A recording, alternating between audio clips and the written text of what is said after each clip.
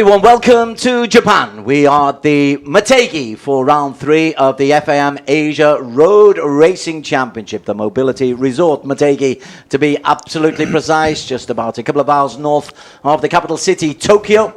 And it's our third visit to Motegi. The crowd are watching over 5 races that we'll be having this afternoon. Des Corkill in the commentary box alongside Barry Russell. Barry, we always need to talk about the weather when we come to Japan. A little bit cloudy, but we're not anticipating rain this afternoon, so it should be trouble-free racing. It's been beautiful weather like this with light cloud cover, just enough so you can feel the sun, and virtually perfect conditions, I think, for racing this afternoon. Underbone 150cc is the first of the 5 races that we'll have for you. We'll follow up with the 250cc, then the TVS One Make Championship, who've already had 1 race today. We'll explain that later on in the broadcast. Then we move to the big boys, the Superbikes and the Super Sports 600cc. So they're the 5 activities that we've got through for you.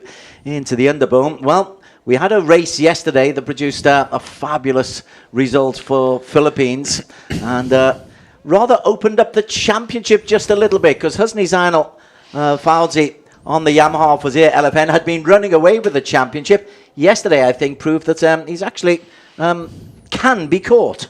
Yeah, he had his lead slashed by 5 points. He had a big lead in the championship of 38 points coming in. Now it's 32, so my calculation isn't quite correct. But Husni showed a little bit of vulnerability for the first time in 2 seasons by finishing 7th. Indeed. Let's go and have a little look at race number 1, which took place yesterday in lovely conditions. And as we look at it, well, it started off with John Emerson Ngito in 3rd place on the start grid. And the Filipino, well, he went on to have a really good time up there. The usual people were involved. Dimas Juli Apmoko was bike number 52. He was on pole position. And Nazarul Izzat was also involved. A couple of early casualties. But the real casualty would be the number 87 by Russell. Nazarul, a former champion, had no luck. Yeah, almost unbelievable. He was running at or close to the front, as you can see now, as they approached half distance. And indeed in the lead, April King 2, and then he just pulled off to one side. Can't believe his luck, his bad luck, and total frustration. He's one of the most even-tempered people you could ever see, but he's just getting to him now a little bit. 143, Husni Zainal then, he took a little bit of a lead, and going into the penultimate lap, 143, we thought, hey, he's going to run away with this again, because we're used to that. There was a black flag. But that meant that John Emerson Ngito, bike number 25, would come into the reckoning. He's won 1 race before, but it was a long time ago, John Emerson Ngito, and we're not used to seeing him actually get the results that perhaps his performances deserve. Today, Barry, was a very different story. Yeah, always quick. And in fact, Japan was the last time we saw him on the top step of the podium. But yesterday, it was an emotional win, a popular win for John Emerson Ngito, the number 25. Randy Odding coming through into P2, so a first win of the season for John Emerson Ngito. It doesn't move him into championship standings, but it does move him on to 40 points. And there's a whole gaggle of riders between 40 and 59 points who are chasing Husni Zainal Fauzi, who remains on top of the leaderboard. He's got 91 points. Dimas Juli Apmoko, 59 in P2. Okay, so there's the grid. Ahead of this, it's a 22-man start, and there's a couple of guys who've been a little bit naughty in qualification, because as so often is the case, race control have ruled with an iron fist, and a couple of the guys have got themselves penalties and will be starting from the pit lane. Yeah, Timothy Rojas and Kiki Suderman will have to start from pit lane, so only 20 riders will be leaving the grid. However, in Underbone, particularly on these near 5-kilometre circuits, it's not that much of an ordeal. You'll soon catch up, but again, you'd rather be starting at the front or on the grid itself rather than having to work hard and wear down your tyres, which you will do. As you saw, the temperatures there just about perfect, 27 degrees. It's a lovely European-style summer afternoon, a little bit of a wind just to keep the sun away. Interested crowd as they look over this fantastic arena. And there is Dimas Juliet Moko, who will be on pole position. Yeah, Dimas Juli, he's had a lot of pole positions. He's become a front runner in this series in the last 2 seasons. Second in the overall standings at the moment on 59 points. Alongside him will be the championship leader. 4 podiums in a row. A third and a first in Sepang and Boram.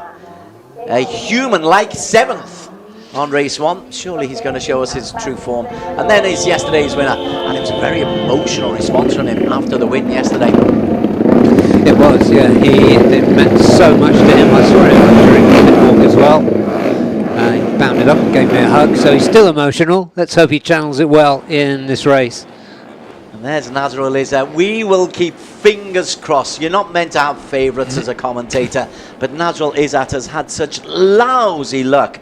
3 DNFs and 2 no points so far this season for the former champion. And on each of those occasions when his bike's actually been competitive, he's been up with the leaders. So I do hope for Nazrul that his bike behaves for him in the UMA Racing colours. I'm sure the whole paddock would echo that sentiment. In a strictly neutral way, of course. In a strictly neutral way, but you can see talent being frustrated. It's not the best thing.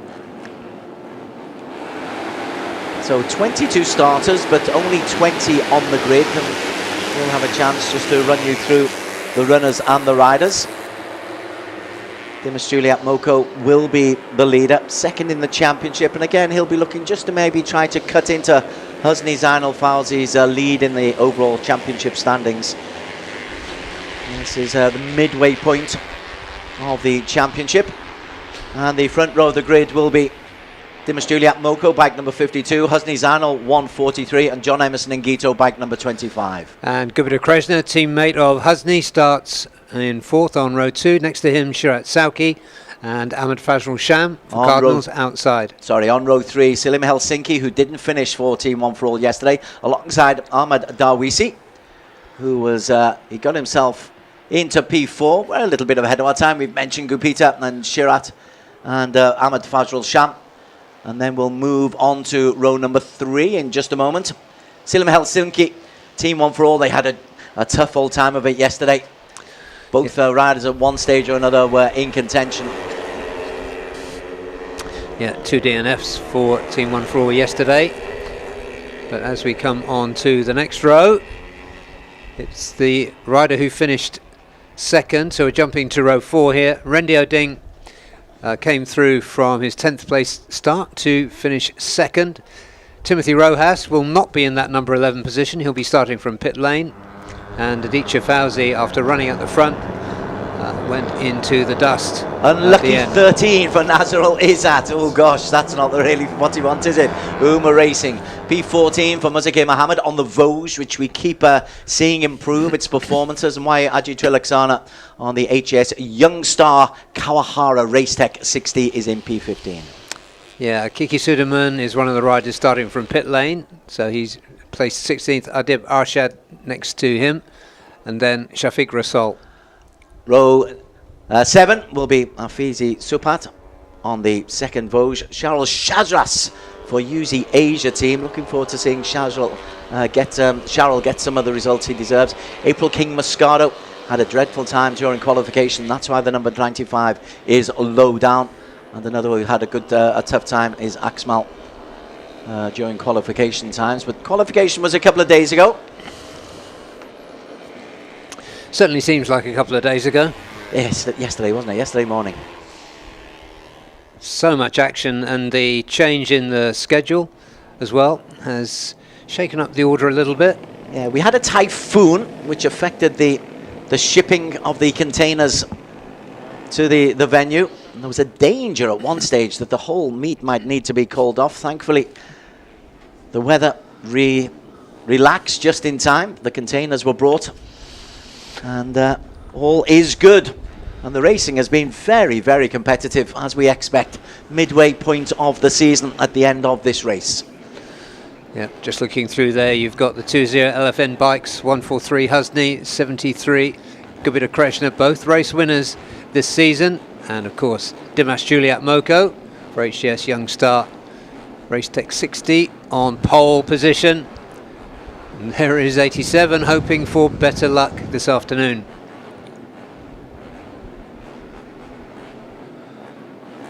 .143, the championship leader, Husney. We wait for the red lights. Revved up, and we are away. And a fine start from Husney Zainal on bike number 143. He got away with a nice fast start. That'll make him feel just a little bit better. Ahmed Fazrul Sham coming through as well into P2, but that will make Husney feel a lot better. Maybe that he is superhuman after all. Yep, that was a good start from row 2 from Fazrul. Once again running for Cardinals this season, the number 11 you can see there, just next to the number 52, which is Dimas Juli. 8 laps of this 4.8 kilometre circuit. And there's one or two little bottlenecks, one of which is coming up as we turn this next right into the tunnel. A nice wide track suddenly becomes an awful lot tighter as everybody is chasing the same bit of real estate. But there they go through, and Dimas Juli takes Husney Zainal nicely through, and Nazrul Izzat, the number 87, we'll keep a close eye on him as he comes through. But the other Uma Racing bike is out. Adib Arshad out once again. So not such a good start. So all hopes for Uma Racing Majumota now rest on the number 87 of 2023 Underbone champion Nazrul Izzat. Still leading the way. Gupita Krishna has got himself up into the front team. Bike number 73, Gupita, another former champion.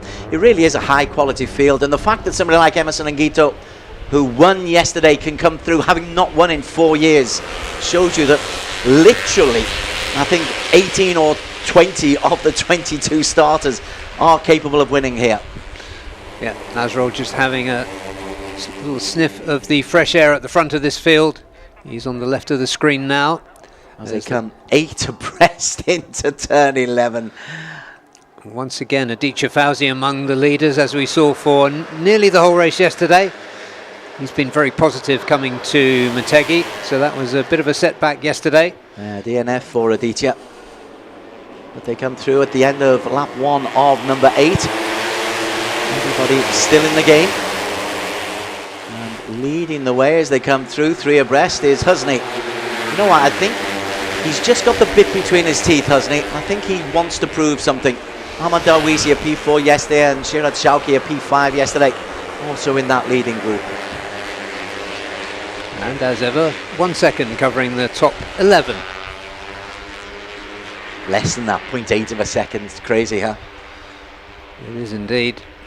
Gupita featuring well all the way through. Nazrul still there. The 2 athletes who started from the pit lane are still trying to catch up. Tim Rojas. Oh, we've lost somebody. We've lost. Was that one of the... one of the Zia machines? Was that Gupita? Just looking for the number 73 now. It does look like one of the Zia machines. And, well, we're desperate to see if it's Gupita. Yes, it is. Yeah, it's number 73, Gupita Krishna. Another 2 times champion out. Well, he won race number 1 at Sepang since then. He's been in the top 6 on 2 occasions, but he won't be scoring points today. P3 in the overall championship standings, and that's a bit of a blow to him, as Nazrul Izzat corners. We know that he can ride well. We just hope that his bike will hold up today. Yeah, he's just tracking Dimas Juli, who started from pole. There's the unfortunate Gupita Krishna. Glad to see he's okay. Remember at Motegi last year, Gupita had a rather nasty fall at this stage, or at this point on the circuit, coming down the hill. He was just slipped and he went flying, so not his favourite venue, I don't think. There's John Emerson Ngito, bike number 25, yesterday's race winner. I think looking to prove that yesterday wasn't a fluke. Yeah, Nazrul Izzat taking a really clever line there. Keep people away from the ideal line through turn 11, which is so crucial to launch them through The 12-13-14 complex onto the home straight.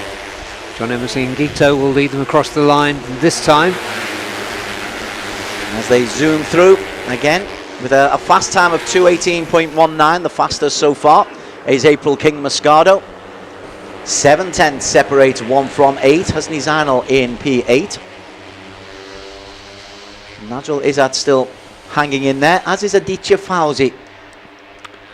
Aditya needs to finish, he needs to accumulate some points. You can't have that many DNFs. Aditya's had one already. You can't really afford 2 in a season if you're going to be competitive.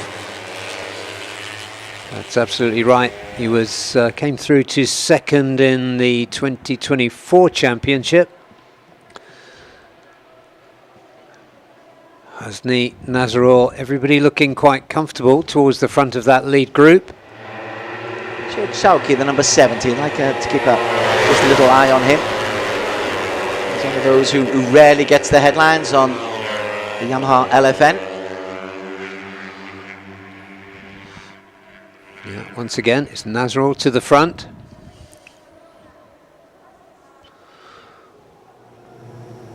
Taking Husni Zainal with him, and Dimas Juli, and Aditya. There's 4 fine exponents of Underbone. Yeah, Rendy joining them as well, number 129.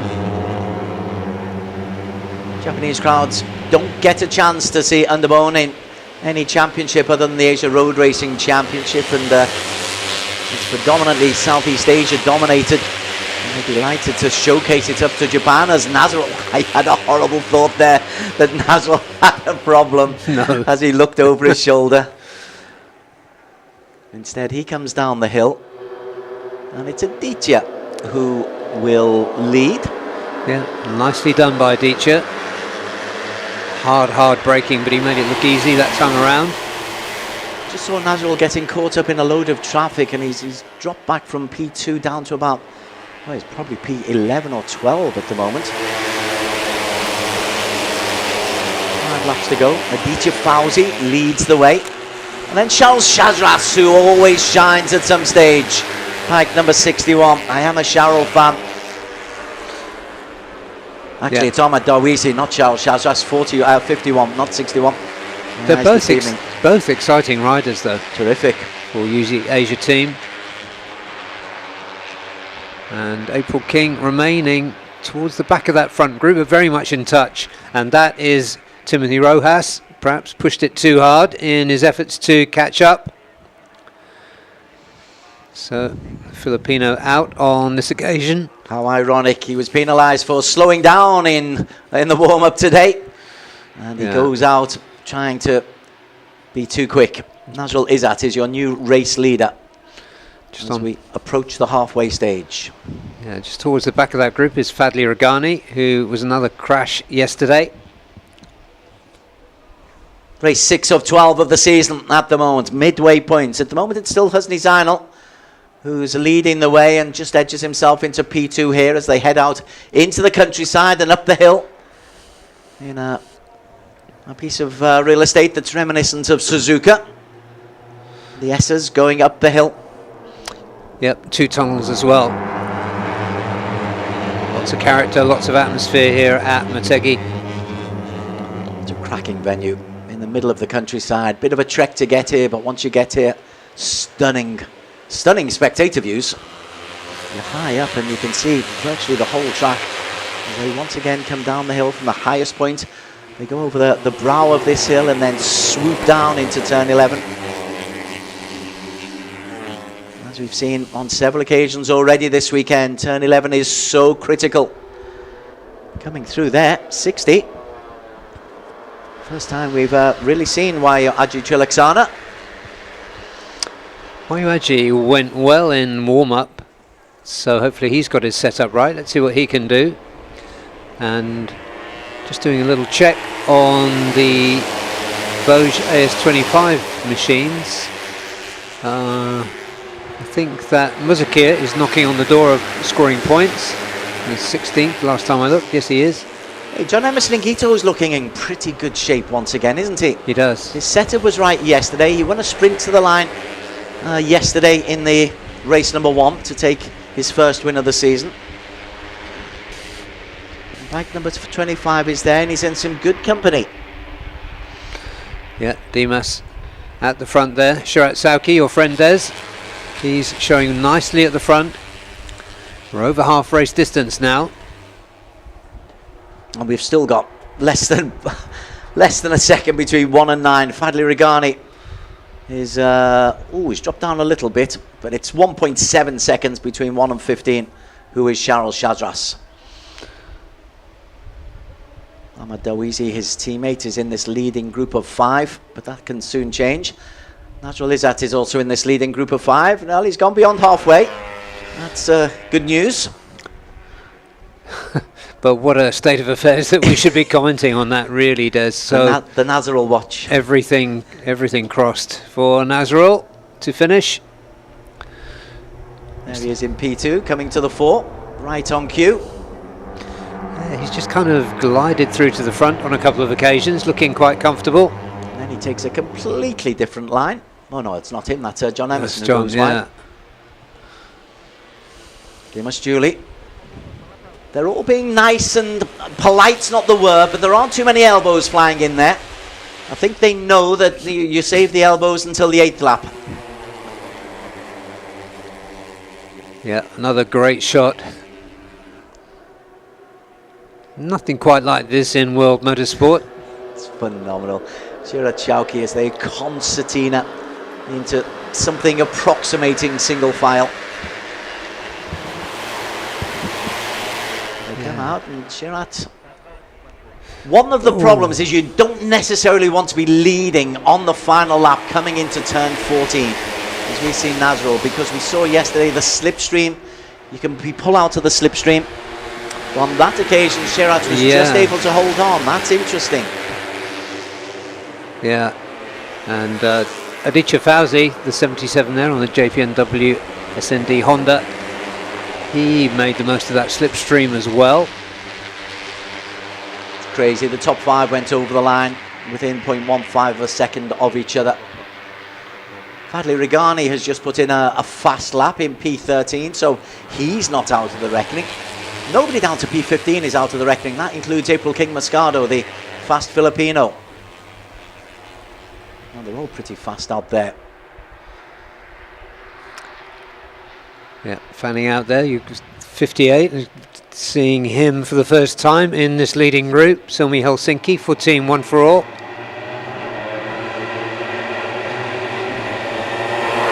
Interesting, once we get into this stage, one or two of the riders might have just been lurking towards the back of this group, just looking after their tyres, making sure their tyres are nice and worn, not too worn.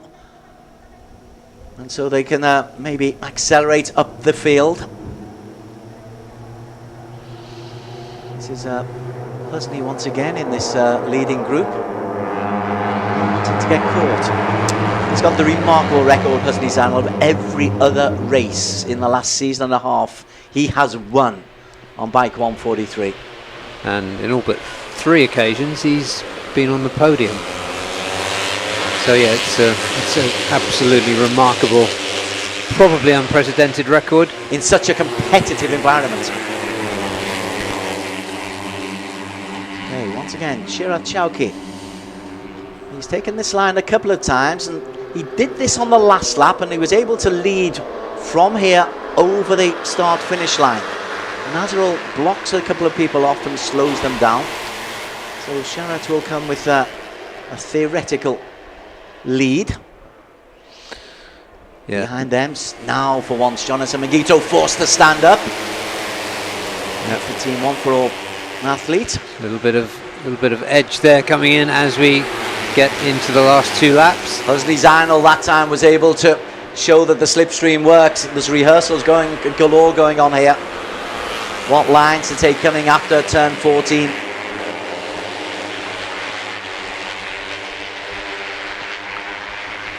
Smooth racer, Husney Zainal. Shoulders low, hunkers down. But there's Emerson Ngito once again. Hey, if he would get a win double, that would be... it's already a pretty good weekend. That would be a sensational weekend for him and the Philippines. It would. They love their sport in the Philippines, but there's 2 riders down there. Was that Darwisi? Oh, Darwisi is one of them. he ended up with a bike on top of him. Let's just see what happened here. It's just towards the back of that group. Darwisi, and is that one of the team one for all? Oh, Yeah. there's 3 there. Or 2, one underneath. Ahmed Yeah, Darwisi is definitely out for UZ Asia. So that looked painful. Hopefully Darwish okay.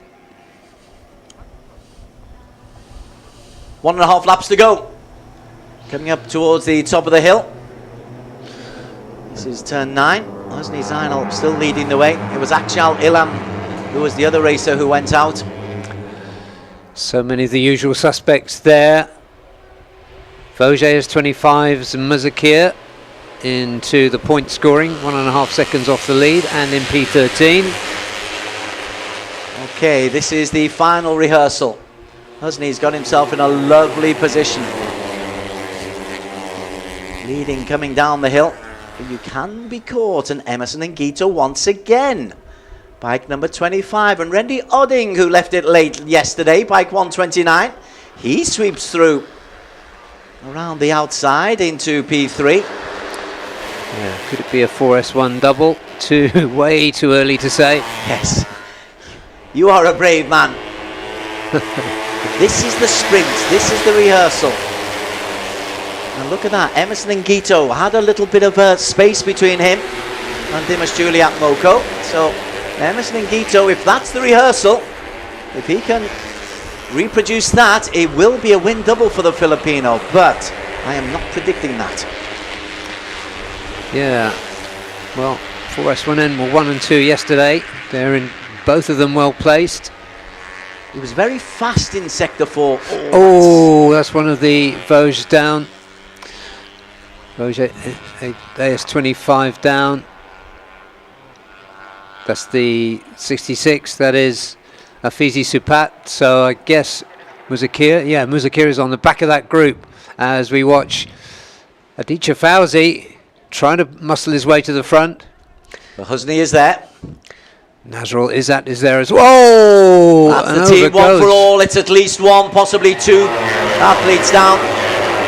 Again, it gets so congested. That is just a really difficult point. Fadli Regani out again. Tough weekend for Fadli. And what it's done, it's allowed this little leading group to break away. Leading group down now to 7 with Aditya Fauzi leading, with Rendio Ding just behind him. Sharat Sauki there. And let's not forget how clever Nazrul Izzat is. Let's take another look at what happened there. It's just a bottleneck as you come into the tunnel. And just forced to stand up. Oh, and the back end was taken away for both Silmi and Fadli. But how about this? A little bit of space for Aditya Fauzi as he comes down the hill. Yeah, yesterday's race winner, John Emerson Ngito, not in that group. Shirat Shauki's got himself into the front. Right, what line do you take? You sweep into turn 11. Nazarul is still going, but he's in P. Shirat Shauki is the man who will be leading coming into the final 3 turns. Has he got enough of a lead? But he's got real pressure. Randy Odding is right on his tail, as is the championship leader. Shirat, can he hold on? He weaves his way towards the finish line, and Shirat Shauki gets a fabulous win. Got through turn 11 in P1 and held it all the way to the end. A P2 for Rendi, a Hosni Zainal P3.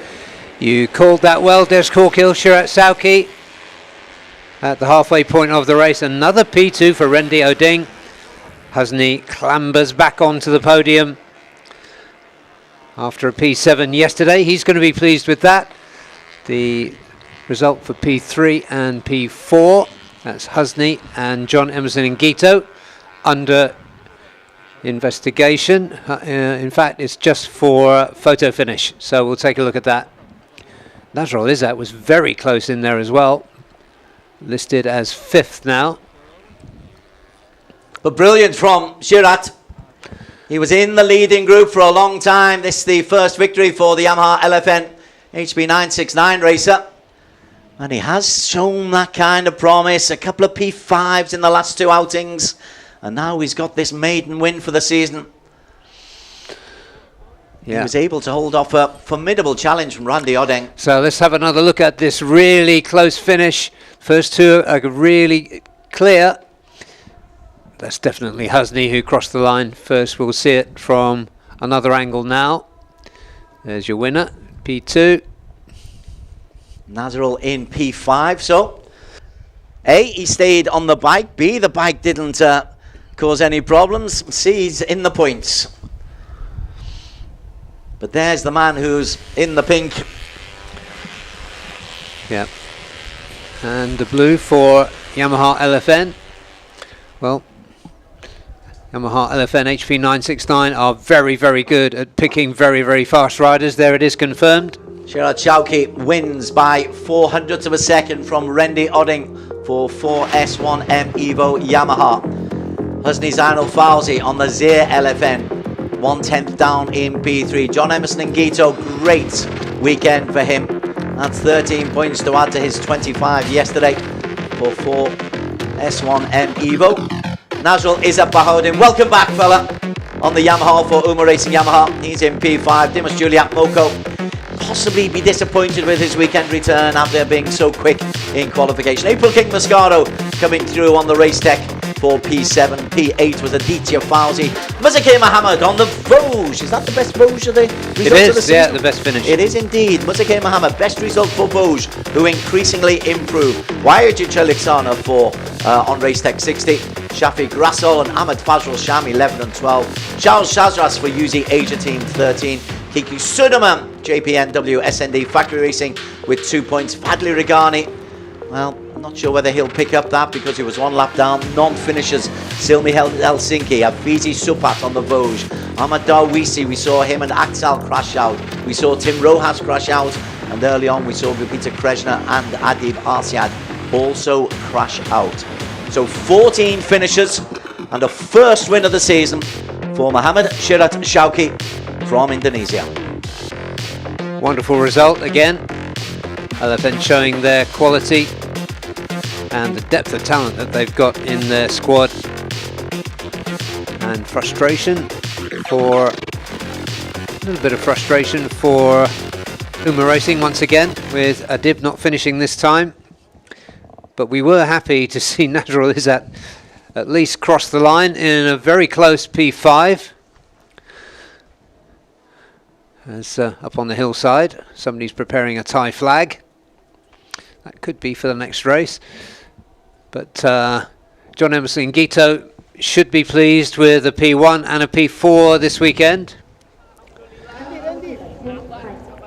But Husni Zainal Fauzi, by dint of finishing third, with Dimas Juli in sixth, has just concertinaed his lead back out by another few points.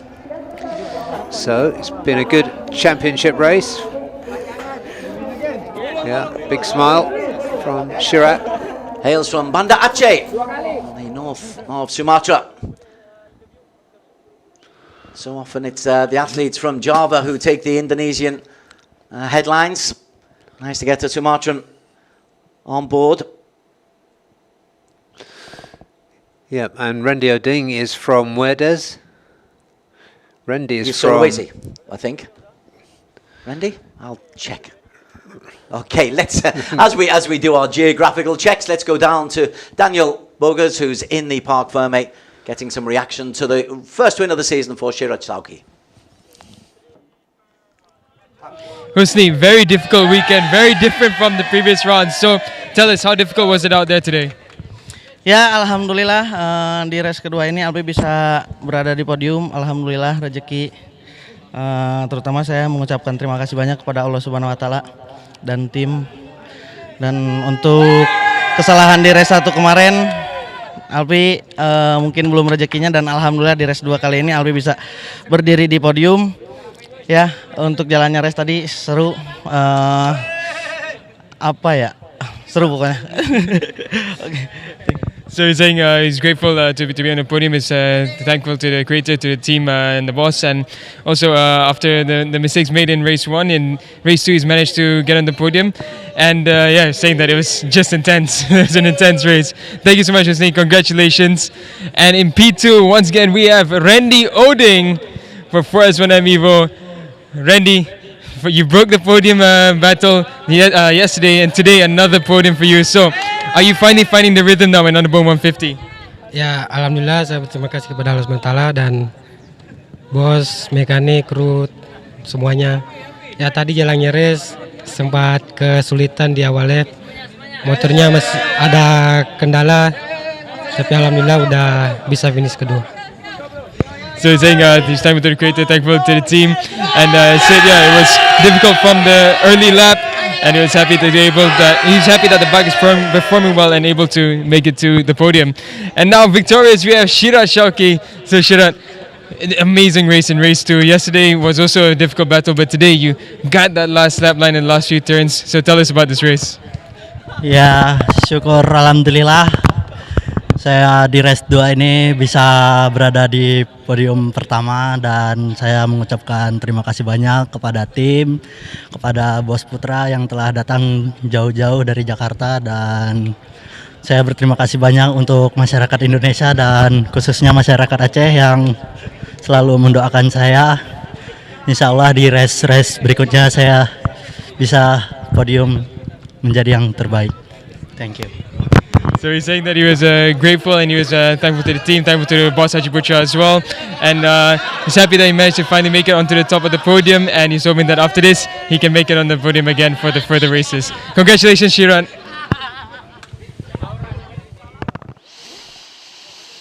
Race highlights of the Underbone 150cc. Race 2 of the weekend, race number 6 of the 12 race season. As always, it was competitive. Our eyes were very much on bike number 143, championship leader Husni Zainal Spalzi, bike number 52, Dimas Juliet Moko. And we were wondering if John Emerson Gito, bike number 25, could make it a win double for him and for Philippines. And we never know with Underbone until the last lap. That's right, and there was his teammate, Gupta Krishna, just going out there. Sorry, not his teammate, Husni's teammate going out there. And that was Timothy Rojas, penalising himself after having started from pit lane for slow riding in warm-up. But at the front, John Emerson Gito did spend some time there. There's our first look at the bike number 70, Shirat Shauki, the Aceh boy, who was competing at the top. He's been competitive all season without really being able to grab the headlines, because the headlines invariably go to Dimas Julio, Husni Zainal. But this time he kept himself in touch. We kept our eye as well on bike number 87. Nazrul Izzat, hoping that he could at least finish the race after a dreadful time of luck. And there was quite a lot of collateral damage going on in such a congested field. Yeah, and riders going down together. We had 8 riders down in this race in total. That was Fizi Supat going down on the Vosges AS25, and a heavy fall there. I think that was for Silmi Helsinki. The Team 1-for-all athlete was taken out of one of the 2 major bottlenecks in this course. We're on to the final lap here, and this is where really bike number 70 begins to make his mark. At the moment he's in P7, but that's the joy of Underbone, as again, I think that was Helsinki. Yeah, that was Helsinki just catching the back wheel of the rider in front of him, and over he went. Padley Regani and Helsinki both taken out. This is where we're just beginning to see, as he comes up the top of the hill, Shirat Shauki, and then he's in the lead for the first time. And you look back at this, and he was in that lead for a long, long way. And then this long straight, which carries on forever and ever and ever. He avoids as much slipstreaming as he possibly can, hunkers down, and is able to hold on for a maiden victory. Yeah, and a handsome win by a full half bike length, if you can have a full half. The glass is half full. Exactly. Well, Husni Zainal, for once, not a winning one of the races on a weekend. That in itself is noteworthy. Yeah, third P3 of the 2026 season for Husni. Randy Odding, some week for the man from Sulawesi. Yeah. Back-to-back P2s. 40 points for the weekend. That's going to put him in contention at least for P2 in this championship. And this is a popular win. You see the applause there from both his Indonesian rivals, from the Banda Aceh boy, Surat Shauki. Yamaha Elephant HP 969 And Indonesia the team Racing award. Team. Well, they are happy. A lot of work goes on, of course, in the garages, in all of the garages. And just sometimes it's really worth it. It worked out well today. National anthem of Indonesia, Indonesia Raya. インドネシア国歌をお聴きください。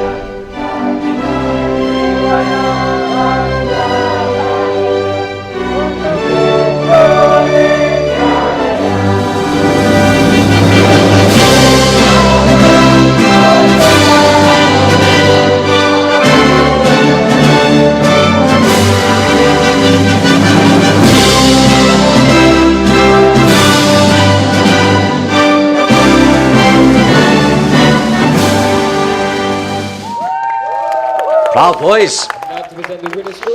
That national anthem bellowed out. Yeah, I swear I could hear Shirat singing that. 優勝された3選手にはトロフィーが贈られます。 Mr. Kazuyuki Ishida, the manager of Global Marketing Department, Sumitomo Rubber Industries Limited, otherwise known as Dunlop. From Indonesia, Husni It's not the presentation awards. 第3位、インドネシア、フーズ Not ニー providing the tyres in a long-term deal for the Asian Road Racing Championships, and fine job they do it as well. I learned something about tyre pressures every time I talk to the Dunlop guys, or wear and tear, or the next developments. It's a science in its own right. The science is being well learned by these Indonesian guys, and I tell you what, I don't think this is going to be Sirat's last podium of the season. No, I'd be willing to place a bet on that. If the odds weren't so short. But yeah, I do think you're right, Des.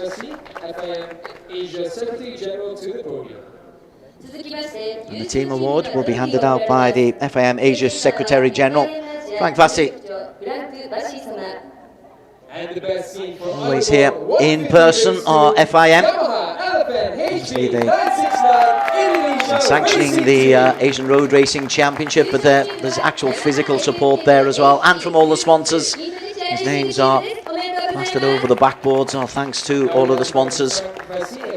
But it is all about the athletes. And Indonesia, when we come to the standings, have 5 in a row at the top of the leaderboards, and 3 on this particular podium. Yamaha LFN HP 969 Indonesia Racing Team taking the team award. And the first win of the season for Muhammad Sirat Shauki. プレゼンターの皆様、ご講談ください。ありがとうございました。 And spreading across the length and breadth, you've got Java, Sulawesi, and Banda Aceh represented. Indonesia is a big old country. Yeah, with probably thousands of islands. Indeed. Literally, it is thousands of islands. Championship standings, Husni Zainal still leads. In fact, he's increased his lead to 38 points over joint second Randy Odding and Dimas Juliat Moko. Sirat comes into the reckoning on 65 points. Yamaha LFN, Gupita Krishna on 54 points. John Emerson Ingito, excellent weekend for him. He's on 53. Love how competitive it is in the middle there, from P2 down to P8. April King Moscato, just 17 points separating. And even Aditya Fauzi, who's not had the best of weekends, but we know his quality. He could come into the reckoning. Waiwaji Chilaksana, former champion. Charles Shazras, at some stage, his and Yuzi's fortune is bound to turn into points. Fadli Regani, we've seen his potential in P12 on 37. Akshal's had a difficult weekend. That's our team, one for all. And Muzakir Mohammed for Vosges Racing Team on 16 points. Okay, that's race number 1 of 5 of the day. We move our attentions next to the Asia Production 250cc. That is coming up after a very short break. We're in Motegi in Japan at the Mobility Resort Motegi, and you're watching the FIM Asia Road Racing Championships. We're back with you in 2 minutes' time.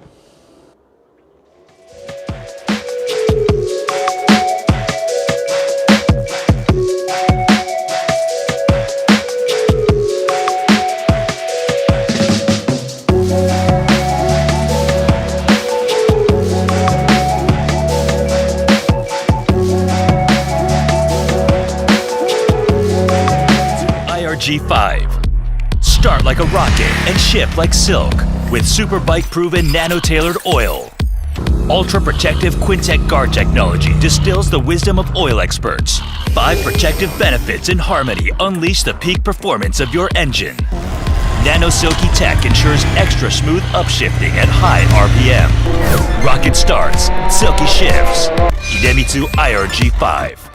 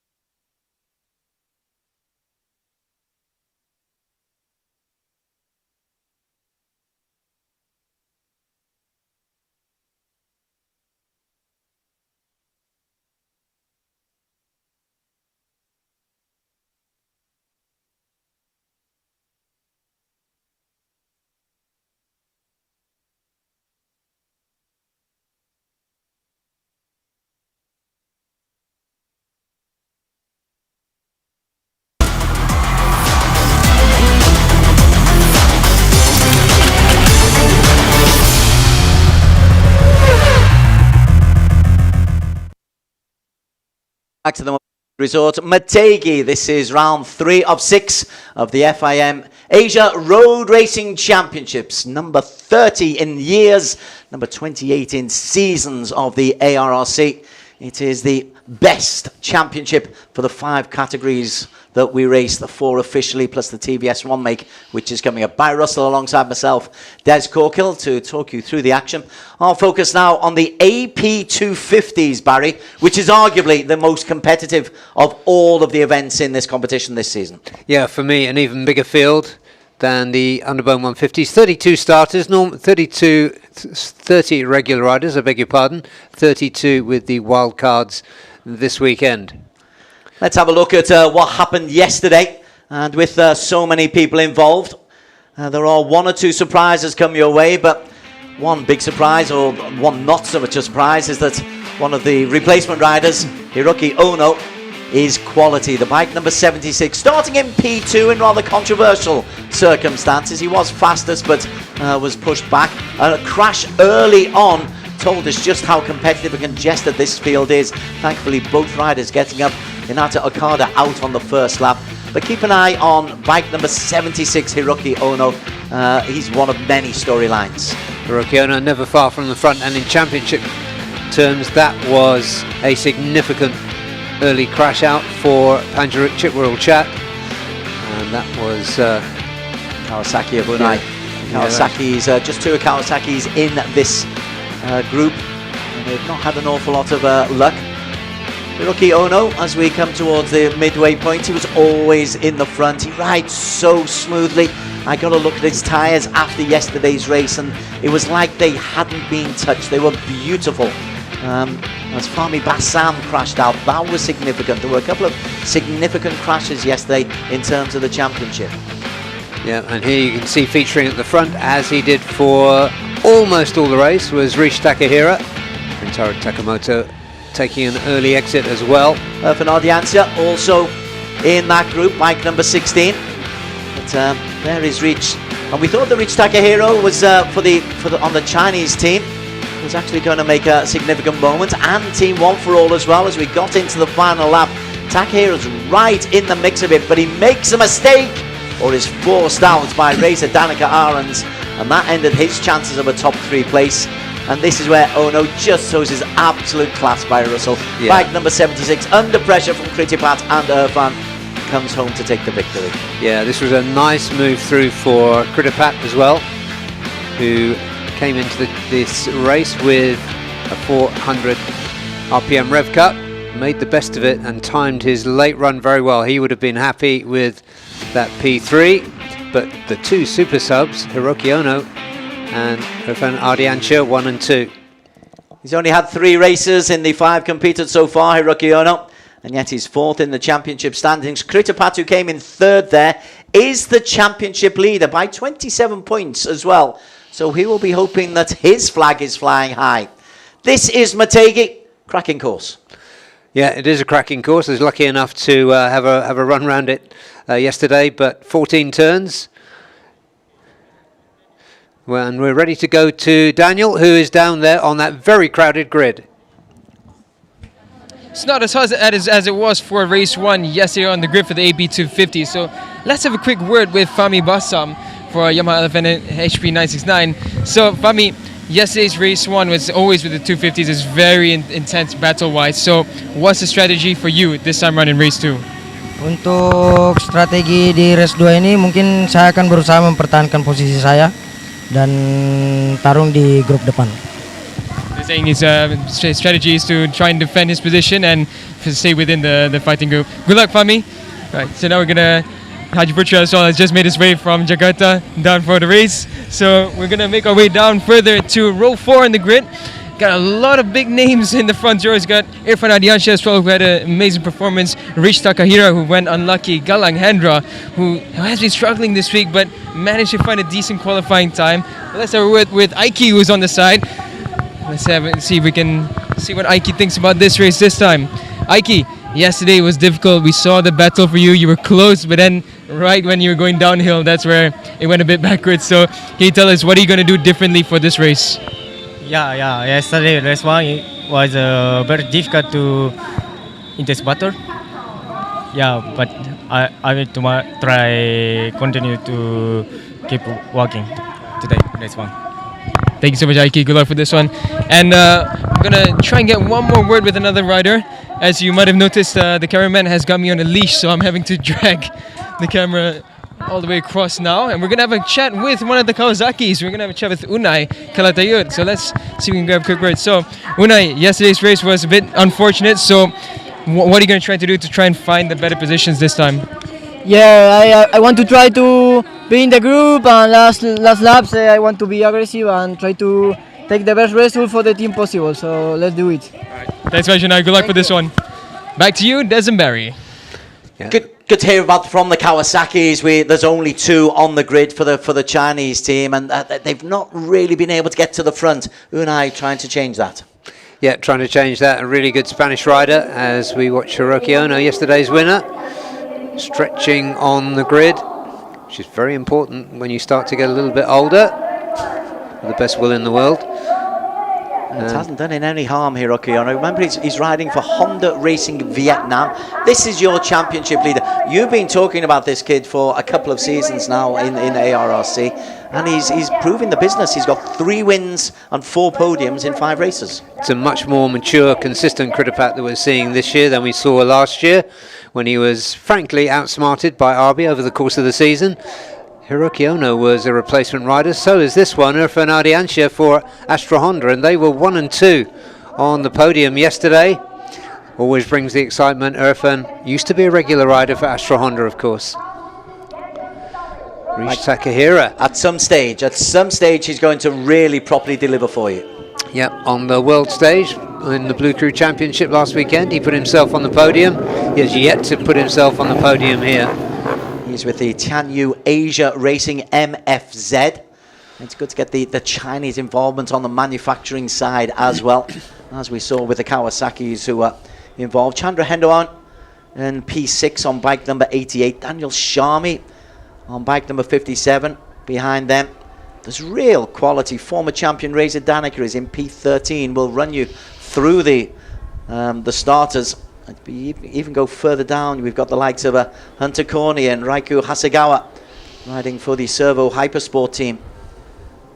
Real quality right the way through, and always Team One for All, your old pal Piraponglu Boimpeng, who I'm sure is our age. Well, he jumped into the lead on that last lap, in fact, at one stage. Ended up finishing just a little bit further down in P6. Yeah. Okay, here's the 32 riders to get us going. Fami Bassam on pole for Yamaha LFN, didn't finish yesterday. Ono won the race for Honda Racing Vietnam. Critapat is the championship leader for Yamaha Thailand. And row 2, led by Irfan Ardianshah for Astra Honda, Rish Takahira for Tianyu Asia Racing MFZ, and Chandra Hermawan, very likely to be a threat again today on the outside. Moving on to row 3, and Galang Hendra Pratama, always there or thereabouts for Yamaha Baf Yamalub. Daniel Sharmi, Ahmed Sharrell will come good for Uma Racing. Rintaro Takamoto crashed out for Akino Speed yesterday, but could be competitive. Aiki Oshi, we just heard from for Team SDG. He starts 10th. Next to him, wildcard Tepi Kugawa, and Unai Kalatayud, who we heard from on the grid, starts 12th. On to row 5, former champion Racer Danica Ahrens back in the 250s for Astra Honda Racing. Pitabongla Poimpeng for Team One for All, seems to have been around forever on the Yamaha. And Panjarak, a young revelation, but crashed out yesterday, could use some points today. Yeah, on row 6 we've got Aldiaz Axel Ismail for Yamaha Bafi Yamalub. Ryoji Yoko, the veteran Japanese rider, starts 17th, 18th. Idil Fitri Mahadi for a Victor Racing team. On to row 7, and we have Fadil Musyavi, who went out on the first corner for Yamaha Racing Indonesia. He went out with Hinata Okada for Aeon Credit on the Cardinals. Gary Salim, who's had a win so far this year for MS Glow for Men, he's in P21. And P22 on row 8 is Afif Amran for Aeon Credit JQK Zindage's Cardinals. Gao Jiang for Team One for All starts 23rd, and Jazil Jaraimi for Team ACR starts in P24. The veteran Singaporean ahead of the young Australian Hunter Corney for Motogo Yamaha Fusporter Racing, trying to improve on yesterday. Hu Trui from UZ Asia, the Vietnamese, in P26. Carlson Solis for SDG Hog Pro is in P27 on bike number 25. And on to row 10, we've got wildcard Raiku Hasegawa for Servo Hypersport, racing by 1010, the Indian team.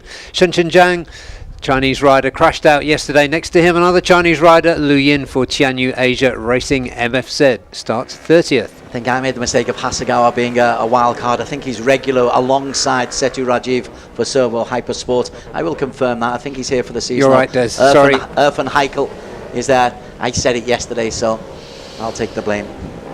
Yes, it was your fault, Des.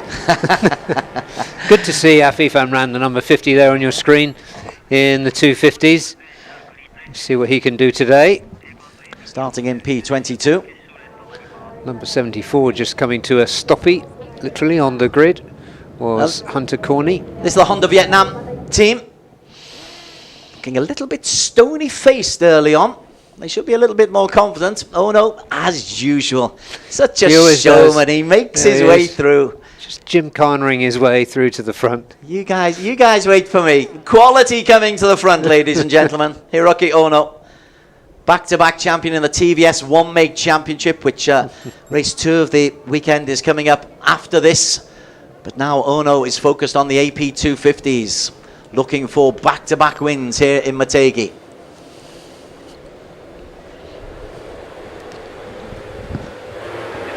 Fahmi Bassam off to a relatively sluggish start. Tell you, he's off to a really good start, and it's Kritipat, bike number 39. But Fahmi Bassam recovered after what looked to be sluggishly off the line. But everybody is cleanly through. I'll wait and see, because not everybody made it through turn 1 yesterday. They do today. They do today, which is good news. And yes, that was a good launch from Kritipat, who slots in now behind the pole man, Fahmi Bassam. Or does he? Yes, he does. Rish Takahira, the number 44, chasing his first AP 250 podium, is in P3. Everybody follows through. The lime green livery of the Kawasaki's towards the back there. Unai is wanting to stay close. And also we've got the wildcard Rintaro Takamoto, who crashed out for Akino Speed.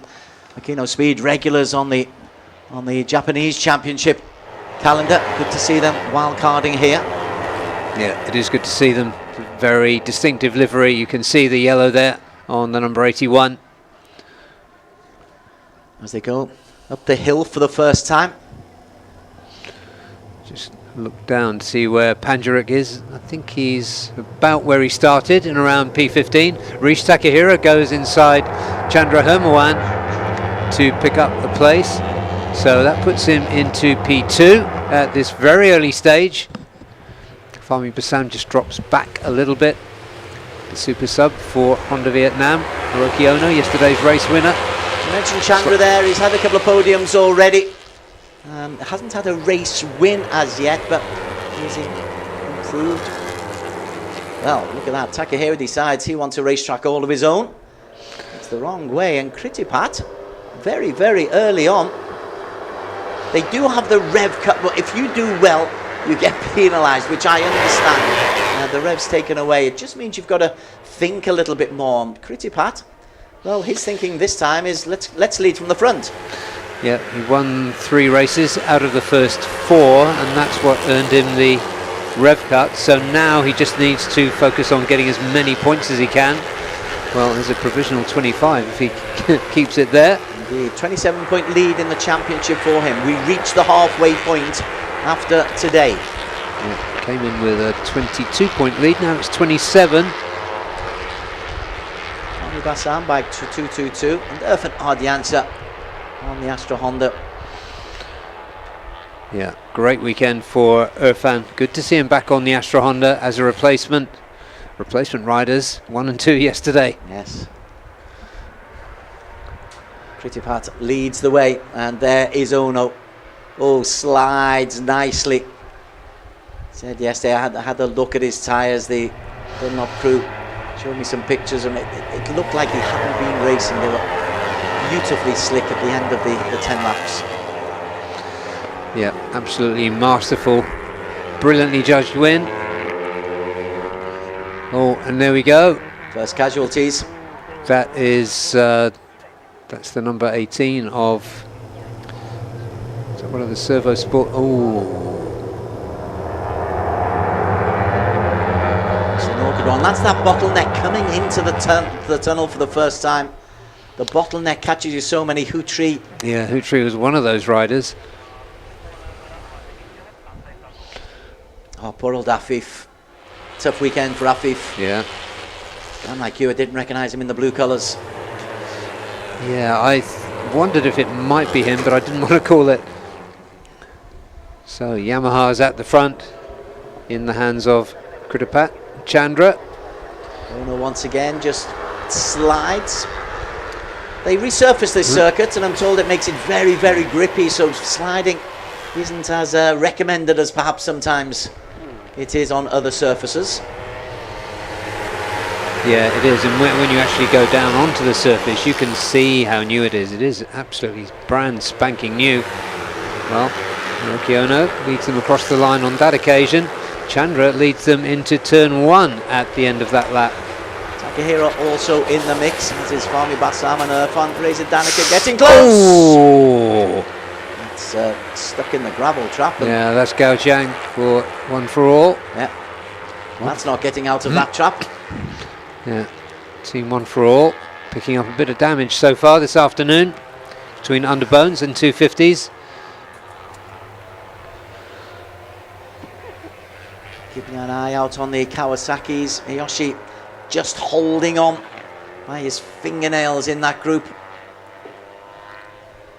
Quite a way down in P12. Yunai well down, not in the points.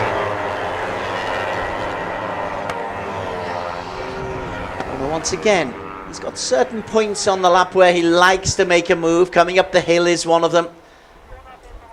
I think he likes the lead turning into turn 11 so he can dominate the race as well. Yeah, it's a very well prepped machine, that Honda Vietnam CBR. And he's a smooth, silky smooth rider as well. Chandra, bike 88 and 222. Make it nice and easy. Fami Bassam on the 2 Yamahas as they go round the hairpin at the top of the hill. Yeah, championship leader Kritapat spending more time in the front 3 than he did yesterday in race 1. Looking confident. If not the answer, 16 makes up a first move. It's so much like Underbone now, isn't it? This AP 250. They just jockey for position. They make sure that going into the final 2 laps, they're in a position where they can compete. Yeah, it is absolutely gripping, and if you look at the gap in the field, top 11 are covered by less than a second. That is Underbone-esque, literally. 57, Daniel Shami for Uma Racing, just beginning to make his mark. Not much progress from Panjarook. Came in as a championship contender. Didn't score any points yesterday. Now on a provisional 1 point. Reza Danica just making his way into this group as well. Second in the championship. Plenty of time with 10 laps. It's close to 50 kilometers. So you do have plenty of time. You don't have to go from the front. Yeah. Once again, the slide coming in from Hiroki Ono. Each Takahiro once again goes through that very nasty little bottleneck. Turning into turn 4 and then out into the countryside and up the hill. And Ono once again, that's where he's made his mark. Takahiro goes along with him. Yeah, just looking in the lower picture there at the Yamaha Thailand crew. And the Honda Vietnam crew on in the red. They were celebrating yesterday. Well, Hiroki Ono could put himself in the top 3 in the standings as a replacement rider. Yeah. Which is great for the team. It gives them points and puts them competitive in the team championships. Remember, there's the individual championships, which we give most of the attention to, but the team championships, there are prizes at the end of the season, which will be in Buriram in Thailand in early December. Before then, we finish here. We go to Lombok and the brilliant Mandalika circuit next. That's in July. And then we head back to Malaysia in Sepang before we finish the season at Buriram. And Ono leads again. He's got these regular slots where he likes to lead, coming out of the tunnel in turn 4 and into turn 11. But he's vulnerable. Takahiro, well, he couldn't overtake him there, but there is a slipstream opportunity. Yeah, and very strong into turn 1 again is Kritapat, but he's got the better of him that time. I just sense a little more restraint in the riding of Takahiro this time. He's quick at the front, but he's not looking wild. I will come back and quote you on that. Well, yeah, we're not even half distance, so that can change. As they go past the Shorewin corner. Dunlop corner turns 1 and 2. Shorewin turns 3 and 4. And then into this area. And once again, it's almost deja vu. Almost. Because for once, Ono hasn't made an attempt to come through. And Takahira leads Irfan Ardiansa. And coming up the hill, Hiroki Ono is caught in just a little bit of traffic behind them. Takamoto just had to stand up in the yellow for Aquino Racing. That was a nice move on the brakes by Irfan Ardiansa to snatch a place into P2, sorry. Pirapong Luboinpeng in the luminous orange and yellow of Team One for All. Just at the tail end of this little group. A little bit of edge there between Irfan and Fahmy as they went through that previous turn, turn 10, sorry, turn 9. Takahira's led for all of this lap. And Hiroki Ono takes a place as he likes to, under braking for turn 11. Kritapat just drifted a little further back in the pack now, in P5 currently. He's got Chandra behind him. Building up nicely. Again, a la Underbone, we have got 8 riders within a second. Yeah, half race distance now. Including Daniel Shami, the Malaysian. He's due a good result, Daniel Shami, on the Yamaha. Yeah, just one podium this year. I would have put my money on him having more than that. But it is a hugely competitive field. Again, through Shorewin. Oh no. This time he does have the lead coming into turn 4, but Takahira attacks him. And also on the inside, Irfan Ardiansa attacks Hiroki Ono. I'm not saying they sense vulnerability in Hiroki Ono, but they're certainly trying to pressurize the Japanese. Yeah, they will be. I mean, he is such a big target, Hiroki Ono. And he winds everybody up by coming to the grid so late. But his response there to going behind was to retake the lead going up the hill. Oh, he's such a champion, just in the way he rides, and that is a very well prepped, very quick Honda CBR. Kritapat, wow, he's staying close, and he wants to be in the front. We're just at beyond halfway. This will take us 6 laps to go. 4 laps to go at the end of this 6th lap.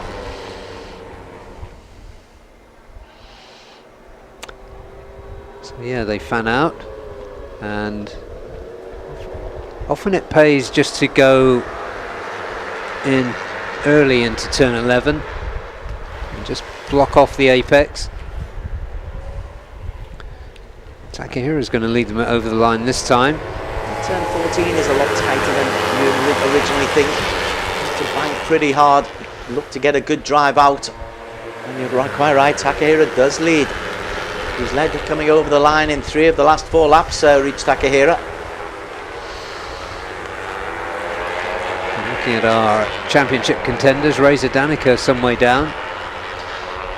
Currently in 15th. He's got time to make up ground.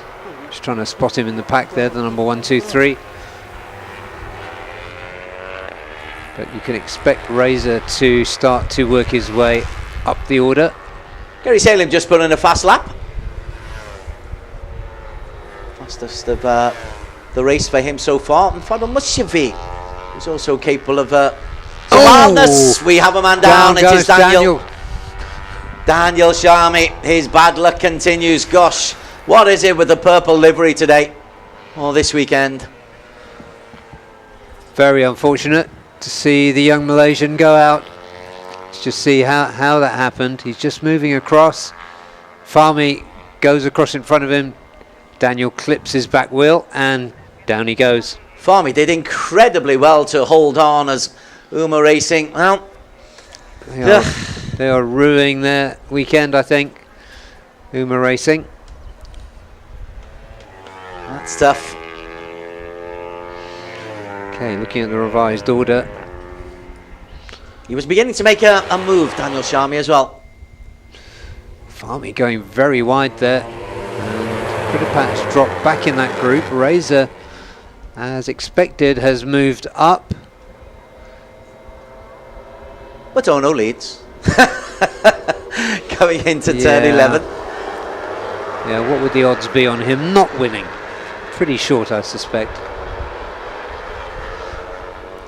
Takahira is there.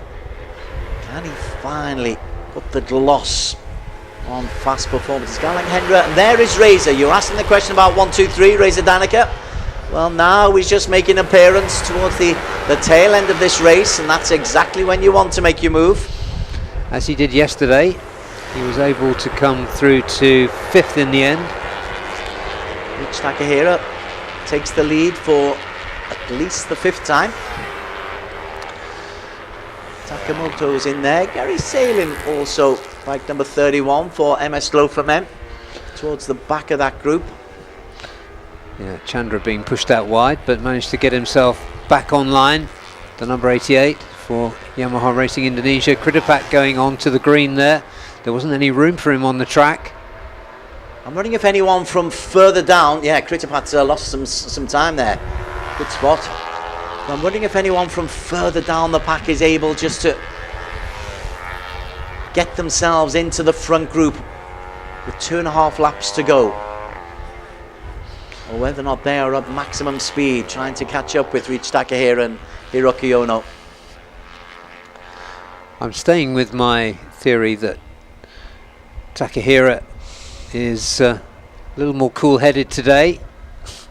I am prepared to be proved wrong. If you're right, we'll never mention it again. If you're wrong, I promise to.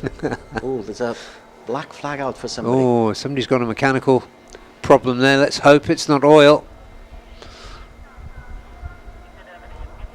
Can't see who that is for. If we see it again, we may see a number being shown with it. Ono leads the way. Different line from Chandra. Comes down the hill. You think you've got a little bit of space, and suddenly a swarm of bikes comes behind you. These AP 250s. Oh, contact. Oh, contact, yeah, and a hand up there. I think that was Critipat. He put his hand up there in apology. But in some ways it's helped him. It kind of forced him forward ahead of Hiroki Ono. And with 2 laps to go, Chandra makes a move. And Rich Takahira is there. They are side by side as they go over the start-finish line with 2 laps to go. And Takahira seems to have this speed on the home straight, which could hold him in really good stead for the final lap. It's a beautifully prepped machine. Now all he needs to do is keep himself cool, calm and collected as the number 76 Hiroki Ono. You know he will. Laser focused on taking a double win this weekend. Chandra again looks for a different route. Yeah, those 3 Yamahas looking so competitive. Critipat, Chandra, Fahmi Bassam, who started from pole position. It's Irfan just behind him. Yes, it is, on the Astra Honda. Where is Razor? He's in that group. Yes, he is, yeah. Just at the back of that group. Yeah. Timed his move nicely. He's a former champion. He knows exactly what he's doing. And you know Astra Honda, who used to be so dominant in this category. Absolutely, yeah. We saw front row lockouts. We saw podium lockouts. Now, that's a very difficult thing to do. Well, this is where it gets very, very dodgy. Those bottlenecks become a little bit tighter. Riders forced to stand up as they go around the hairpin on turn 10. Looking down the hill, and Critipat has got himself into the lead. Critipat's so good on the brakes into those right-handers. Now you can see the legs on that Yamaha of Takahira a little bit longer than Critipat's. Critipat running with a 400 rev cut, of course. He's got Hiroki Ono, yesterday's winner, behind him.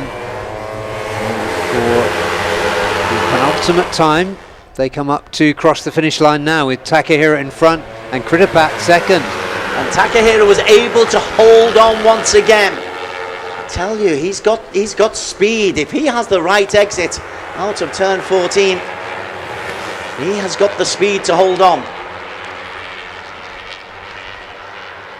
Yesterday it came down to the final lap. Yesterday it came down to the turn 11 onwards. Ono drives into the lead.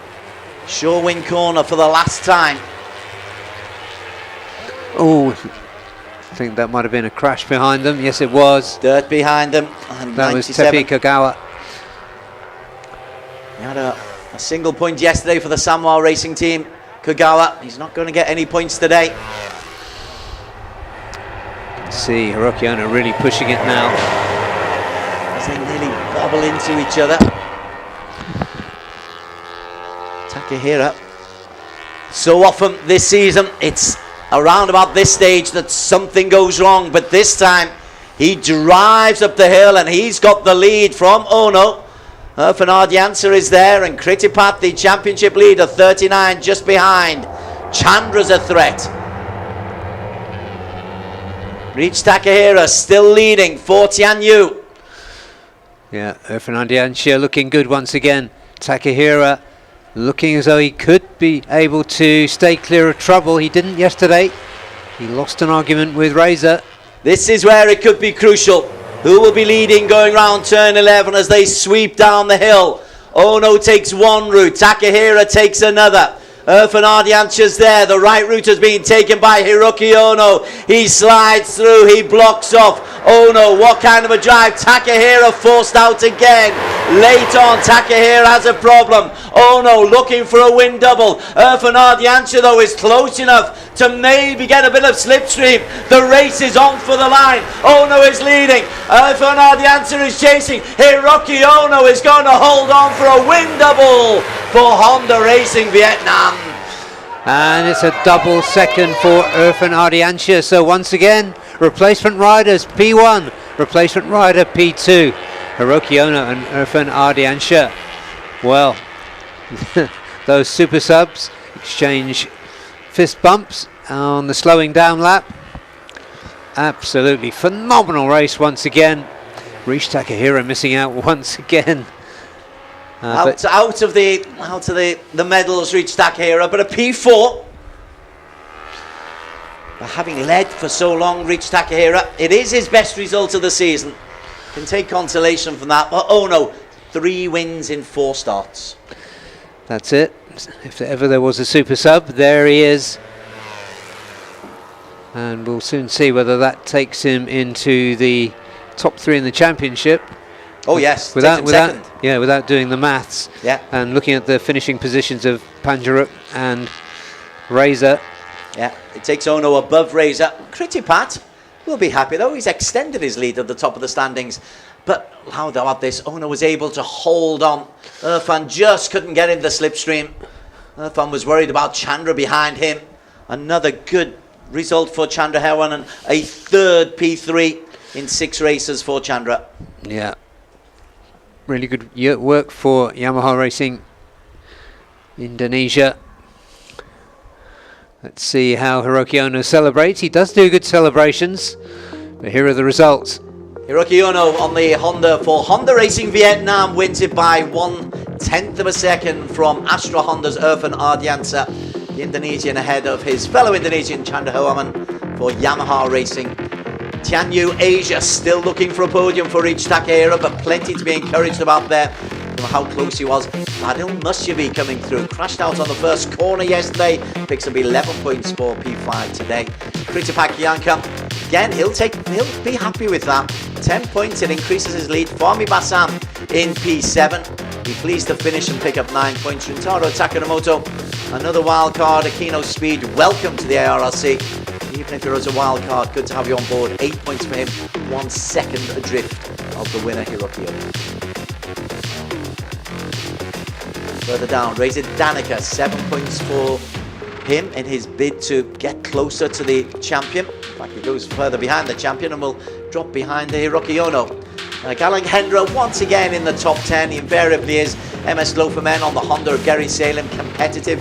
And Pitipong Luboinpeng, sim for him, team 1-4. They're always there or thereabouts and picking up points in the top 10. Iyoshi, the best of the team SDG with Harkpro in P13. Aldiaz Axel, bike number 69 for Yamaha in 14-15. Irfan Heikel out to the points. Unai on the Kawasaki for Pro Power Antares. Panjarath out to the points for Honda Racing Thailand. Okada, Hasegawa for Servo Hypersport. Although he's out to the points of P19, is an improvement for the Servo Hypersport Honda. Ido Fitri continues his learning for Victor Racing Team. Cheng Zhang outside the top 20. They were hoping for at least points today, were the Pro Power team. Also Jakob Salis, 27 points, seconds adrift. Hutri crashed but got back on his bike to finish 42 seconds down for UZ Asia. Lu Yin finishes in P25 on the other Tian Yu Asia MFZ racing bike. The veteran Yokoi finished today for Team Tech 2 and Samoa. Kugawa didn't, Gao Jiang crashed out. Jazil Juraimi didn't finish. The veteran Singaporean will continue to turn up and try to improve. And Afif Amram, not a great day for the Iron Credit Cardinals racer. Well, we were treated to another fantastic race with close finishing, close battles all the way through, even right down to the last. It's really turn 11 here. Turn 11, yes, indeed. That decides it in many ways. It's how you get into turn 11, how you defend the space on the track. And that's Daniel Sharmi with the slow ride home. Yeah, one of the features of Motegi is that there isn't a service road, so the breakdown truck has to go out and pick up the non-finishers. But here into Park Ferme comes our winner, double winner for the weekend. He won a double in the TVS Championship last year. Now he's done a double as a replacement rider in the AP250 for Honda Racing Vietnam. What a weekend for them. It's pretty difficult to be a rider under a coach who's better than you. Yes. But that's the standards there, the standards that the Vietnamese racers are there. Remember, he is there as a team coach. Yeah, he's not going to want to give the leathers back, is he? He can smell a championship. And he can really say, do as I do, not do as I say. Yeah, I think as I said yesterday, what the solution for Honda Racing Vietnam is to buy another bike. Always spending other people's money, you are, Barry Russell. Oh, I am. That's a contented smile from Hiroki Ono. And we'll be getting a reaction from him in just a short while from Daniel Bogas, who's patiently waiting in the background there to get the interviews in.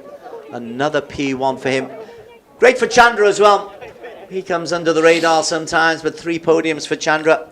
And we're enjoying the work of the Yamaha Racing Indonesia athlete. Yep, good season, Chandra. Chandra getting better and better. Sponsorship obligations on, and Chandra heads over to talk to our intrepid reporter, Daniel Bogas. Chandra, it was a big battle until the finish, but you got the line at the end, so tell us about this race. Thank you, Yamaha, my team, and my mechanic, rider team.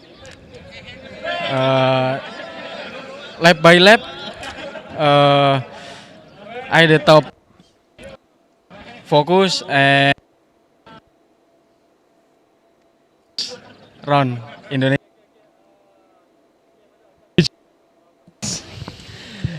P2 from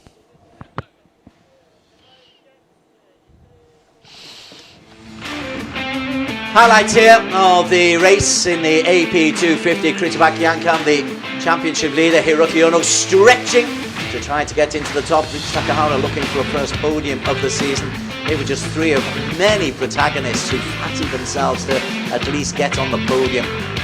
Early on, though, we would see the bike number 76, Hiroki Ono, was trying to not dominate this race, but control it, perhaps, Barry Russell. I think control is the best way to put it. Every time he dropped a couple of places, he took them straight back at will. There were casualties in this AP250. It's a 32 bike field, and so there's plenty of congestion going on. That means several incidents, some of them pretty spectacular.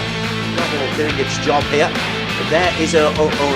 Bike number 44 reached Takahira. I know we talk about him a lot, and we expect him at some stage to turn these fabulous races into results. But something seems to happen on the tail end of many of the laps involving Reach Takahira. Yeah, he did look cooler in this race. I don't know why I had that feeling really about him, but there was the unfortunate exit of Daniel Sharmi, who was running so well with that group. No luck for him this weekend. Leading the way, Takahira coming up the hill. Fittipaldi, the championship leader. He's got the red cup, but he's using his head really well. Takahira leads with 2 laps to go, and we thought maybe this is the time. We know that Ono is lurking, though, and Ono has a calculating, fabulous brain. And as they go over the line, Ono says, okay, I know where the speed is. Pointing out is the Tepi Kugawa, Sanwa Racing's wild card. Great to see Sanwa this weekend as well. So where does it go wrong for bike 44 for Takahira? Okay, so Irfan muscles him out, takes that inside line into turn 11, and then Chandra takes him as well. Mushavi chasing him down to the line, and you think there might be an opportunity for Irfan to get into the slipstream of Hiroki Ono. Ono, though, just weaves his way to victory. Back-to-back hugs and dances in the Vietnam, Honda Racing Vietnam camp. And there is your race winner once again. Top 3 being introduced, Chenda Herwaman, the Yamaha Racing Indonesia. Yeah, congratulations to him and Yamaha Indonesia. Another good showing. Irfan as a replacement rider for Astra Honda has got to be pleased with that. But not quite as pleased as the replacement rider for Honda Racing Vietnam. AP250 Race 2, Honda Racing Vietnam. I'd love to have a look at the back tyres of him once again. They were silky smooth yesterday, and this track has been relayed and surfaced, and a moment in the spotlight for the team behind the team for Honda Racing Vietnam and the national anthem of Japan to celebrate their victory.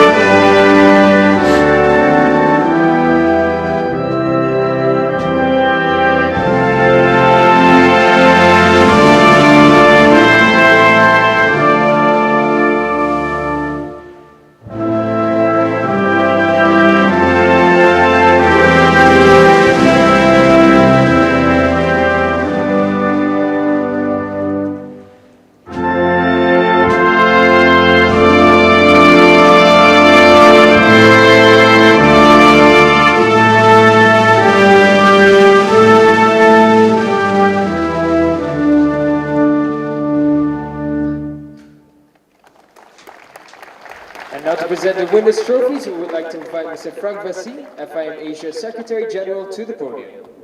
はじめに入賞された3選手にはトロフィーが贈られます。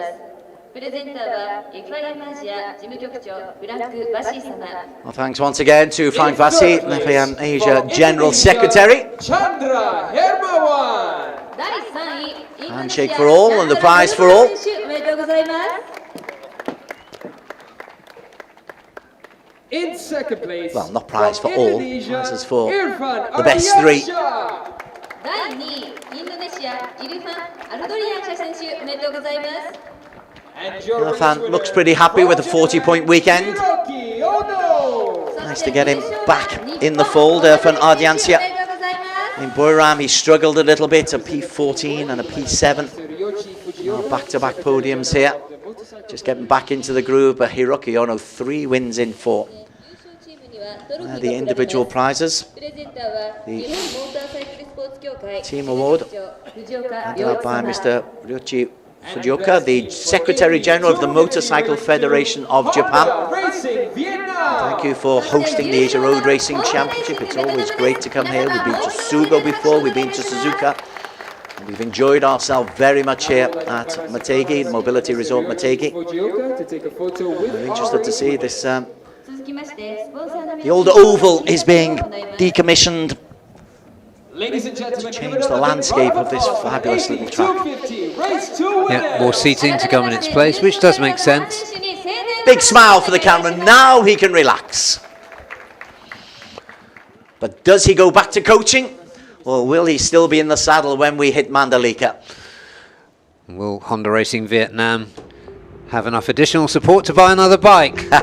You're determined on that. Kritipak Yankum, 29 points clear of Hiroki Ono for Honda Racing Vietnam. So Kritipat is still leading the way. That's not the worst weekend, a 26-point weekend for Kritipat. 82 points for Asa Danak Arons fans for Honda Racing.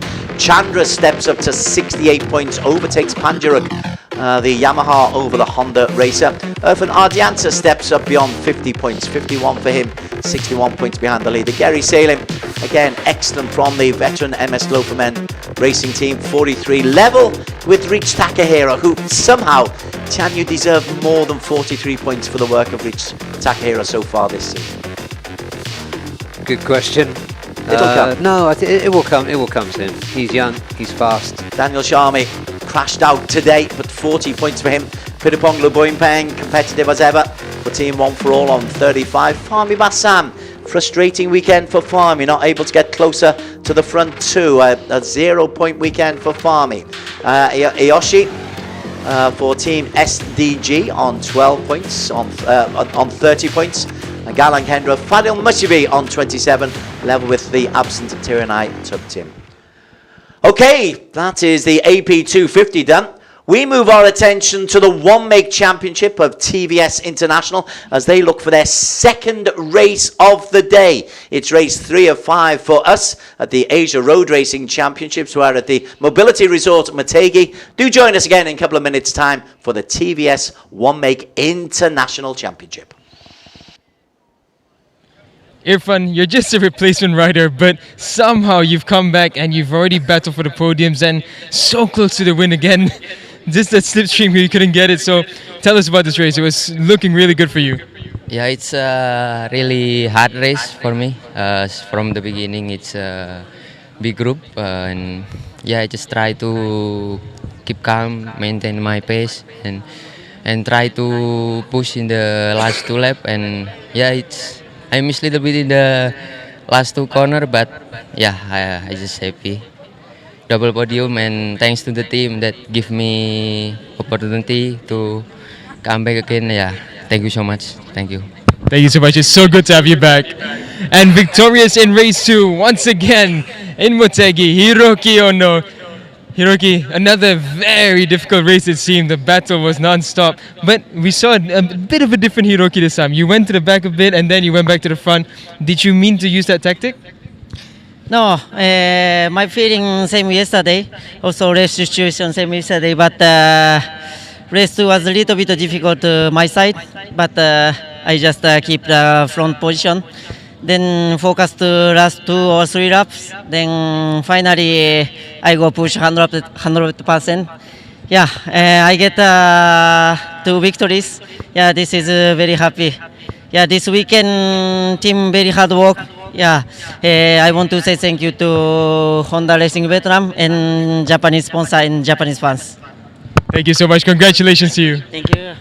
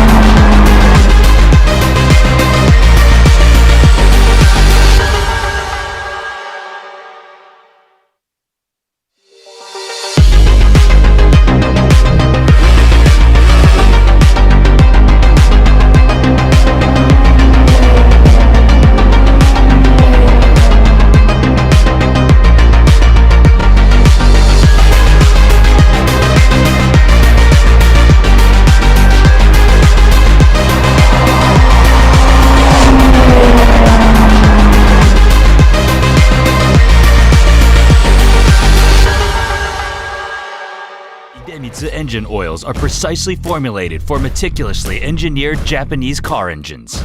We are committed to delivering optimal performance. We fulfill this commitment through 5 ultra-protective benefits known as Quintec Guard. They unleash the peak performance of treasured cars. Drive anywhere with confidence. Feel the excitement in your heart. The highest quality engine oils in the history of Idemitsu.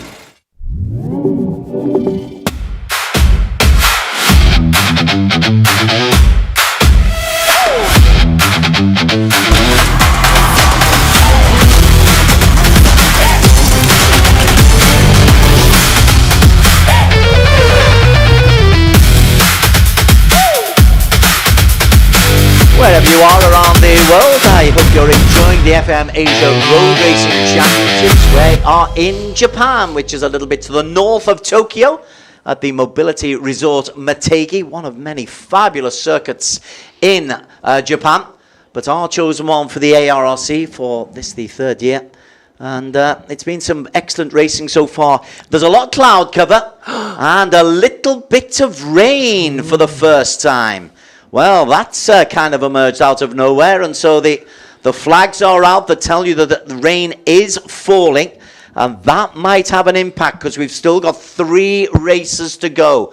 We've got the big bikes, the 1000cc, the Supersport 600, and on track at the moment, the TVS One Make Championship, who are kind of racing out of order from the usual ARRC event because they had a race this morning because we had a typhoon in Japan which put things behind. As for the TVS One Make, let's have a look at what happened this morning, and it was a fantastic race, Barry Russell.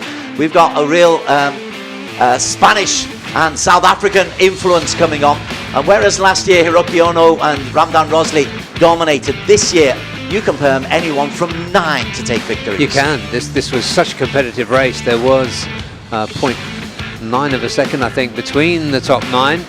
That one not included. But number 3, Luis Miguel from Spain. He's been in championship standings. The young Portuguese Pedrino Matos, who had 1 or 2 problems yesterday. This morning.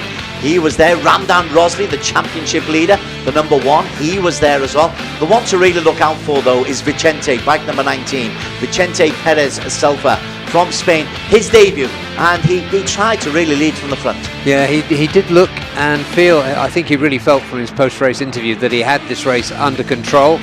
There's a very frustrated Nakib. Rifki dropping out of what was a competitive contest. We are at just beyond halfway here. And as you can see, the Spaniard, who's very aggressive, and I think that's what the Spaniards have brought. He and Luis Miguel, they're very aggressive, but that causes the tyres just to lose a little bit of grip later on in these races. Yeah, and a very determined Chiran Vishwanath, qualified on road 2. This is the final lap. Keep a lookout for bike number 4, because it looks, to all intents and purposes, as though Vicente Perez Selfa on debut is actually going to take the victory. He's leading, and then bike number 4, Chiran Vishwanath, closes, and takes it just by a hair's breadth for his celebration for his first win of the season. By far his best result before this had been a P6, but a first win of the season for Chiran Vishwanath on race number 1. Well, what a race by the race. Yeah, what a race indeed. His first win in TVS. The post-race interview with Vicente, he was anything but happy. In fact, his words were, "I am not happy." Yes, just to confirm. Yeah, but there is this fantastic Motegi circuit, a lot of fast sections, a lot of hard braking, especially on that final run down to turn 11, elevation changes. This is a really challenging track that produces spectacular racing. Okay, let's go down to Daniel Bogas, who can tell us how much rain has actually been falling and give us some pre-race thoughts.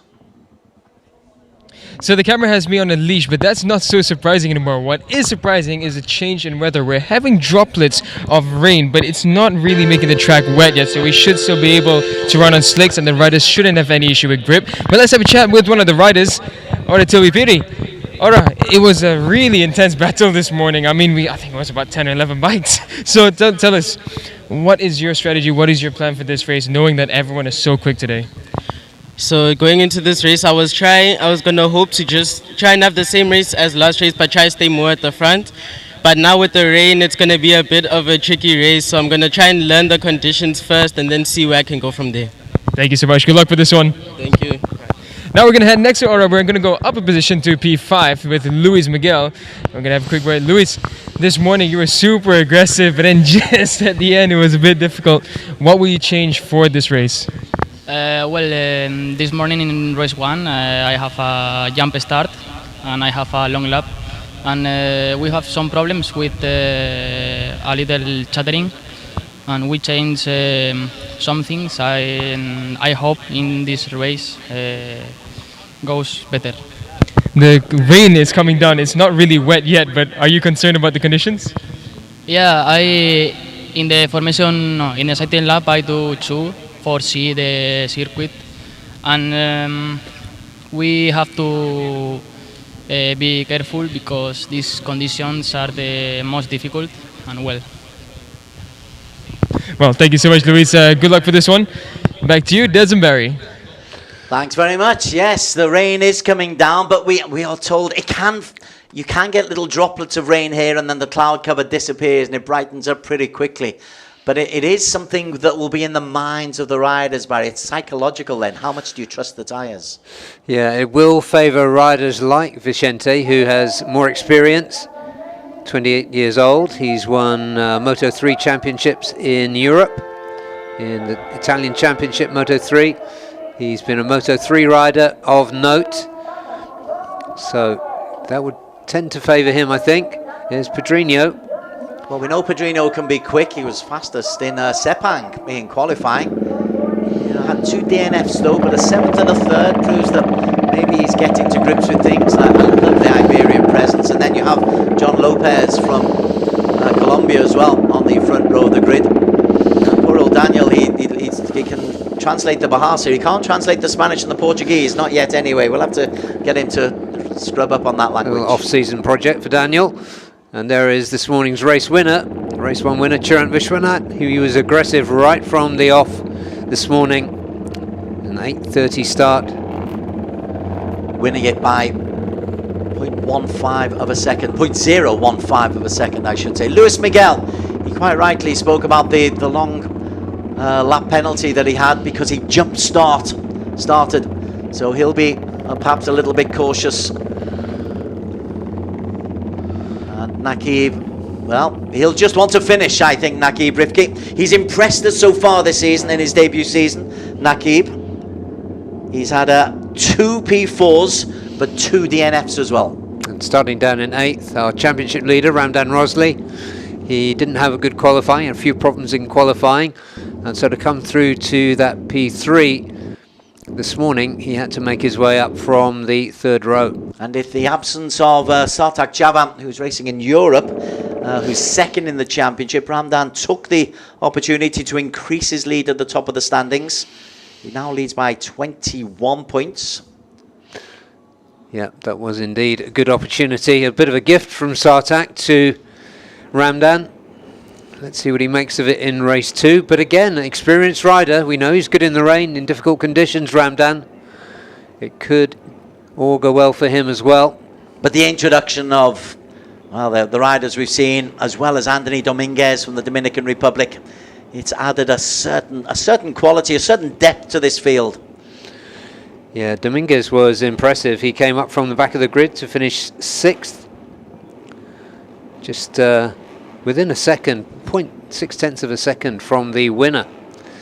So the Nicaraguan, who is a much younger rider than the other new entry, Vicente, doing really well this morning. Let's see how the younger riders like him, like Oratui Piri, will do in these conditions.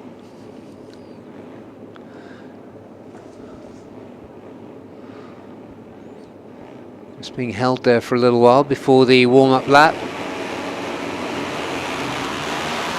Well, today we had less than a second separating the front 9. Expect something similar this afternoon. Vicente Perez Selva, TVS Racing International Championship, and his first time seeing the TVS Apache bike this week. He's on P1 alongside Portugal's Pedrino Matos and John Lopez from Colombia in P3. Row 2, starting fourth is this morning's race winner, Chirant Vishwanath. Next to him, Luis Miguel. We heard from him on the grid, and Oratilri Pirui just outside of him. The impressive Malaysian young Nakib Rifki is in P7. The runner-up last season, championship leader Ramdan Rosley, looking to experience in P8. Jean Kento Turner, the Japanese-based rider, is in P9 on bike 13. And on row 4, we've got Fadel Al-Ghassani, who crashed this morning. Leandro Paredes, who finished just 9/10 behind the winner, and Rakshit Sahari Dave. Yeah, Leandro, best performance of the season. Anthony, as you said, got himself up to P6 from 13th on the start. And KY Ahmad is finding life very, very tough in this highfalutin quality. Oh, and that's an engine gone. That is surely an engine gone there for Dominguez. That is blue smoke coming out. Needs to get off that racing line. He just needs to get off the track. Oh, man. Oof. Oh, Dominguez. Oh, no. Well, we said he was a less experienced rider. Surely. Hoping that's not leaving oil all over the surface. Oh, that is a real worry. Particularly as the wet is there. Dominguez is getting the black and orange flag waved at him to get off the circuit. Yeah, that means you've got a mechanical problem, and stop. They're holding out his number board as well for the number 20. Unfortunate for him, but really, he needed to get off the track. He's off now. It's a long walk home as well from where he is. If you're going to run, that's a long way round. Yeah, isn't adrenaline a wonderful thing? Yeah, you can see the panic in the poor kid's eyes. You add that to the droplets of rain. Yeah. Just checking there's no yellow flag, so maybe it's not as bad as we thought. Yeah, hopefully the under-tray did its job and caught any oil, but that was difficult to watch. Dominguez going around there with so much blue smoke pouring out of the exhaust. Got to feel sorry for him. Chirant comes up to lead row 2. It doesn't affect the first 4 rows. Yeah, they're checking for oil. Yeah, they will be. Okay. So far, so good. And that means we can get things underway. Red lights. Race 2. Ooh, Pedrino lofts the front wheel there as he gets off the line, but he puts it down again and leads into turn 1. Somebody else coming up really fast from starting further back. I think that was Oratilri. And it's Pedrinos who's got himself off to a decent start. And he's been joined there by bike number 9, John Lopez, who didn't get off to a great start in the race 1 this morning. Very different conditions then. It was well, I was going to say it was a little bit cooler. It was probably the same temperature. We're in the middle of the afternoon. They've had 5 hours to think of their tactics. Yeah, I'm just looking at the number 9. He's holding his 3rd place starting position. Trying to upgrade it, indeed. 10 coming through is Oratilwe, the South African, who will improve. That's the whole point. He's not done too badly, and he's had 1 podium and 3 5th place finishers, Oratilwe. Yeah, growing as a rider, still just 17 years old, from Johannesburg. And he was very articulate in his interview with Daniel on the grid, but he said he'd be cautious and test out the conditions first. Well, lap 1 and he's leading. Tell you who else has been cautious, and he wasn't in the first race, Vicente Perez Selva, bike number 19 in the black helmet, in P4 just at the moment as they come down the hill for the first time. He went right from the off in race number 1, did Vicente. This time being perhaps a little bit more circumspect, looking after his tyres, not being as aggressive going into that turn 11. Yeah, Pedrinho keeping it nice and smooth. I think the slippery track flags are all in now. They've all gone now, haven't they? As we come through at the end of one lap. Gosh, it's doing mental gymnastics with us. Imagine what it does to the racers as they come through. John Lopez and Pedrinho are battling out as Lopez just has to slam on the brakes just a little bit because he was closed down. Keeping a nice sequence there. 11, 10, 9. They've spoiled it, Barry. Yeah. I love patterns. Give me a pattern. It's the number 9 who goes into the lead. John Lopez, race 2 of the TVS Racing International Championship. Race 2 of the day, race 6 of the season. Ramdan Rosley leading the way, but number 1 nowhere near the front just at the moment. Yeah, but look who is edging his way up is the number 19. Feels he has something to prove this time around. Maybe just get some heat into those tyres. Where is Ramdan? I can't see the number 1. Is he there? He's not in that front group. He's not in 6, he's not in 7. I'm assuming he's going to be leading that second group. He's 9 on the timing tower. John Lopez dropped back, but he's still looking fast, looking smooth. This is by far the best we've seen from the Colombian in the TVS Racing International Championship. And into the front goes Perez. The Spaniard leads. He's not scared to lead, is he? He led for much of the race, apart from the final 10 metres in race number 1. So much top-level international experience coming into play here. Young gun Pedrinho from Portugal following him in. He wants another good finish. Thankfully, there was no damage from the problem to Anthony Dominguez's bike in the warm-up lap. To his ego and his heart rate. It'll be the Spaniard Vicente Perez Selpa who goes through in P1 ahead of Pedrinho and Artilwi. Ramdan Rosley down in P9, but not too far away. Ramdan, well, 2 seconds down. It's different. The new boys made a real difference to this TVS. It was already getting competitive, but now it's doubly so. 7, 8, 9 racers you feel have the potential to not only get on the podium, but perhaps to win. Yeah, I had a chat with one of the organisers, one of the head organisers of this series, and he said they're in a position now where the championship has got a reputation that they can get in riders from all over the world. And evidently, they are. Well, season number 5 for them at the Asian Road Racing Championship, and it's an important part of the day's activities. It's normally the first race out, but typhoons do have the impact of changing people's schedules. We'll check behind him. Daniel and I were speculating off air that he would try and escape. Yeah, it looks like you might be right. There's a first time for everything.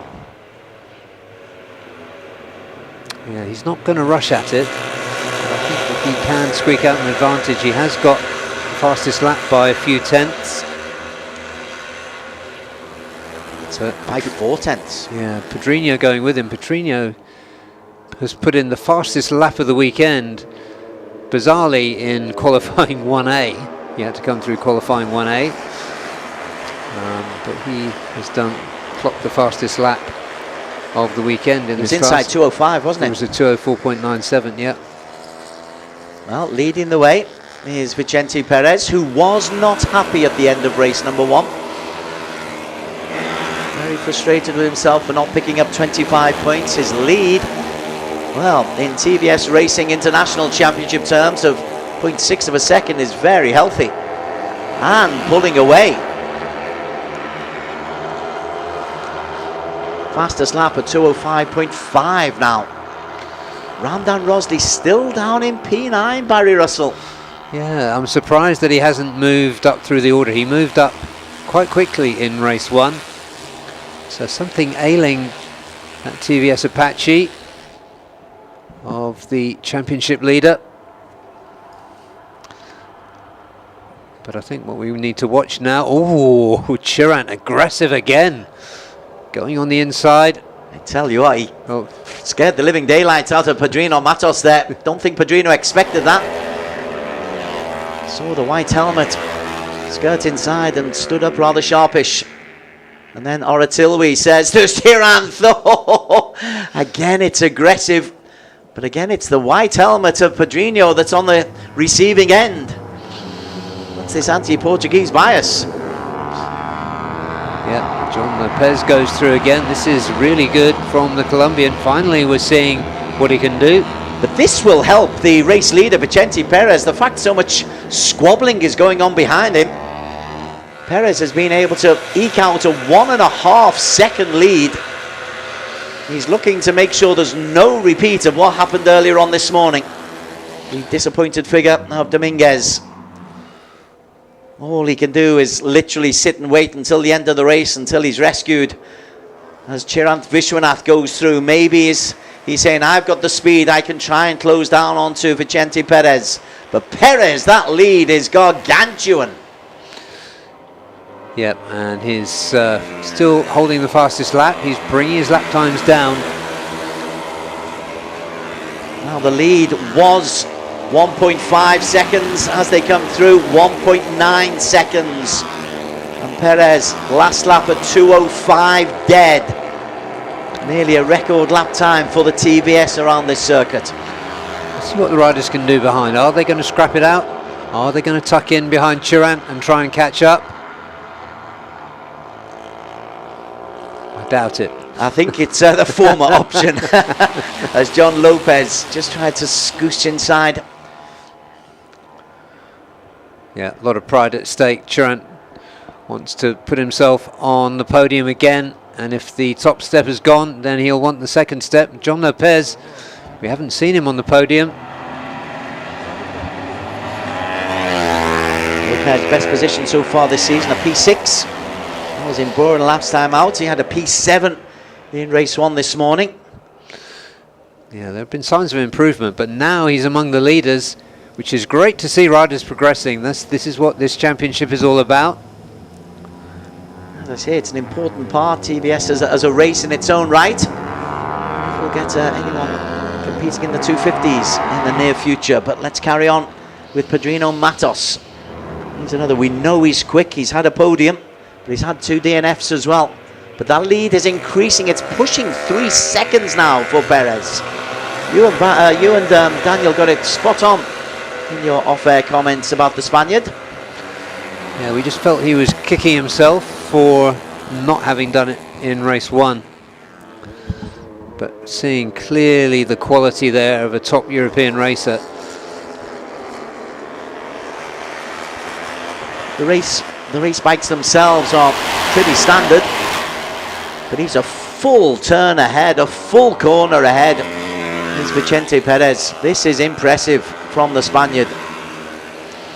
The lead, will it be beyond 3 seconds as they go over the start finish line? Yes, it is.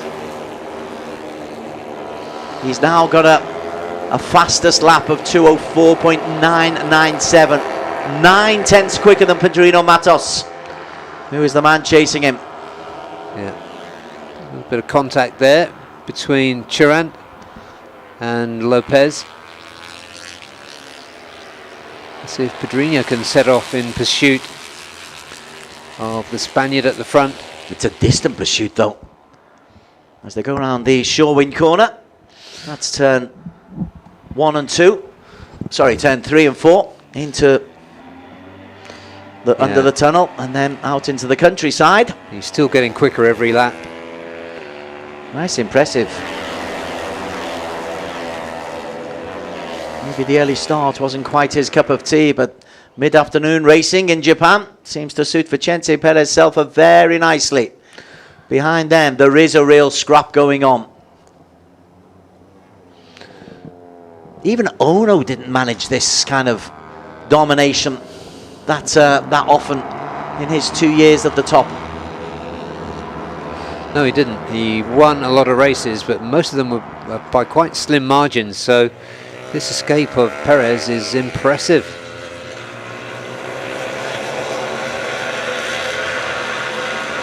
Once they come down the hill, they turn right, and then the 3 corners take us home. Already 2/3 of the way down the hill was Perez, as John Lopez slams on the brakes. Tries to squeeze the inside again, one of those bottlenecks. Take that 90-degree right. Then there's a double left. This right-hand corner is deceptive as well.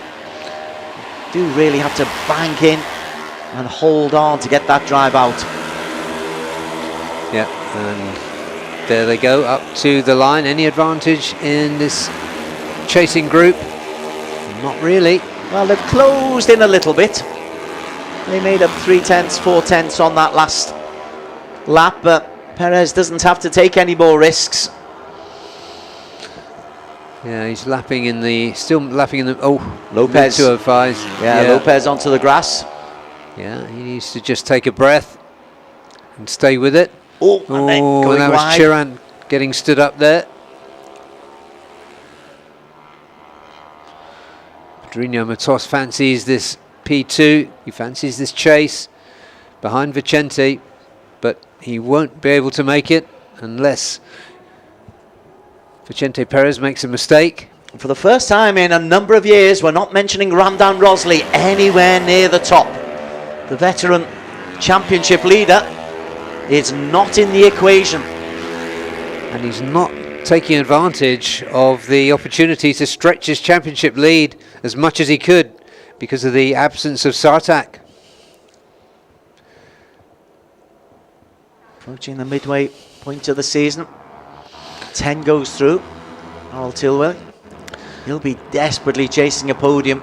Podiums are just so good for confidence. Right, let's wait for Ramdan Rosley. No, he's not there. Is he in the next group? Yeah, he's in P8 at the moment. But 4 seconds down on the second group. Going through there. Bike number 5. Leandro Paredes and Ramdan are together.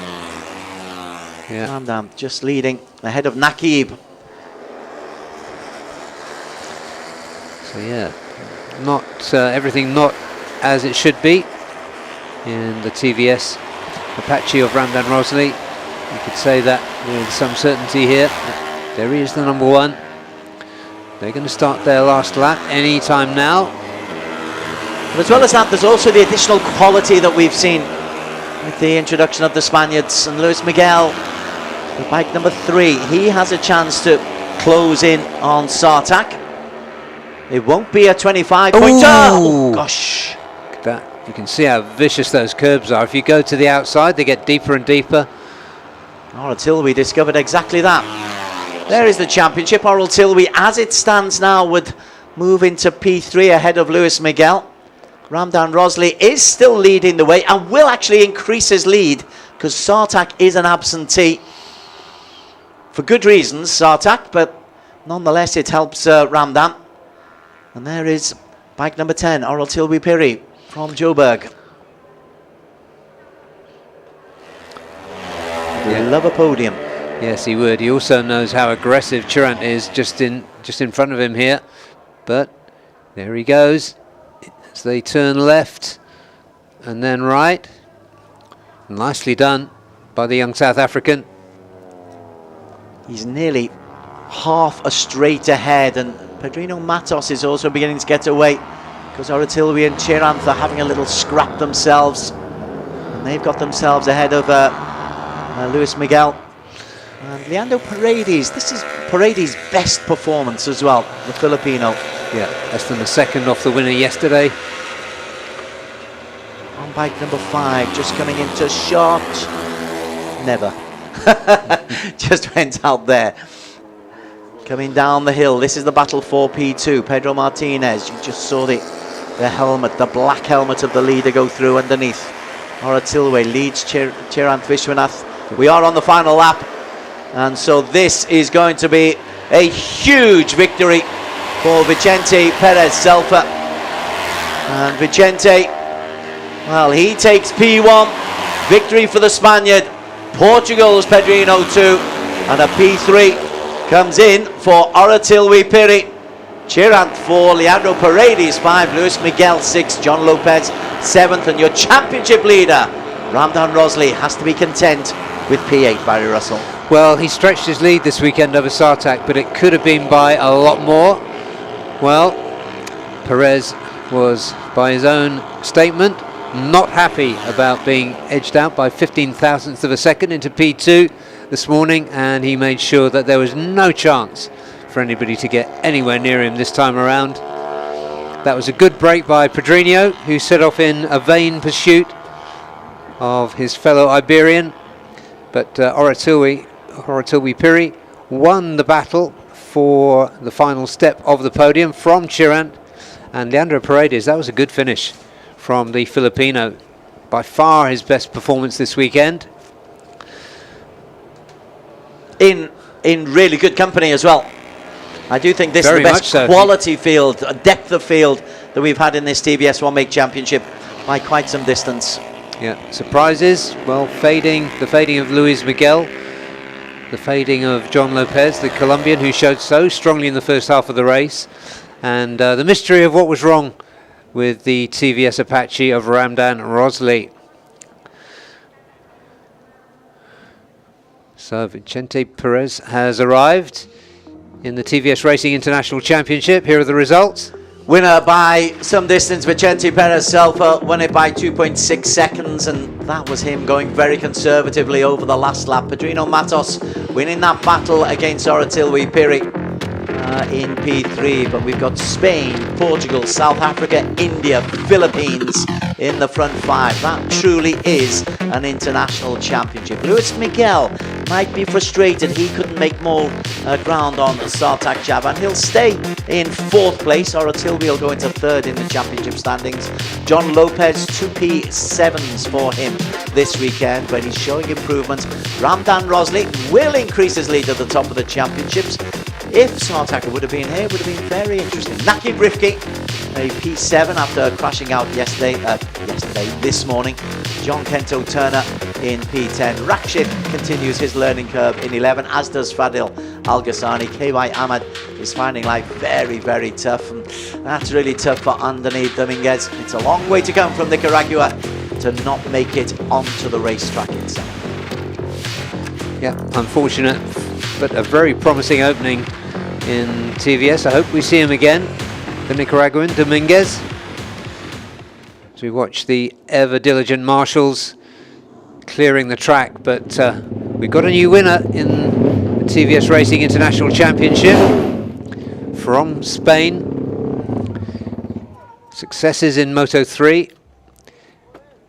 Win last weekend in the main Italian Moto 3 Championship, CIV. And Pedrinho, that was a good P2, the best of the rest.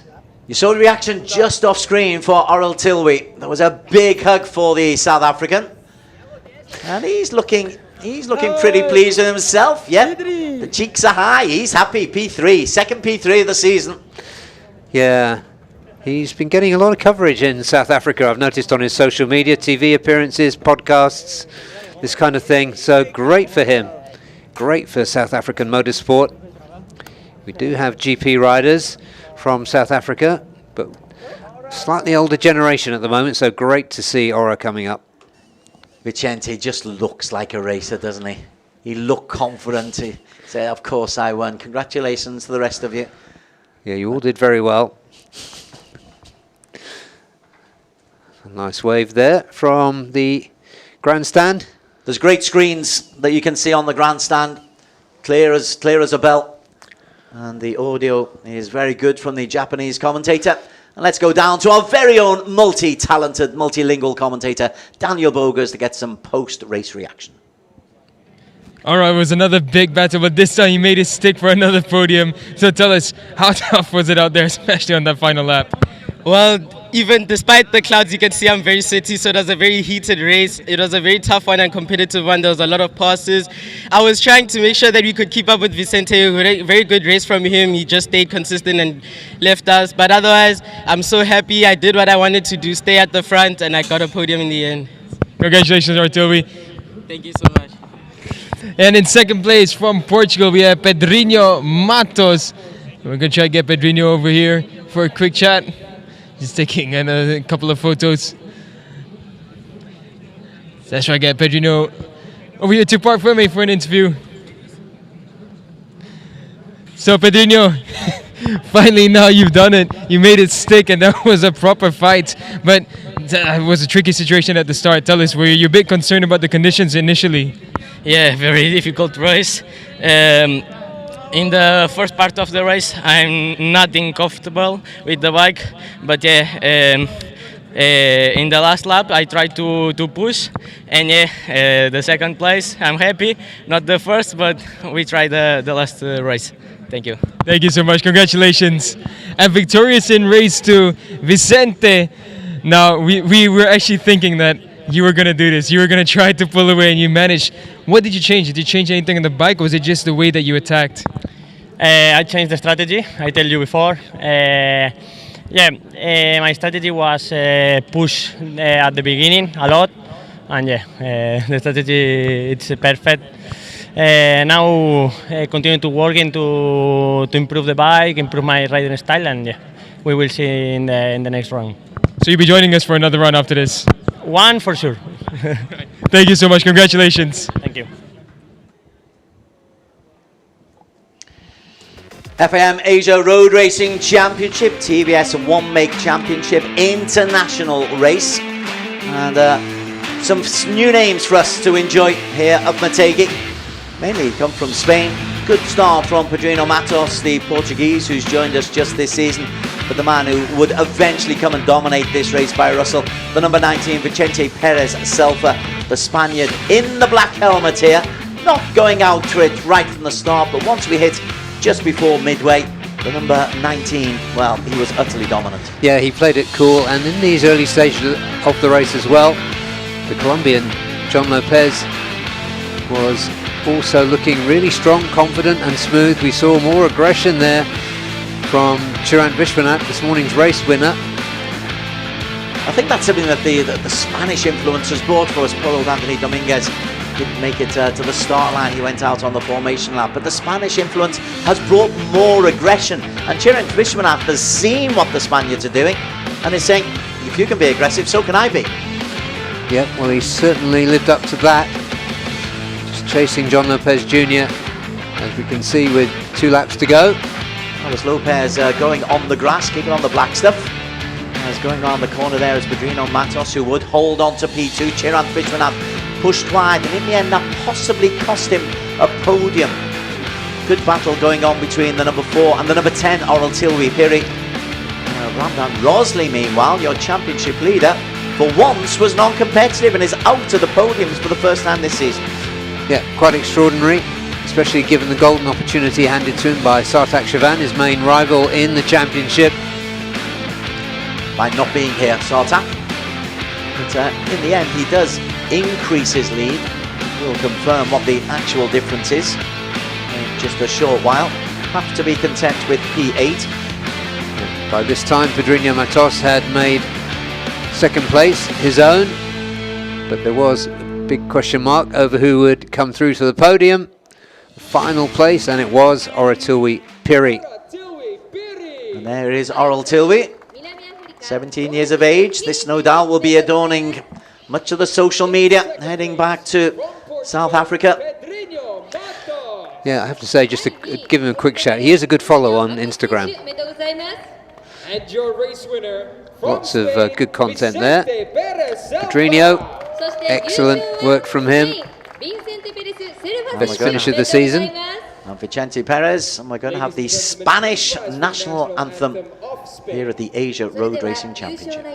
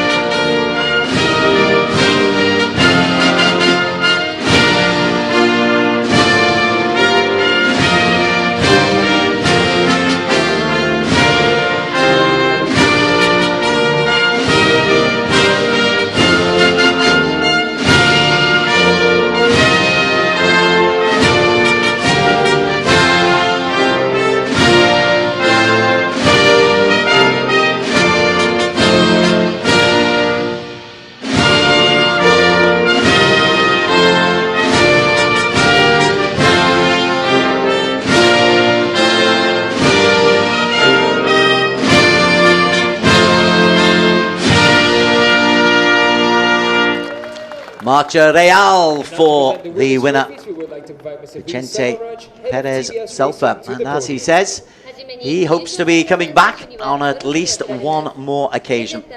Mr. B. Selvaraj is the head of TVS Racing to hand out the awards, and credit to TVS. They've taken this championship on, they've established it, and now they're expanding it. The fact it's an international championship, you're seeing that on that winners rostrum. 3 different nationalities, South Africa, Portugal and Spain. Yeah, wonderful stuff. There goes the winner's trophy. Let's see what else he can do. I wonder where he'll come back. Now we'd like to invite Mr. B. Selvaraj and all the members of TVS as well to join us on the stage for a group photograph. It's a while since he's in Moto 3, so he probably hasn't been to Mandalika. That might be a good trip for him.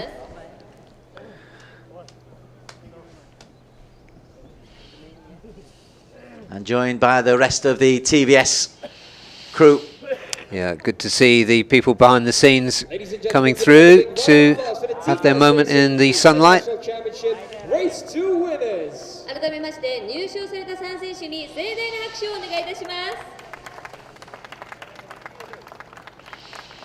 So 2 races in one day. These guys have had to work pretty hard. They started early and they had to be competitive early. It wasn't the normal practice on a Sunday. But what it means to the championship, it's still Randan Rosli who is top of the pile. The Malaysian has taken advantage, maybe not as much as he'd like, but has established a 29-point lead over Sartak Chaban. Oral Tilwy moves into P3 on 70 points. Luis Miguel, P6, frustrating for the Spaniard on 64. Head of Chirath Vishwanath, who had a good weekend. Pedrinho Matos, the Portuguese, is on 52.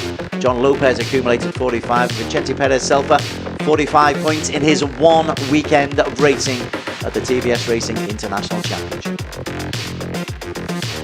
Okay, our thoughts move towards the bigger boys, the big bikes, the Supersport 600 and the 1000cc. The Supersport 600cc is next. The pit exit will open in 5 minutes' time. We're going to go for a very quick commercial break and show you 1 or 2 of the highlights of the race that we've just seen. We're at the Mobility Resort in Mategi, Japan. You are watching round 3 of 6 of the FIM Asia Road Racing Championships. Back with you in a couple of minutes. The engine oils are precisely formulated for meticulously engineered Japanese car engines. We are committed to delivering optimal performance. We fulfill this commitment through 5 ultra-protective benefits known as Quintec Guard. They unleash the peak performance of treasured cars. Drive anywhere with confidence. Feel the excitement in your heart. The highest quality engine oils in the history of Idemitsu.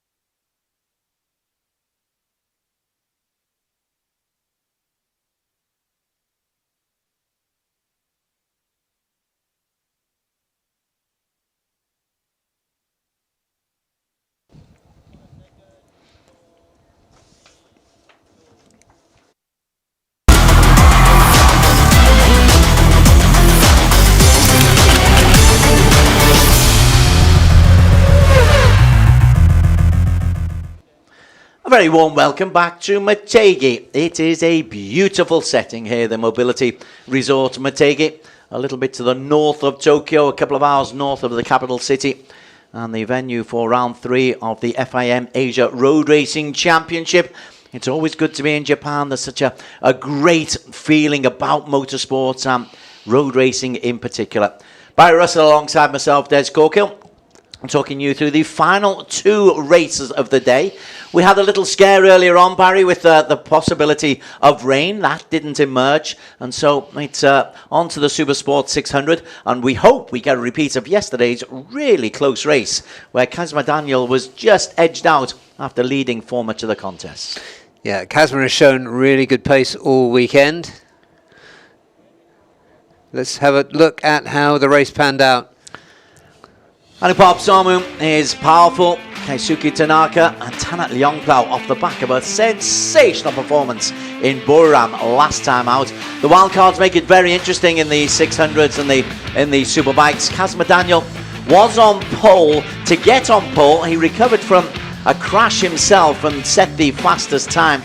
And he was leading for a long, long way alongside Akubu, the local wildcard. And behind them, plenty of racing going on. Abiwat Wangtananon back in the Asian Road Racing Championships, involved in a battle with Anupam Samu. Plenty of big names to talk about, Barry. Yeah, and coming from way further back than he should have been was Herjanatna Firdaus for Astra Honda. He started 3rd, so from the front row of the grid, dropped back to 9th. So his clamber back up through the field was one of the high points of this race, and you can see him just going ahead of Anupam there at mid-distance. Tanat lagging behind there at this point. Persian would be able to hold on to P3. Tanat Liangpao was in a battle himself. There were individual battles going on all over, even though the front 2 were miles clear. Individual battles. Kazma Daniel led for 9 of the 12 laps. But then Akubu, local knowledge, he's a very experienced campaigner, he's an endurance racer, and he just bided his time, as Herjan had done, and as indeed Tanat Liangpao did, to pick up himself a P5. Yeah, and we were just looking again at that battle a little bit further back, featuring Apiwat Wongtananon, who's in as a replacement rider for Nitro Team. And there it is. The lead had been taken. That was the emergence on the last lap of the lapped bike number 86. And coming on to the final corner, Kazma says, let's have a go, realises he can't stop, doesn't want to hit the gravel. A little shake of the head, and Akubu goes on to record a very, very good win.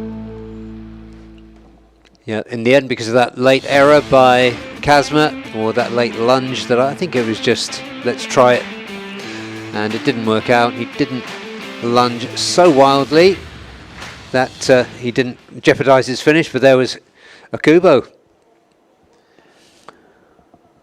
Here's how the standings look at the moment. Kazma, despite only, in inverted commas, coming second, increased his lead over Tanat Liangpao to 12 points, because Tanat could come only in P5. Good result for Tanat in the end. Anupam Samu got himself in P4. So championship leader is the defending champion, Kazma Daniel Kazmauddin, but there's still plenty to go. This race only takes us to halfway. Tanat will be a threat. Anupam will be a threat. Helmi Asman, who came 4th as well. Surely he's got his best form to come. And Herjanatna, he showed with his podium yesterday as well, his 2nd podium of the season, that his second half of the season could be better than the first. There's plenty of quality in that top 8, Barry. Yeah, there are. And Helmi Asman having a rotten weekend, it has to be said. Was P3 in the championship coming in. He only picked up 1 point yesterday. So okay, that's how it looks. And there are great vantage points around this. The old oval is being dismantled. When we come back, assuming we come back next year, there will not be an oval, but there will be more spaces to watch this fabulous circuit. The oval takes you round turns 1, 2, 3, 4 and 5. And you can also see 11, 12 and 14 from it. But I love the rundown from turn 10 down to turn 11. It's been so pivotal in many of the races so far this weekend, Barry. Yeah, on many circuits it's the last corner where all the drama happens. Here it's turn 11 because you have to get through there into the final 12, 13, 14 complex and out onto the home straight. It's a long run to the finish line as well here at Motegi. It is. It's surprising, isn't it? And we've seen one or two caught up on the slipstream. The skill is to try to get a drive out and somehow weave your way legally away from the following people. Okay, there's the scrum ahead of the Super Sports. And amidst the scrum is our mate Daniel Bogas. Bottom right, yellow cap, easy to pick out. Let's go down, get some thoughts from him and the riders ahead of this race. The sun is officially back out to play here at the Mobility Resort Motegi, and we're going to have a chat with some of the Supersport 600 riders. I don't know the track temps yet. We will find that out from Dunlop, but it is feeling still cooler than it was yesterday. We're going to try and have a chat with Keisuke Tanaka and see what he has to say. So, Keisuke, yesterday it was a bit difficult with the pace in the mid-pack, but this time it's feeling a bit cooler. Do you feel that this will be a better opportunity? Yeah, yesterday feeling I'm not good, but today warm up no problem. And today I want to good race. Thank you so much. Good luck for this race. We're going to go next to Keisuke in P6. I'm going to drag our camera in over here real quick. And we're just going to interrupt really quick just to grab a quick word. Tanat. So Tanat, a bit of a more difficult weekend after the success in Buriram. What's the strategy for this race this time? Yeah, from yesterday we lost something with setting bike, but today we try to improve and we try to keep still in front, and we need to fighting for. We need the podium for today. We need to constant on the podium and keep point on the championship. Thank you so much, Tanat. Thank you, Mr. Alex. And now I'm just going to drag everyone with me down to P11, where we have a rider that's a bit surprising to be in this position. It's Wahyu Nugroho for Yamaha Racing Indonesia. Now, Wahyu's been looking strong for the season, but this weekend it's just not come together. Wahyu, it was a bit of a difficult qualifying. It was a difficult week so far, but I overheard that you found something in the warm-up. So can you tell us what you found? Yeah, we have tried some new setup and we applied on this race. So it hopefully it will help, and we will try our best to get to the podium, inshallah. What was the struggle for race 1 yesterday and qualifying? Yeah, it was, as we know that Kasma and Okubo was gone. Then we trying to catching, and we are fighting on the second group, and yeah, it was difficult for us because we need some setup that we not found yet yesterday. But yeah, and in this morning we found it, and it must be better. Thank you so much, Wahyu. Good luck for this one. And now we're going to go one more road down to P14, and we're going to join a very popular rider, as you can see, Dimas Eki Pratama for MS Glow for Men. We're just going to let them have this photograph real quick, and then I will drag the camera towards Dimas. MS Glow for Men coming in full swing for this season and expected to make a number of seasons and grow the team further as a development program as well. And we're going to try and interrupt their video shoot real quick with Dimas.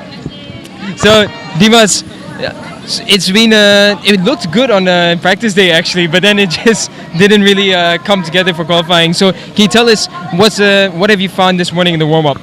Yeah, actually race 1 we had a problem with the shifter. Now in the morning warm-up we fix something, but we still need some steps. So we try in the race 2. Hopefully everything going well, and I will do my best, and please support our team. So I want to ask, in your experience, you will have raced in all sorts of conditions. Today feels a bit cooler. Do you think it's going to be a bit better for your bike?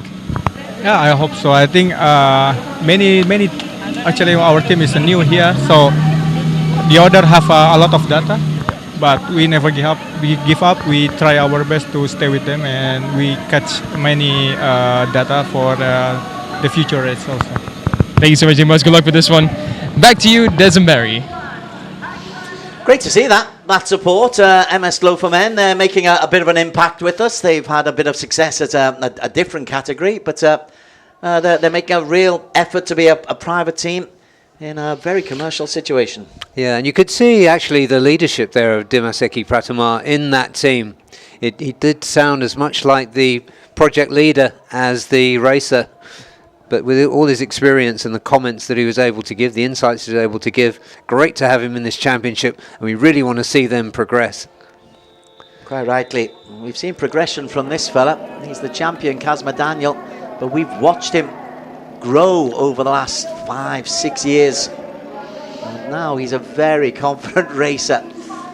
He still has that impudence about him as well, which is fun to see. Alongside him, though, he lost to this veteran, with all the more stony-faced Hikari Okubu from Samoa Racing Team. Yeah, as you mentioned earlier, Des, Hikari Okubo has been endurance racing. His current focus is on the Suzuka 8-hour, so he's been riding super bikes. He only got onto this bike that he's riding now on Friday, so incredible performance, really. Herjan Atna. Herjan rode well through the race but made a terrible start, so that's what he needs to fix for this race. Anupab was quicker in warm-up than almost everybody else this morning, so he's found a little bit extra. Let's see what that turns out to be. Yeah, the tie is in P4 on the grid. Came fourth in the race yesterday, and this is Kaisuke Tanaka. Apiwat Wangtananam, who is in P7, so he's on the third row of the grid for Nitro Ryota Racing. Good to have him back as a wild card, and we hope to persuade him to keep on coming back, because he's been such an important part of ARRC for much of the last decade. Yeah, he has. 250s, superbikes, 600s, 600 champion 2 years ago. Khalid Mpawi, we've been following his progress ever since he was a youngster. When one of the youth championships over a decade ago, went on to compete in the Worlds. Yeah, struggling though this season. All is not right there. In fact, Idemitsu Honda Racing Malaysia, Kip and Helmi really not reaching their potential. Helmi had a great first weekend in Sepang, a 45-point weekend. Since then, it's been all downhill. A P6, followed by a P10, followed by a P14. So the only way from there is, well, there's two ways. Now they keep on going down, or get back up to the quality that we know Helmi Asman is. Helmi is a terrific competitor.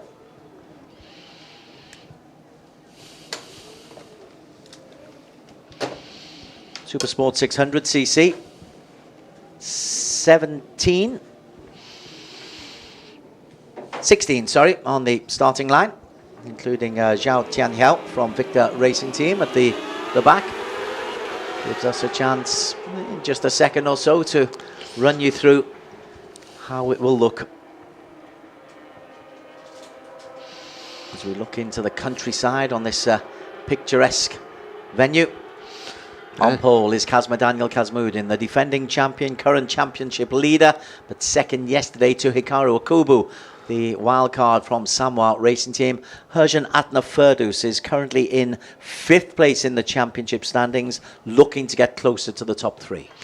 Yeah, third in the standings and leading row 4 is Anupab Samoon for Yamaha Thailand Racing Team. Keisuke Tanaka for Nitro Ryota Racing is 5th, and Tanat Longpdale looking for better results today, starts 6th. Still being the highlight performance of the season for me, his win in Portrambi race number 2. Apiwat Tanan, and welcome back to Nitro Ryota Racing on the Yamaha for Apiwat. Carol Idampawi, looking forward to welcome back the old Kip if he possibly can get more out of the Honda CBR 600. Similarly for his teammate and countryman Helmi Asman on the Honda, he's in P9. Two more teammates together on row 4, Ferozi Torakatula and Wayu Nugroho for Yamaha Racing Indonesia, and Kitsadar Tanachot for Honda Racing Thailand starts 12th. On P13, slightly disappointing for McKinley Kalpaz. The Hongleong Yamaha has performed well under him so far this season, so P13 frustrating. MS Glow for men, we heard the interview with Dimas Eki Pratama. As you say, he's kind of leading the project. Isam Iqmal on bike number 24 for Victor Racing Team in P15. And Zhao Tianhao for Victor Racing Team rounds off the grid in P16. This is the highlight of this Motegi circuit, the run downhill. Sharp right-hand turn under the bridge. It's a thrilling finale to this. You can see the work going on the bridge overneath. That's the oval being dismantled. I keep mentioning it because it's such a thrilling part. We used to call it the twin ring. Now it's the mobility resort Motegi. Yeah, an iconic part of this circuit. It has left us with the legacy, or the shape of this arena that is Motegi on the top of the mountain here in Tochigi Prefecture. Zul from Idemitsu Honda looks on, rather pensive there. His team has had success in the past, but this is a very competitive field. Yamaha also hoping that their man, Kazma Daniel, can build up. Okay, we are all just about set. Kazma, right of your shot, on pole position. Revved up, ready to go. Kazma is off to a flyer. Okubu goes with it. All three are off very, very nicely. Tanat's made a good start as well from the second row. But it is Kazma Daniel, like yesterday, has used pole position to elevate himself into the lead through turn one. And much better off the start was the number 46 of Herjan Atner. Tanat Longpliao putting himself into the conversation as well. Yeah, Okubo got off the line really quickly, but just coming down into the first turn, Kazma really got the power down, got the entry exactly right. He has a little gap at the front right now. Okubo says that he has changed a few things on the bike to get it going better today. That's a bit disturbing for everybody else, because he was pretty impressive yesterday, both in tracking Kazma for 9 laps and then going past him and establishing quite a lead.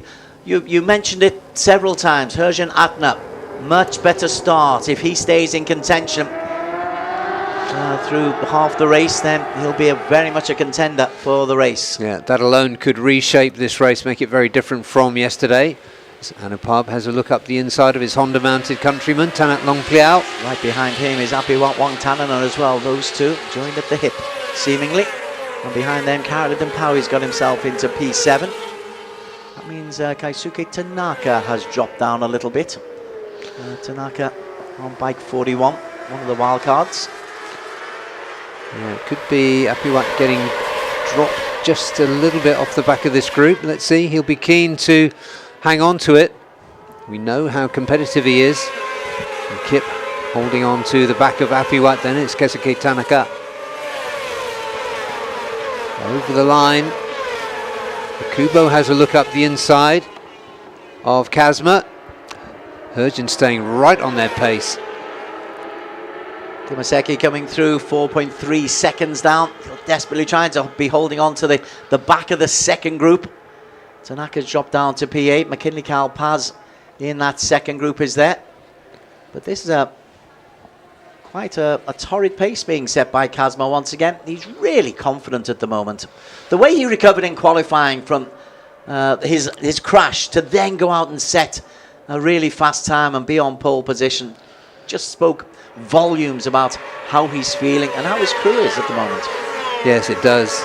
And just the steel that lies under that cheeky chappy exterior that he's got. And he is very strong mentally when he's at the front. He resisted Ikari Okubo, and it was only... Whoa! Okubo knocks him out. And left him no option but to give way. Let's see what Okubo has found. Well, let's let Herjan Atner Ferdaus just to close in on the back of Kazma. He looks behind, a little bit worried. They'll come steaming down this hill. Well, I wonder if Okubo is going to be able to run away from everybody. Look, Tanat having a look here, much quicker, much more confident than he was yesterday. So whatever they found, he mentioned in pit lane, they'd found something. Yeah, at the end of the session, we can pack up our microphones and go home, and very often the crews and the riders are left here till the wee hours of the morning just to try something a little bit different. This is a much closer race than yesterday. Yesterday, around about this time, the front two were pulling away, but Tanat Liangplao has just posted the fastest lap of 1:53.7, 4/10 quicker than Akubo. Yeah, he did look confident, sounded confident when I chatted with him during the pit walk earlier. Didn't have a good year last year. Yesterday performed below potential, although he has got the race of the season under his belt so far, Des, as you mentioned. Here he comes. Right on cue. Editorially literate. That's brilliant from Tanat Liangplao. And also Akubo was taken, as he was surprised by Tanat. Kazma's gone through as well, so suddenly yesterday's race winner is finding it's not so easy on day number 2 when everybody else has had a chance to work out the foibles of this circuit. And this is quite a long train here. It's quite a fast train. It is the fast train. We do have, like our fast trains in Japan. We do. Our ARC Shinkansen. As they come through. It is indeed Tanat Liangplao. Loving this. Yeah. So different. 7 riders within a second of each other. Carrington Powie holding on grimly to the back of that. Apiwat and Anupab, Persian, Akubo, Kazma, Tanat. That's quality. Even the second group, Carrington Powie, McKinley Kalpaz, Wainer Grohu. There's some serious quality there. Poor old Helmi Asman struggling. Down in P13 again. Tanat leads. Yeah, he looks comfortable at the front, Tanat. Quarter of the way through. Kubo hassling once again. Kazma Daniel, championship leader for Hongyong Yamaha. We go around the Dunlop Sport Max corner.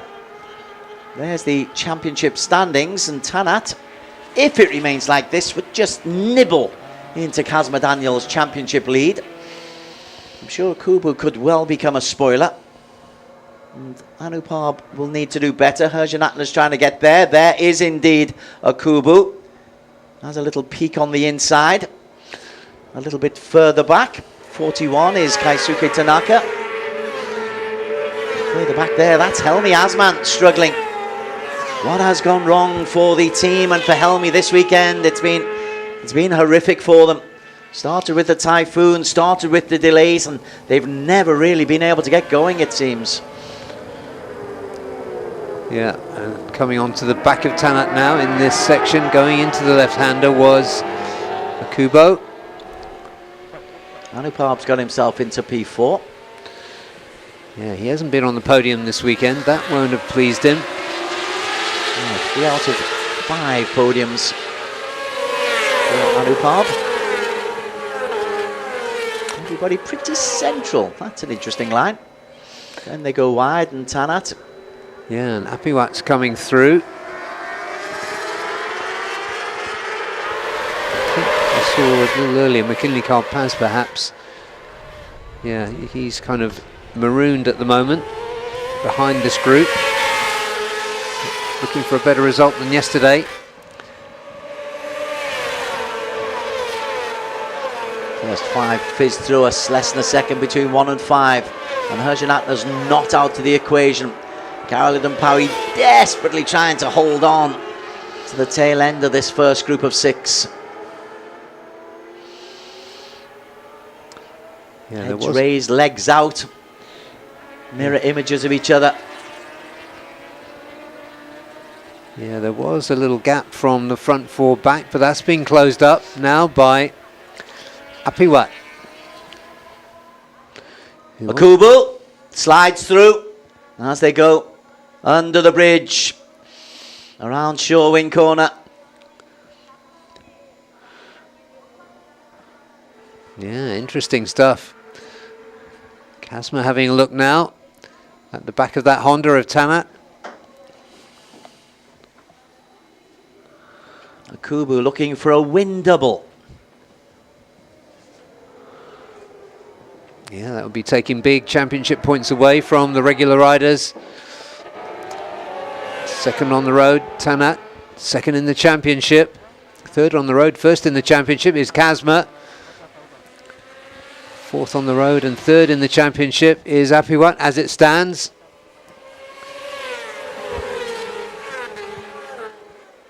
Well, Tanat not taking Akubu's challenge, lying down. Challenges in, and look at that. Oh, Apiwat Montana on. Just trying to cut into his old mate Anupab Samu. They've done that once or twice in their career. They certainly have. Good to see Apiwat staying with this group. Still a long way to go. Long way to go. 7 laps to go. Akubu from Tanat, the young player, who still has the fastest lap. But we've just seen a 1:54 dead from Hikari Akubu, which was a 10th faster than his previous lap.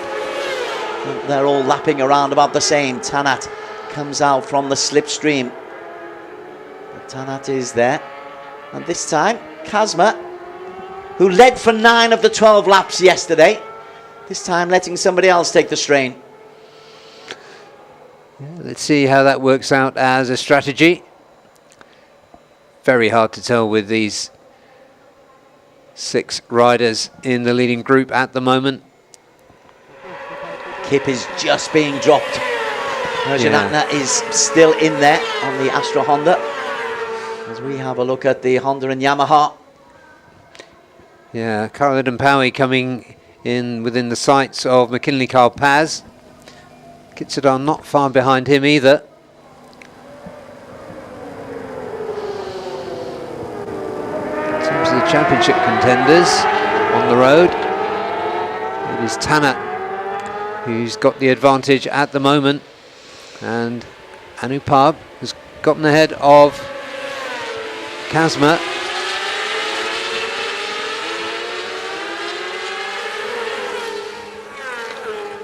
Love this shot. Tanat. Well, he goes into the lead. Akubu not having things his own way today. Akubu could just patiently wait because it was mano-mano yesterday. Now it's a big group, all just snapping at the heels of each other. It'll be Tanat Leongpiao who's going to lead. Second time he's taken the lead. He fizzes through the start-finish line ahead of Akubu. And a challenge there also coming in from Anupab, who's got ahead of Apiwat. Kazma has lost a couple of places, Kazma Daniel. And that will affect that live championship, because Tanat, if it remains like this, would be the new championship leader. If it remains like this. Fascinating stuff. And a little twitch from Tanat, who couldn't hold it. And that live championship immediately changes because Tanat drops down to P3. Yeah, I thought he was going to lose more places than that, but he recovered well. He's got Apiwat for company now on the inside, but he turns in ahead of him.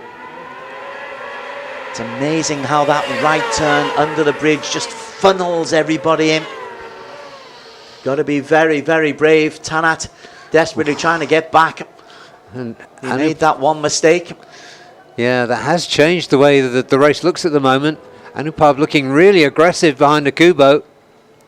And Kazma's dropped down even beyond Herjan Atna. Herjan has got in front of Apiwat, and then Kazma comes on the inside of Apiwat. Couldn't quite get through. Oh, this is terrific. This is a terrific race. Very hard to predict. It looked as though Anupab was going to remain around the lower podium spots, or perhaps finish just off again. But now he's challenging for the lead, and he's taking it from Hikari Akubo, or is he? No. Well, he did, and then he didn't, and then it changed behind them as Tanat comes in 3, and Herjan, you made the call with Herjan. You know your stuff, Barry Russell, don't you? Oh, that's just luck, Des. Go quicker, says the board. Yeah, great advice. As they do, Akubo it is who leads through. 5 laps to go. Kazma's not out of it. Top 6 are all there. Carlton Powie just being dropped a little bit, which is frustrating for him. He'll come under pressure from McKinley Carl Paz, who's got past Kitsada, Weiner Grove and Farozi. They're in their own little battle. But this is great stuff up top. Yeah, Akubo not getting away. on that Sanwa Honda. And he's got almost the Honda of Tanat for company, but Anupab makes sure he stays in P2. There's Kazma Daniel, the current championship leader. I say current. It could change if it's one positional change. He's in P6 now. Akubu maybe tries to make a break. Different lines coming in from Anupab, going up the hill. Just trying to get yourself in position for the hairpin up at the top of the hill, then the sweep down to turn 11. Yeah, two very experienced riders there at the front. And you were talking about Apiwat. Anupab equally has been around this championship for around a decade. Bottom left, you're seeing the pit crews, and there's massive screens where they can look to see what is going on. Terrific facilities here at Motegi. And down the hill, here comes Anupab. Can he get stopped?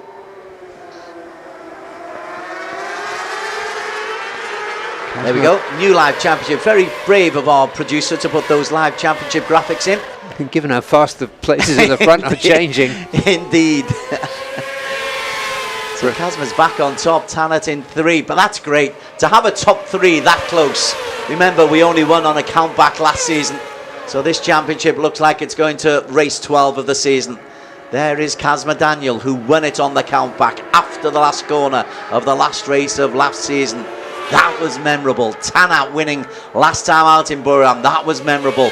This race is turning out to be a memorable Super Sport 600. 3.5 laps to go. Fastest lap from Tanat Leongpli out.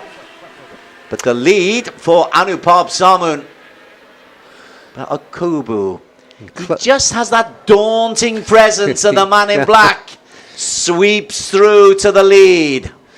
Yeah, Anupab wants this. He doesn't want to lose points to a wild card, that's for sure. And just on the back of this group, Kazma is finding himself in the company of Kip and of McKinley Carl Paz. He is. So this fast train is getting longer. KYT helmets corner. There's contact between Tanat and Apiwat. Is barged out of the way. That could have been a lot more consequential than it turned out to be. And all the front two just beginning to edge away by a little bit. Yeah, watch the performance of Apiwat from here. He doesn't like getting treatment handed out to him. Anupab Nakub at the front. Here's the contact coming in, Tanat and Apiwat. So you're anticipating a reaction from Apiwat? Yeah, he's a fierce competitor. He's got some real vim in him. Especially for a young, I mean, he's a more senior Thai rider these days. Also in his 30s, along with Anupab. And that was one of the young guns that just gave him a nudge. 0.04 of a second separating 1 from 2. Anupab Apiwat is in there. Kazma, as you say, is under pressure from Kip. He's re-established that little gap. So his sector 4 is pretty good compared to the Honda of Khalid and Pawi. And he's just giving himself a little bit of relief. But it's a little bit different today than it was yesterday for the championship leader, the current championship leader. Yeah, Tanat just slipping back a little bit. He's behind his Indonesian counterpart. Grohu, bike number 89, down in 10. Shows you the quality of this field. We like Nagrohu. Well, so then, Akubu going up the hill. 2.5 laps to go. Looks like he's trying to make a little bit of a break. He's got a little bit of space. That's half a second. Yeah, it is half a second. Let's see what Anupab can do behind him. Or is Anupab holding up the riders behind him? Tanat stopped to P4. Hershen's got himself up to 3. Yeah, they're bunching up. They're bunching up behind Akubu. Tell you what, this would be a mighty impressive double. If Hikari Akubu can hold on for this. Look how close this is. Tanat, can he hold that? back wheel just wobbles, but he does indeed hold it. Knees, shoulders almost to the ground through 13 and 14. 2 laps to go. It will be Akubu who leads, and it's a healthy lead. Not a substantial lead, but a healthy lead. Yeah, that's 0.3. I had it pegged at half a second as well, Des, but perhaps just closing up a little bit on the run to the line. Perhaps the Yamaha just had a little bit more speed, the Yamaha of Anupab. Kazma being dropped a little bit. He'll desperately try to get more than 10 points for P6. He's got Apiwat in front of him. Akubu accelerates away. Anupab's the only one who can compete with this pace. Tanat, he's got to worry about Herjan and Apiwat behind him. Akubu, tighter line through Apiwat. Yeah, and Anupab just had to roll off a little bit. So it looks as though he's got a little bit more pace through the twisty bits here at Motegi. But then again, look at that. Anupab has responded. Different line up the hill. It's a gradual incline. And you're just leading to the hairpin. Yeah, this is good work from Anupab on making that R6 really work through the back section of this circuit. And he's managed to close down that gap. It did look like Akubu was getting away. That's Izam not having the best time. Victor Racing, Izam Ikmal. Anupab comes down the hill. Leaves the braking nice and late, does Akubu, who'll know this circuit very, very well over the years in All Japan Racing and championships galore, going back nearly 15 years, 16 years, 2010. There will have been some calculations going on under the helmet of Anupab. Final lap. A thriller. A thriller in Motegi. Tanat has got the better of Herjan, a 1:53.1. Best lap of the race so far. But is it a little bit too late? Akubu still leads. And he's strong in this part of the track. Yeah, let's see what Anupab can do. He got himself closer on the back section of the circuit, sectors 2 and 3. That's the Shorewin Entertainment curve. And these boys are providing entertainment. And a battle is Anupab. Has he got anything left? Has Tanat got anything left? Yeah, Tanat's looking strong too. But if Anupab just through the next few turns can get himself really close to Akubo, and you can see him looking up the inside there. He is looking up the inside, but where is the space? And last time around he will have calculated the braking point of Akubo on the run down to the crucial turn 11. He's getting as close as he can right now. We're all down to this final 4 turns. They'll turn into this hairpin, and then it's the sprint down the hill. And then who has the best line? Akubu looking for the win double. Still has the lead, but how about this? Anupab Samoon on the Yamaha takes a different line. Goes through on the inside. Anupab Samoon. Akubu blocks him off. Akubu, can he hold it? The answer is yes. What kind of a drive out can he get? Anupab has a look on the inside. Akubu is there. Akubu into turn 14. Now the drive is on. Akubu looks for win number 2. And Sanwa Racing are going to get a win double through Hikari Akubu. That is fabulous. Ahead of Anupab and Tanat and Herjan, Apiwat and Kazma. Top work, Hikari Akubu. Brilliantly done, because I tell you what, Anupab had him under so much pressure there. Oh! And it's celebrating. Oof, he lost balance of his own bike. Well, I think just losing attention, or perhaps some of the riders around him not looking straight ahead. Oof. Dangerous situation, but Akubo back on his bike, pointing the wrong way. Wow. So, a dramatic race with a dramatic ending. I'm sure race control will be telling him off. He'll be getting fines for that. Depends what caused it. It might have been that he was clipped by somebody else who wasn't looking where they were going. But all is good. There's your winner, Hikari Okobu. Okay. All's well that ends well. Yeah. Win double. Fantastically done. And a nice little U-turn as well. Now, there he is. He's oh, yeah. He bumped into Anupab while celebrating with both arms in the air, so that was entirely Hikari Okubo's fault. He will get a ticking off for that. A little bit red-faced, but that's okay.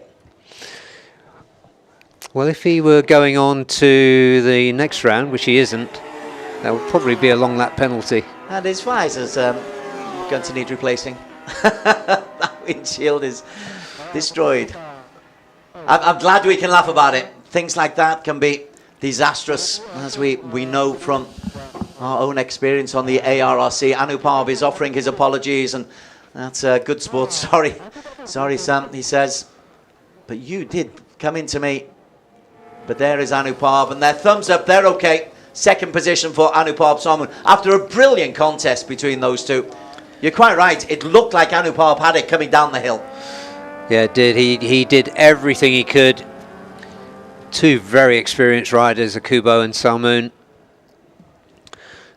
But Okubo, what a brilliant weekend, stepping onto that bike for the first time on Friday morning for free practice. And then just making it go faster and faster all the way through. Surprise win yesterday. Less of a surprise today. He found a little bit extra.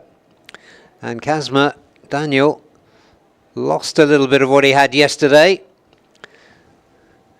So interesting for the championship, especially with Tanat finishing third. Good improvement from Tanat as well. Terrific. Hikari Okobu wins it for Samoa Racing. 0.2 of a second ahead of Anupab Samun after a brilliant finish. Tanat Leongplea couldn't quite get the heroics of Boiram, but that's a nice podium for Tanat. It's actually 4 out of the last 5 podiums for Tanat. Persian Adna in P4, improvement for the Astra Honda racer. Apiwat in 5, Kazma in 6 with 10 points. He'll still be leader in the championship, but the gap has been cut. McKinley Kalpaz in 7. Carol Idem-Powie, who was more competitive on the Idemitsu Honda today in P8. Kitsada for Honda Racing Thailand 9. Wayu Nugroho, Yamaha Racing Indonesia P10. Kaisuke Tanaka for Nitro Ryota on the Yamaha. Wildcard in 11. Fairozi Torkatula for Yamaha Racing 12. And Helmi Asman just 3 points. Gosh, you'll need to really get things worked together ahead of the next race coming in Mandalika. Demaseki in 14, Izam Iqmal in 15, and 1 lap down was Zhao Tianhao. Yeah, just as we get to the podium, but you're right, Des, that's just a 5-point weekend for Helmi Asman, who came in third in the standings. Tanat and Anupab exchange words in Thai, in part for May, but coming to the number 1 position for the second time this weekend, Hikari Okubo. Having a bit of a laugh, I think, with Anupab about that slowing down lap mishap. I think we're all very relieved that they can have a laugh about it. Absolutely. First error of the weekend for Hikari Okubo. If you're going to make an error, make it after the end of the race, of race number 2, once you've secured your 50 points. Yeah, he gets the congratulations of Kentaro Kobayashi, the head of Dunlop for the ARRC. There you can see the clouds. We've had this cloud cover and a little bit of a breeze all afternoon, but we just had that one little tweak of rain. It doesn't look like the rain is going to come through.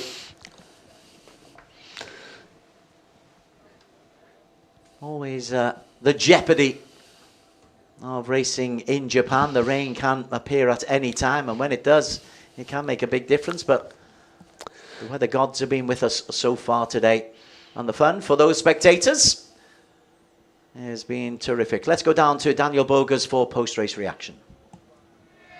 So Tada, it looks like those changes worked, but for the victory, it was just a little bit short.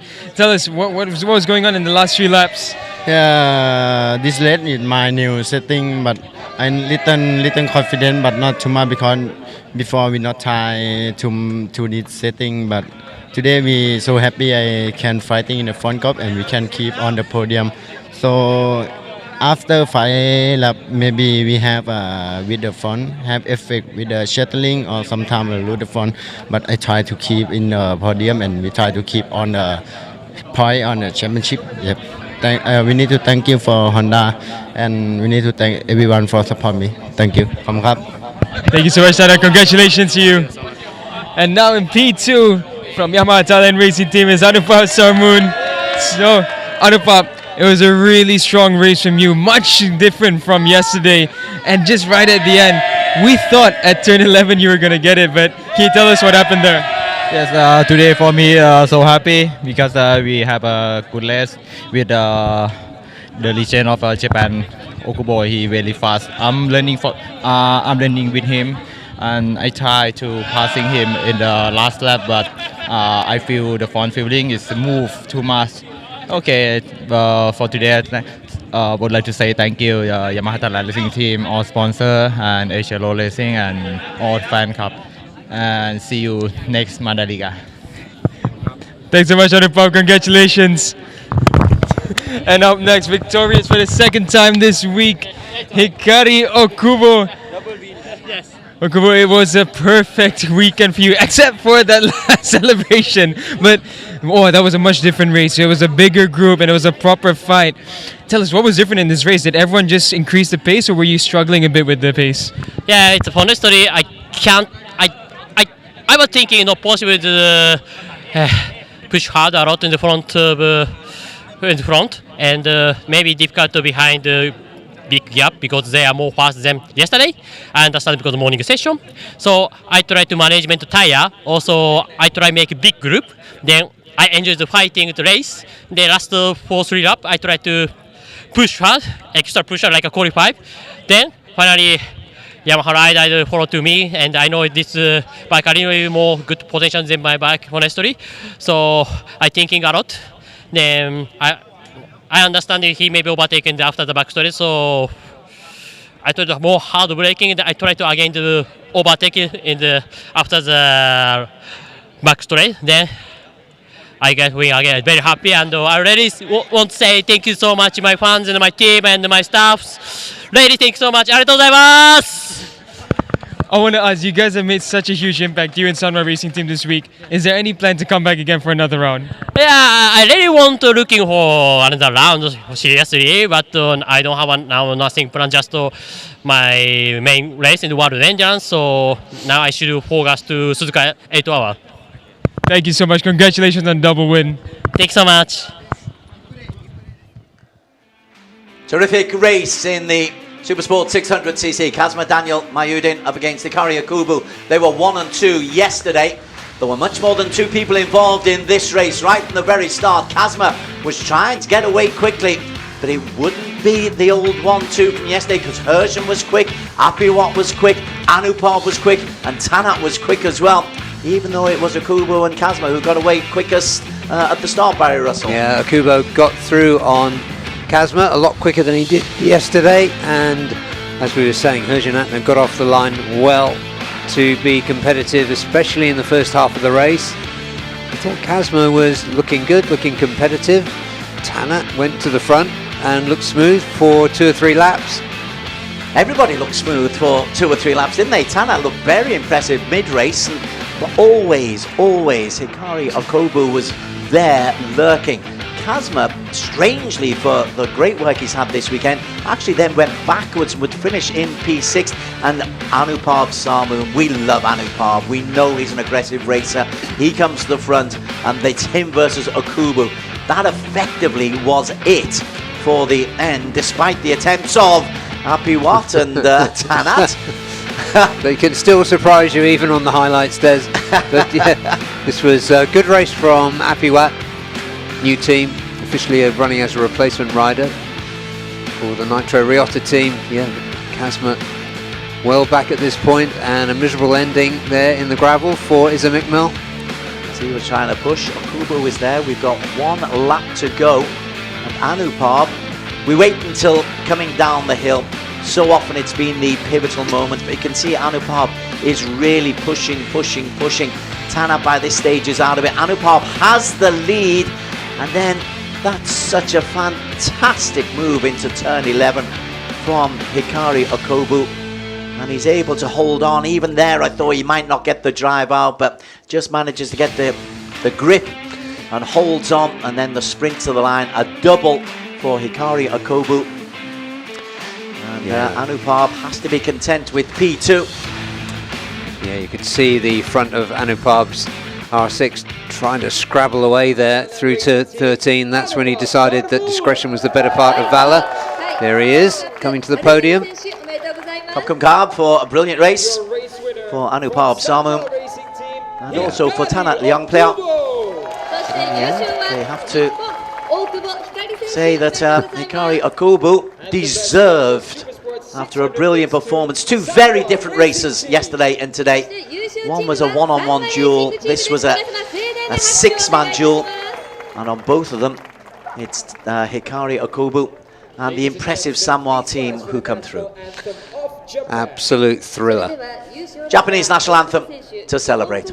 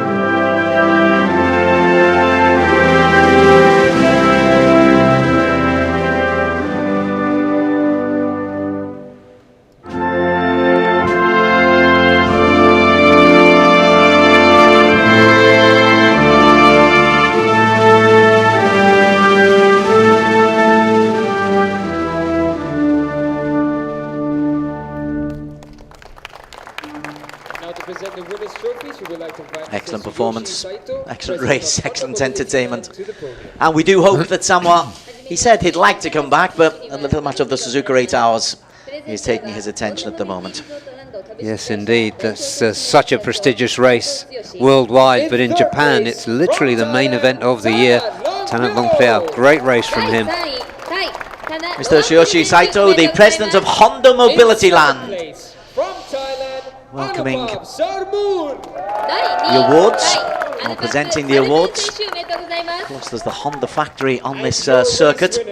I've still not had a chance to spend a lot of time in there.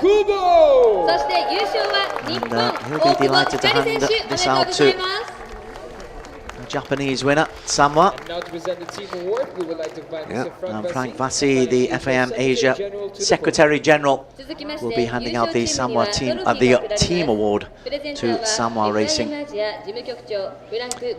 Vassi got his steps in this weekend, that's for sure. For Super Sports 600 Race 2. I like the Park Fermi, it's just behind the pits, just under our commentary position. Team award to Samoa and a win double. And now we would like to invite Mr. Tsuyoshi Saito, proudly held up. Good to see that exuberance at the end of the Park Fermi interview as well from Okubo. Absolutely. Samoa Racing Team award. Ladies and gentlemen, tie 3 and 2, Tanat Yongplao and Anupab Samu, both closing in on Kazma Daniel at the top of the championship standings. But the wild card, Hikari Okobu, taking maximum points on this weekend.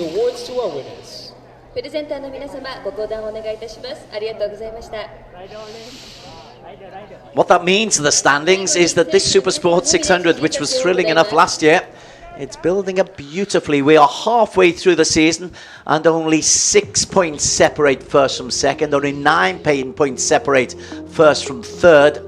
And even Herschel and Helmi, you know, another good round of results and they can come back into the reckoning. This could become a 5-man fight. It's Kazma Daniel on the Hongryong Yamaha leading on 102 points. Tanat Yongplao for Honda Racing Thailand on 96. Anupab on the Yamaha on 93. Herschel Abma 67, a point clear of Helmi Asman. We'll want to forget this weekend. Winder Grohu for Yamaha Racing 58, 56 for McKinley Carapaz, and Okubu has a 50-point weekend for Samoa Racing to move himself into the top 8. Okay, they're getting ready to watch the final race. They are watching from opposite the main grandstand. They'll be seeing the start of the big boys, the Superbikes. That is the next race to come up at the FIM Asia Road Racing Championships and Mobility Resort in Motegi. Don't go too far away. We're back with you for the finale of the weekend in 2 short minutes. Idemitsu engine oils are precisely formulated for meticulously engineered Japanese car engines. We are committed to delivering optimal performance. We fulfill this commitment through 5 ultra-protective benefits known as Quintec Guard. They unleash the peak performance of treasured cars. Drive anywhere with confidence. Feel the excitement in your heart. The highest quality engine oils in the history of Idemitsu.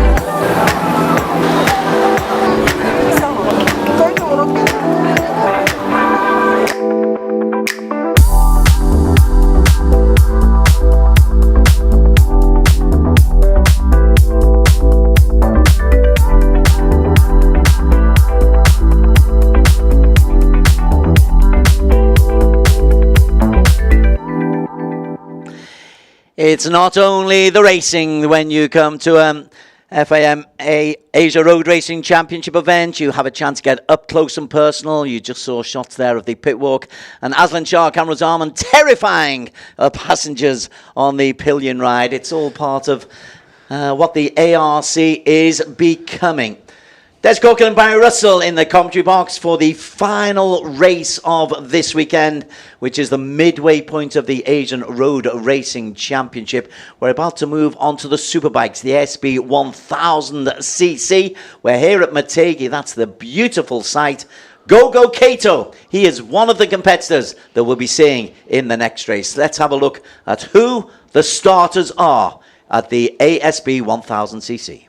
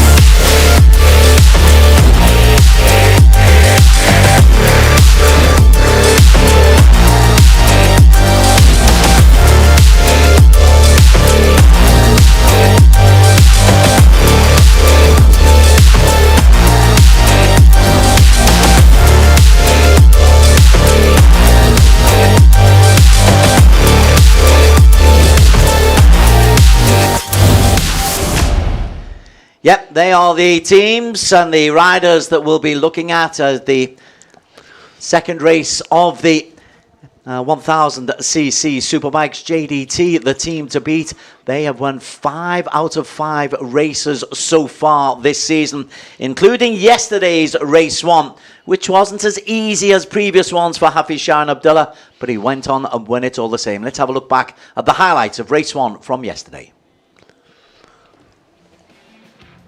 Yeah, Hafiz Sharan Abdullah, defending champion, championship leader, imperious. It's up to the others to try to catch up. They're giving literally 200%, which is what we're hearing from the likes of Kito Abe. And at the start, it looked like Hafiz might be in a little bit of trouble this race, by Russell. Yeah, strong starts there from Zakwan and from Nakarin, who came through really strongly from row 2. But Bike 55 very quickly established himself. That Ducati has just got power. And the defending champion, once he got past Zakwan Zaidi, it was really difficult to see who was going to stop him. He has the power. The Hondas are giving it everything. Zakwan Bike 21, Kito Abe Bike 39.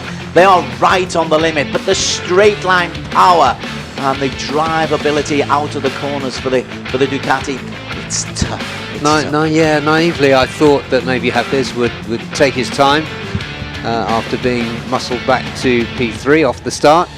But I think the point was his natural pace is so fast it would have been difficult for him to have ridden at a lower pace. A long lap penalty served by Zakwan Zaidi. That kiboshed his hopes of a podium place. He would finish in P7, but he came back only in P9. And there's plenty going on. Arakawa gave it a go.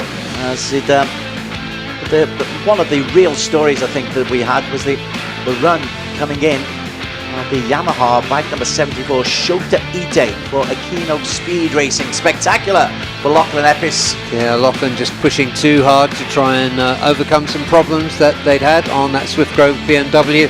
But the story unfolding here was as you say, Des, the one of Akino Speeds, Shota Ite, riding a Yamaha. Yamahas are not supposed to be competitive at high-speed stop-and-go circuits like this, but he put the lie to that. That's really Hakim Anwar. Tough weekend for the Malaysian Hondas, but for Ite, he was able to hold on and hold off Nakarin Tirapubapet, which hurts Nakarin's championship hopes or chance of a P2. Hafiz Sharim, in the meantime, coming through. He is imperious. 5 wins out of 5. He wins this one again, slowing down on the final lap by 4.5 seconds. Arbe promised to give it as much as he possibly could. Arbe's had 5 podiums in a row. If it's 5 wins in a row for Hafiz Sharim, the big question is, who can stop him, by Russell? Yeah, that is a question everybody in this paddock wants to know, especially his ASP 1000 competitors. And talking about Mr. 200% there on your screen, Kito Abe, he's done well in everything considered to keep the gap at the top down to 29 points after 5 races. Certainly has. And we are only at the halfway point of the season. There is the Hark Pro pit crew just trying to work on the calculations. How do you stop the Ducati? He's good on the straights. He's good on the turns. He's got power out of the turns. It's a really good package that Ducati have put together. Yeah, very complete and difficult to know how to stop it. Let's go to Daniel, who is down there on the grid.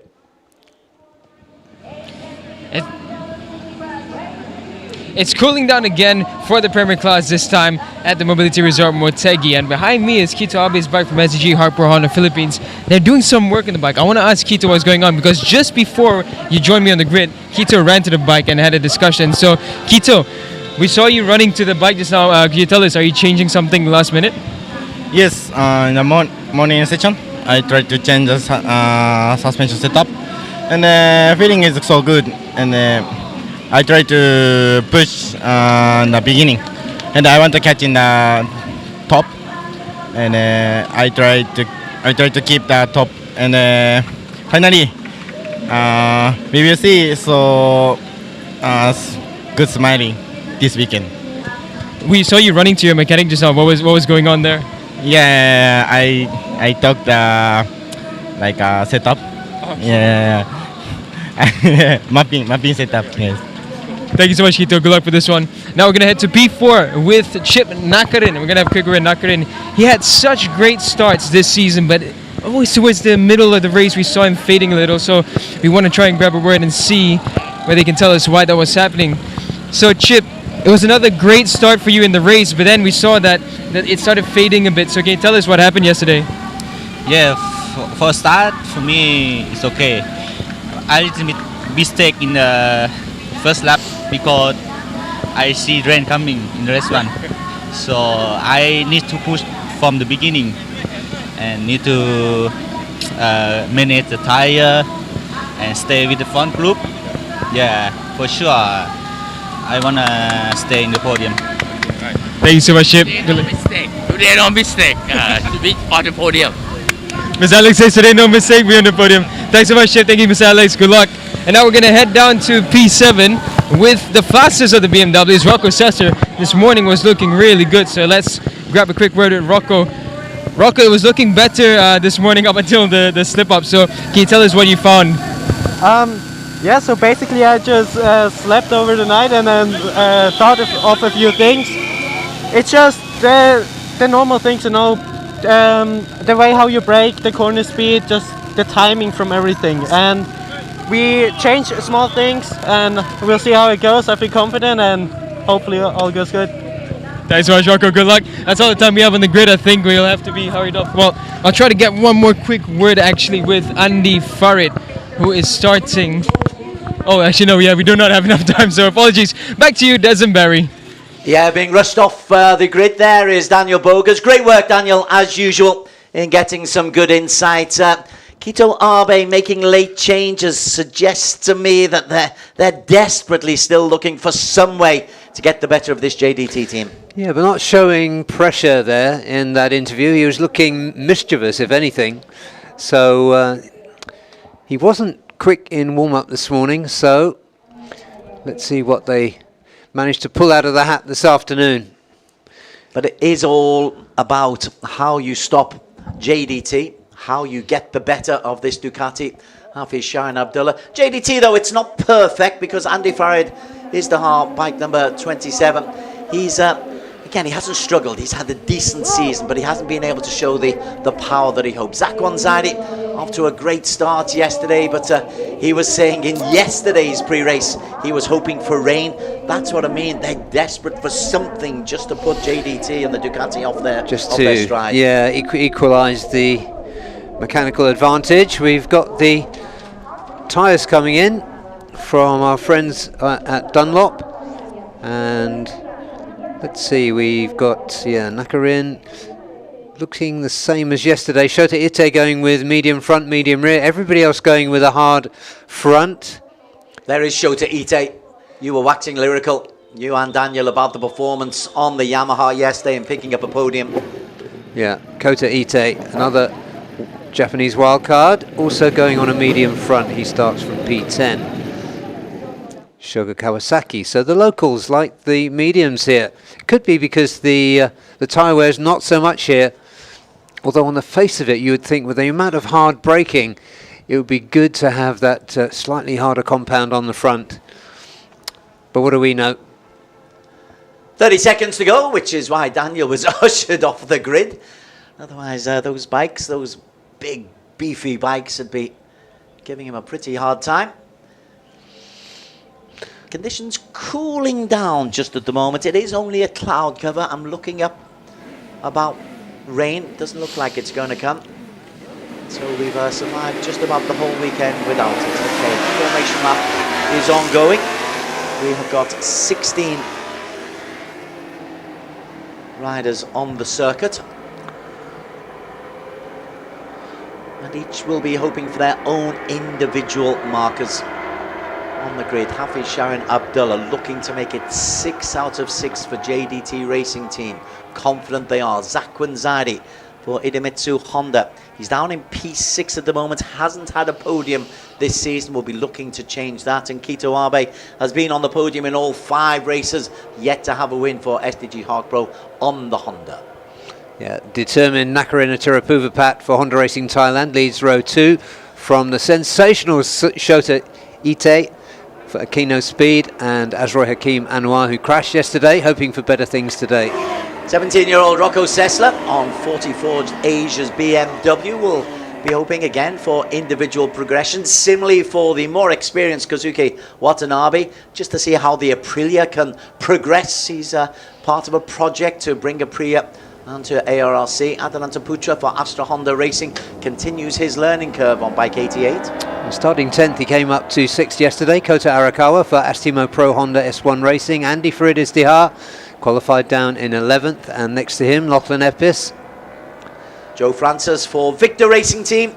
Again, straight line speed is a problem here, and there's 2 long straights, so the Victor Racing Team just looking to improve incrementally. Shogo Kawasaki for Team Aprilia, the second of the Aprilias, and you've got Fami in P15, and Shogo Kawasaki. Ollie Simpson was down in P15, and Fami in P16. Yeah, Ollie Simpson on the Moto Go Yamaha. He should improve through the race as well. He came up to P11 yesterday. Although our focus will be, of course, on the leaders, there are individual points for the likes of Joe Francis, the Aussie-based Brit racing in the ARRC, and for Ollie Simpson, and for Lachlan Epis, who's shown some great form this season. Has had a pretty wretched weekend, crashing out yesterday. Yeah, bike setup, electronics seem to be a continuing theme of the difficulties suffered by Lachlan Epis on that Grove BMW. Our championship leader, Hafiz Shahin, making sure his brakes are nice and warm. Mr. Honda on SDG.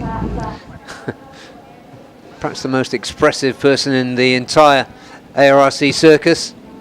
Fingers crossed, looks to the heavens. Yep, Abe is late to the line, but everybody is now in position, and we are all set to go. Hafiz Shahin Abdullah in pole position, right of your screen. underway. A flying start from Arbe, but also a flying start from Hafiz Sharin in the race to the first corner. Well, Hafiz turns in. Chip Nakarin got away quickly as well, but Hafiz looking to control from the front and not have anybody in front of him. Yeah, Nakarin, another good start from row 2 to put himself second. He went into the lead, but this time Hafiz nailed the start just right.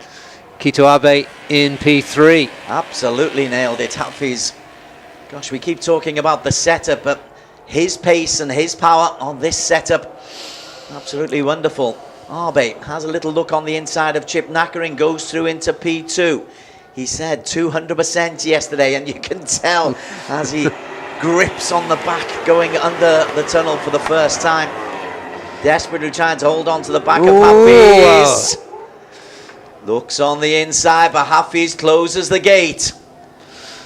Wow. So intent there from the very start from Kito Abe. He's taken P2 away from Nakarin, and he's trying to take P1 away from Hafiz. He snatches it briefly. Hafiz brilliantly goes through the gap of both Nakarin and Arbe. Just let Arbe go past him, and that was terrific from the Ducati rider. Yeah, just overcooked it a little bit. But Nakarin was coming on the inside as well, Barry. Yeah, but Kito, Mr. 200%, couldn't quite get it turned in time. Hafiz threading the eye of a needle. Zakwan Zadi in P4. Now he's third, and Andy Farid is in fourth. Right then, Andy Farid has been desperately looking to get some form. He's had wretched problems with electronics. In fact, they put in a new engine yesterday. Chip Nakarin tries to put the power down, but the power against this Ducati is impossible to match.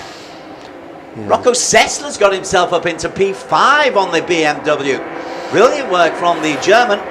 Yeah, he found something this morning as well, as he was telling Daniel on the grid. Kind of slept on it, came up with a few ideas, and he was really quick in warm-up. But the quickest of them all is Hafiz Sharin Abdullah. A perfect 5 out of 5. And it's not been easy. He has got very good competitors trying their absolute best. Arakawa comes through ahead of Ite.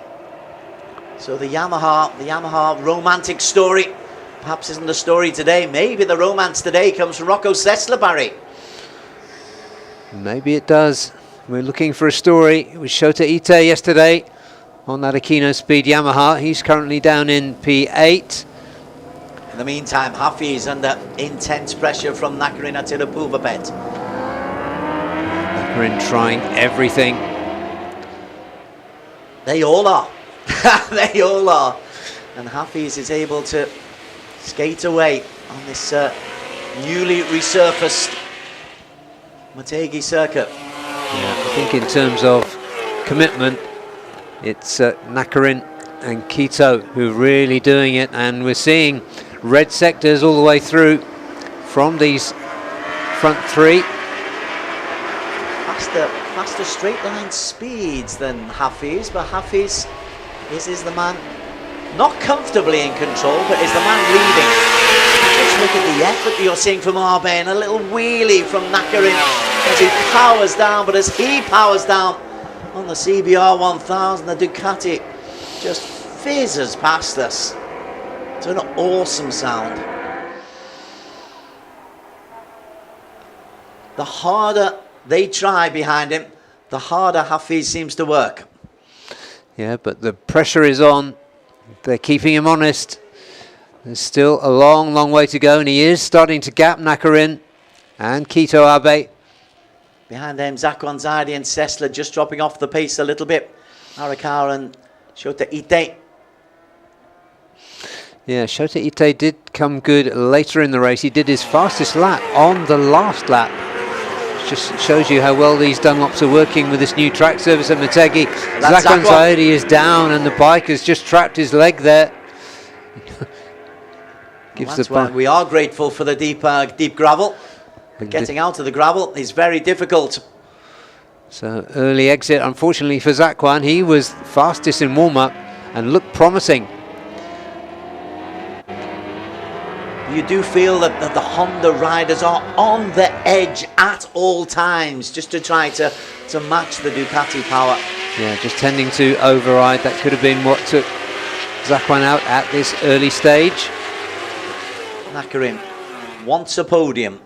Arbe wants a podium. At the moment, that's how it's looking. To their credit, they're not letting Hafiz get away. Hafiz has lapped a 1:49.3. That's the fastest so far. As he banks into turn 14. He comes through at the end of lap number 3. Yeah, the front 3 well clear. Arakawa and Ite. Your Yamaha romance continues, and the BMW of Rocco Sessler drops down to P6. Azroi Hakim's coming back into the reckoning in 7. Adhananto Putra in 8. That's Arakawa and Ita. Ita goes slightly wide. Gives a bit of encouragement to the BMW. Right then, Arbe wants to put Nakarin under pressure. Yeah, they need to be careful, these two, because that would play, of course, to Hafiz's advantage at the front if they do start scrapping and losing speed. Nakarin leading the charge at the moment. Yeah, Keto wants to get through. He feels he's got more pace. Oh, but he needs to make sure he stays on. I mean, for all the commitment and the edge that he rides on all the time, his finishing record is 100%. Look at the wobbles there as they struggle to hold on to the power of the Hondas. And still Hafiz goes away from them. There's Arakawa. That's nice. You've got Arakawa, then the Yamaha of Ite, then the BMW of Rossler. Into the gravel trap. Oh, is that Joe Ollie Simpson on the Moto Go Yamaha is out. That's unfortunate. He's in the deep, deep gravel. And so is that Azroi? It must be. It's Azroi. Is out again. My goodness, what do they need to do in the Idemitsu Honda Racing Malaysia team to turn things around, not only in this category. Hafiz, fastest lap, 1:49.1 at the moment.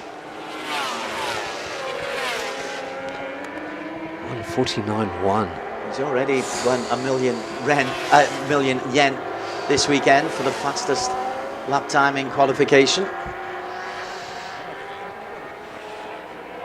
And his lead is now up to a 2.5 seconds, despite these two being really on the edge, but they are battling against each other.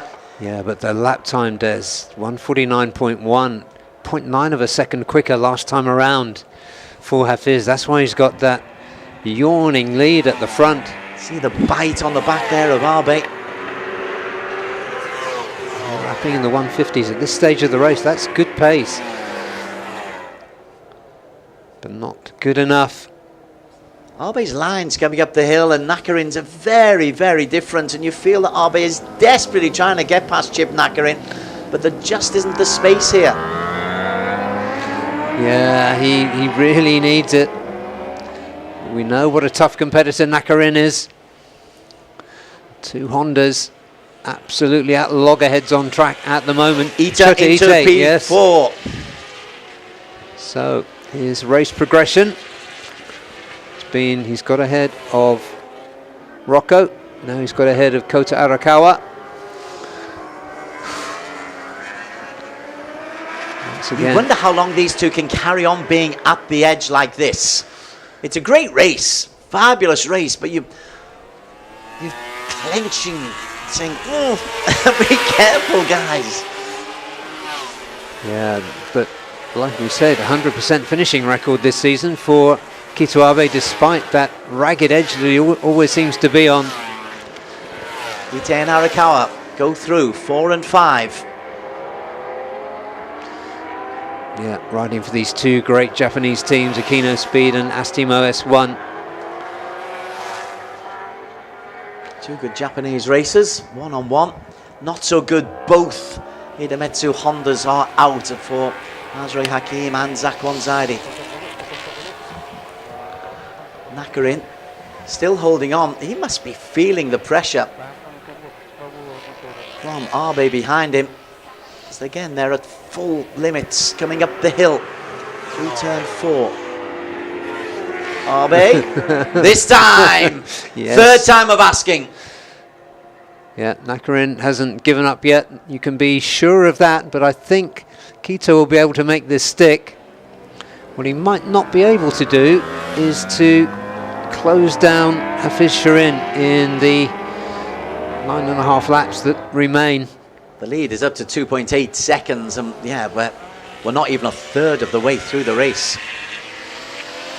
But maybe Arbe maybe now he's got ahead of Nakarin. Okay, he's been able to pull a gap.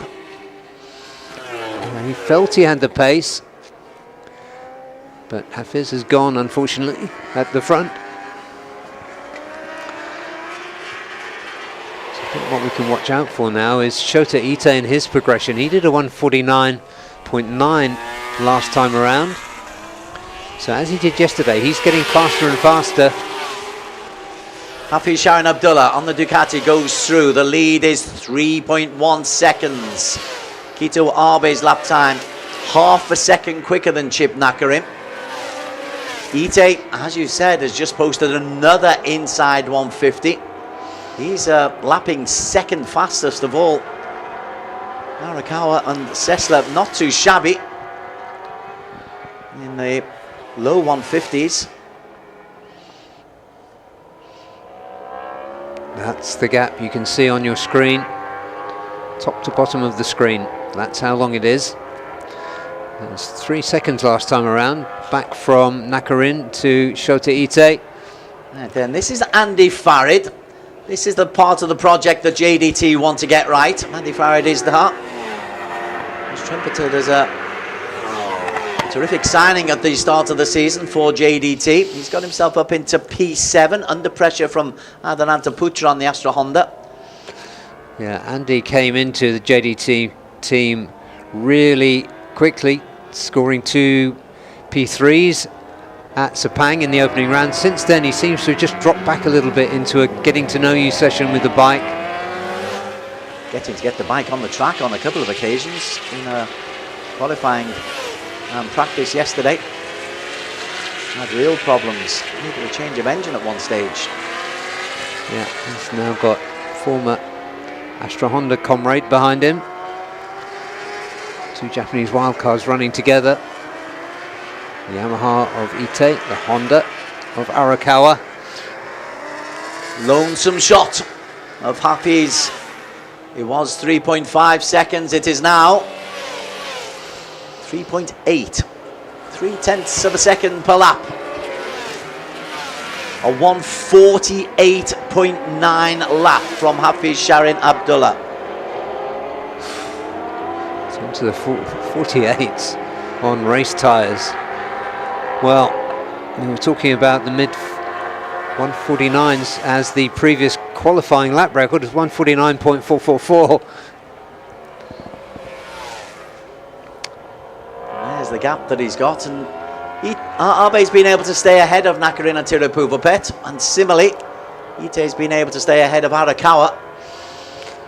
Yeah, still 3 seconds down on Nakarin. Shut up. Yeah, Arakawa's got himself up from P10 where he started for Steno Pro Honda Racing. Yeah, Nakarin answered the call to Shota Ite by putting in a 149.7 last time around. Zakwanzadi's put himself back on the track, and he's trying to pick up points. You never know, it could be useful come the season's end. You never know. It's unlikely at this stage to affect the championship, but it could affect the top 3 if his second half of the season improves dramatically over the first half. Coming down, this is going past Rocco Sessler, and that's good work from Andy Farid. Rocco tries to go round the outside. Can he hold on? The answer is no, because Andy Farid's done terrific work on the Ducati. Farid up to P6. That's a confident Rocco Sessler though, Des, despite losing that place. He did a, well, slower lap that time, but the previous lap was a 149 point, where are we? 149.7, yeah. So Andy Farid slowly but surely getting to grips with this beast, the Panigale. An Indonesian in Malaysian colours. It's a good story. Behind them, the yellow of Shota Ite for Aquino Speed Racing. Yeah, this time Shota Ite not making any impression on the front three, or at least the rider in third, Nakarin and Tirapuvapat for Honda Racing Thailand. Rocco Sessler squeezes up the middle, yes! Can he hold on? Brave from the BMW, and Andy Farid tried to look for the switchback, but Sessler, you've been picking him up this weekend, and quite rightly so. That was a precociously confident move there from the 17-year-old German Rocco Sessler. Tell you what, BMW have got some young talent there. But then he can't hold on because Andy Farid is able to pinch it back immediately. But Sessler proving his worth, coming down the hill. He's not going to have another go here, is he? No, surely the power of the Ducati powers him down the hill. Yeah, that BMW is fast as well, but just the way the Ducati delivers the power is something else. Well, Zakwan, as we said, is back on the course. Shaken but not stirred, and will look to pick up points. In the meantime, Jim Nakarin has not let Abe get away from him. So that's going to be a race until the end. 6 laps to go. The lead for Hafiz is 7 seconds, so these two will be slugging it out for P2, barring an accident or an incident or a mechanical failure. Yeah, we wondered if Kito Abe had the pace to get away from Nakarin. The answer is no, with 5 more laps after this one remaining. And we have seen Nakarin fade, as we've discussed in earlier commentary. We've seen Nakarin fading later in the race. He's holding up well this time. Abe, foot down, knee close to the ground, tries to scamper up the hill. He's quick up the hill. That's where he made the overtake manoeuvre. That's where he has the advantage. In the meantime, though, Hafiz continually posts these, well, 149 times, Hafiz. Yeah, mid-149s. Kito Abe and Nakarin last time around in the 150s. Shota Ite has nibbled a bit away at the tail of Nakarin there. A couple of tenths off, so perhaps there is going to be a late charge from the Aquino Speed Yamaha R1 just behind these two. Nakarin taking a very different line out of turn 13 to try and get a drive onto the straight and overcome Kito Abe. It's not going to work. Over the line goes Shota Ite. He's holding on. He's holding off Arakawa. More to the point. Arakawa, though, hasn't let Ite get away. What are they lapping at? Arakawa, they're in the 149s, mid-149s as well. Yeah, I wonder if these two riders know each other well enough to cooperate. They've just taken a little bit out of the advantage of Nakarin away, but it's 3 seconds though, Barry. Yeah, they've only taken a few tenths away, and less than 5 laps remaining. But it's another great performance. On any other day, we would have said this was a phenomenal performance, a phenomenal ride from Shota Ite. So this is for P5. Sorry, P4. Ite over Arakawa. Andy Farid has got himself ahead of Rocco Sessler. There was your lead. The lead is now beyond 5 seconds. A little bit further down, I can tell you, Lachlan Epis is lapping in the low 150s. Kazuki Watanabe in the low 150s. Joe Francis, frontline speed or straight line speed is hurting him. He's lapping in the 152s.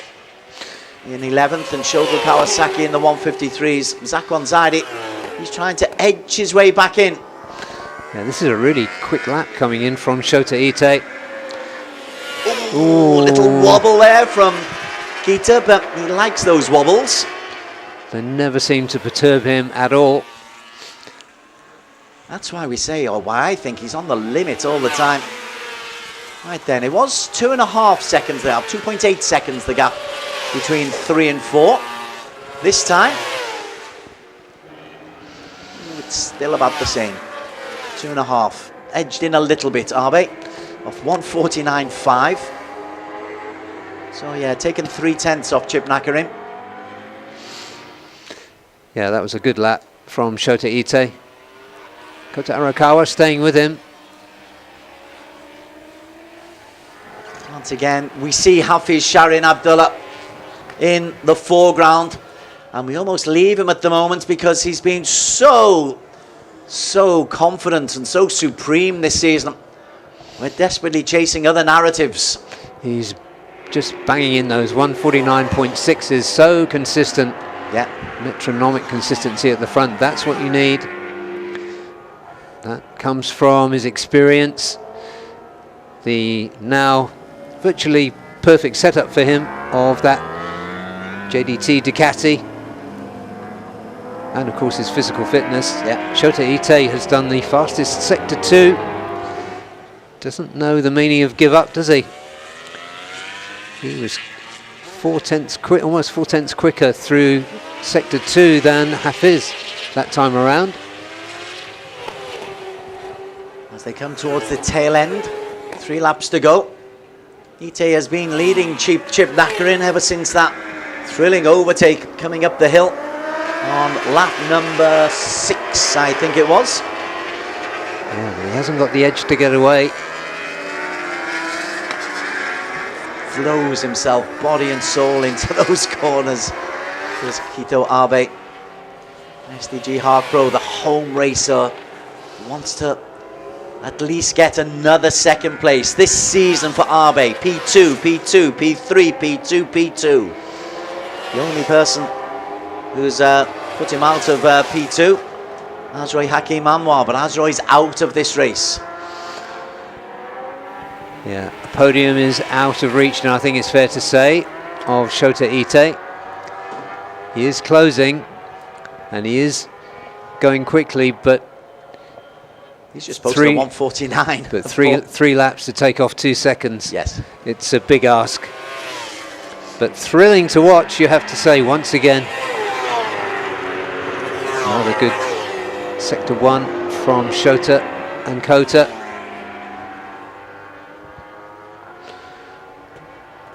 Great work. If this was just a couple of laps longer, we could have a fight for the podium. A few more joining the fight for the podium.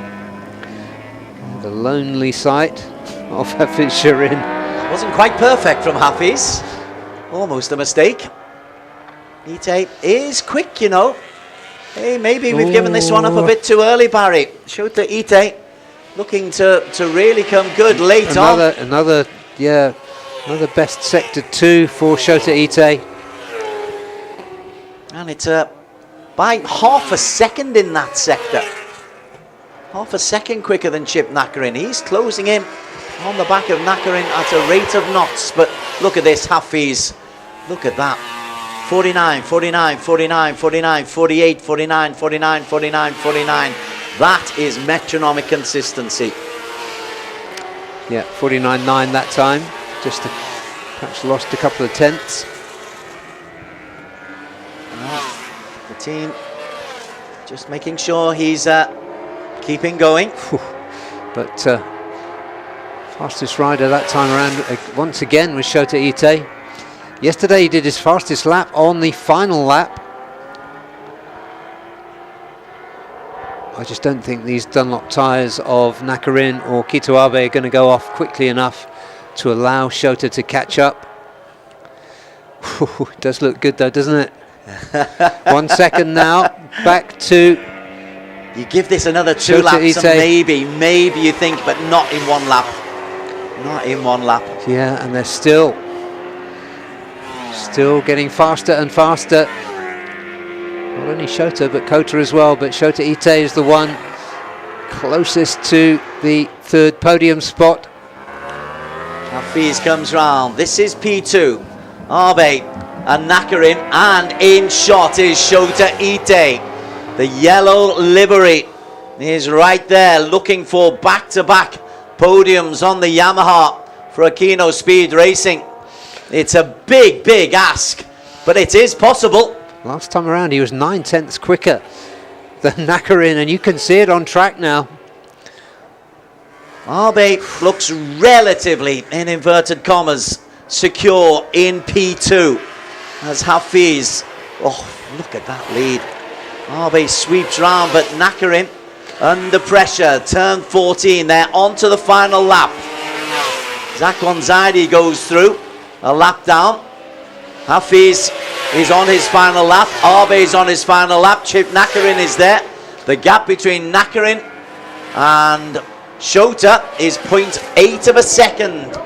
It is a big ask, but it's a possibility, Barry Russell. It is a big ask, but Nakarin definitely does not want Shota Ite to pick his pocket again in race 2. Actually, Nakarin's responded. He's now beginning to put the pressure on Abe as Hafiz Sharin, 5.2 seconds clear, slowing down. He's in the 150s. First time for Hafiz, as once again they get ready to celebrate on the pit wall. But the battle for P2 is still raging.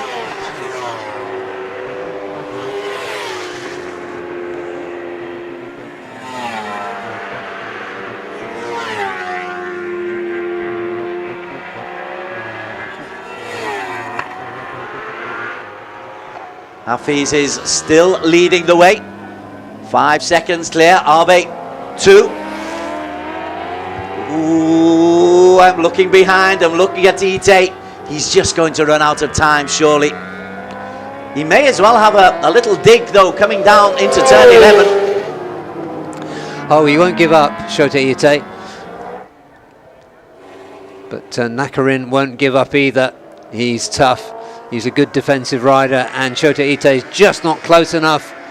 Abe comes through as Hafiz Sharin Abdullah makes it 6 wins out of 6. It's fabulous. It's perfect. They've worked hard. They've got it right. 6 out of 6 for Hafiz. P2 comes in for Kito Abe. Nakarin in P3, just ahead of Shota Ite. But Ite gives it a real go. He's only 5/10 down at the end. And once again, those Johor and JDT flags are there. And the celebrations on the pit wall, well, we've come used to these celebrations, Barry Russell. Massive credit to JDT. They rightfully celebrate. SDG applaud, as they should, the efforts of Kito Abe. He did give 200% once again.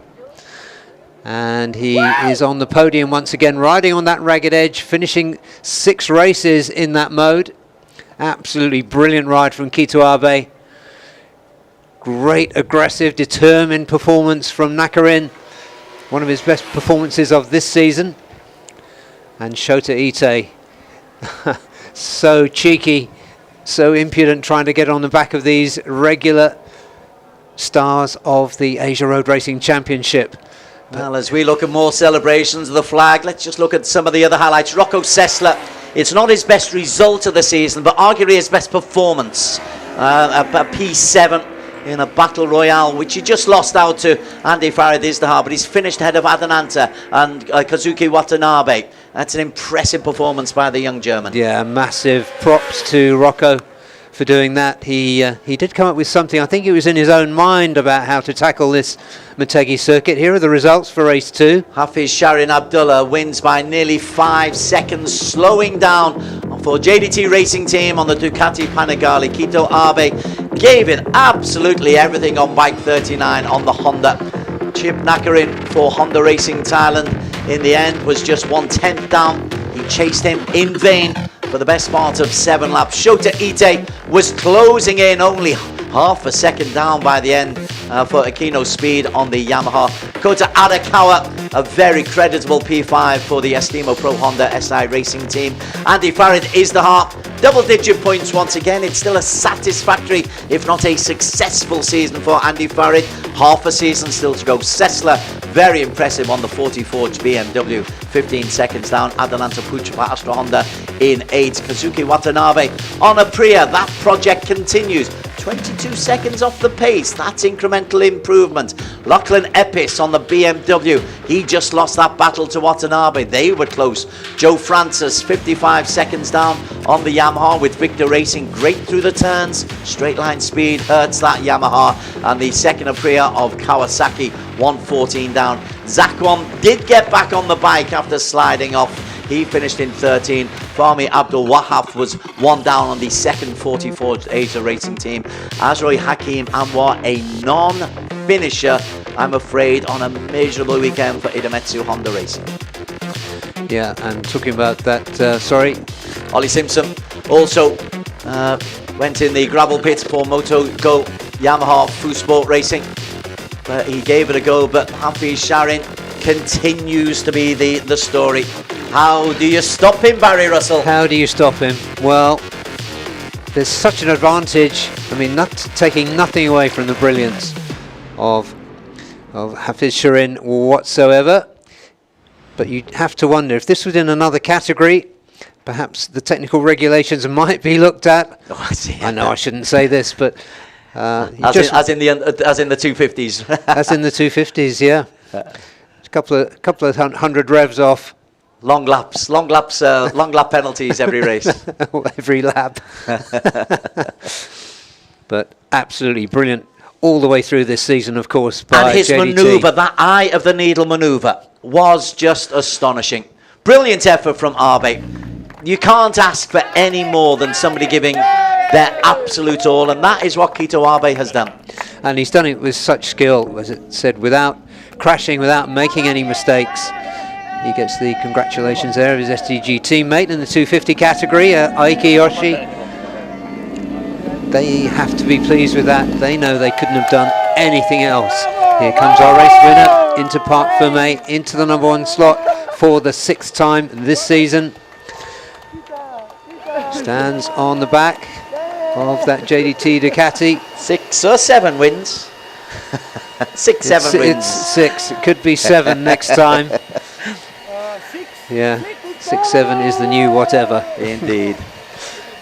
Halfway through the season, a perfect season so far for Hafiz. And when you consider the trials and tribulations of the previous 2 years, the hard work, the pain, particularly here at Motegi last year when he was taken out on the hill. Oh, you've only got 6 fingers. Only got 5 fingers, Hafiz. Yeah, well, more than a handful of wins for the Malaysian star. All that hard work has paid off. 2 seasons where they had to fight and fight. So it hasn't all been plain sailing. They're making it look easy this season. But the road here has not been so easy.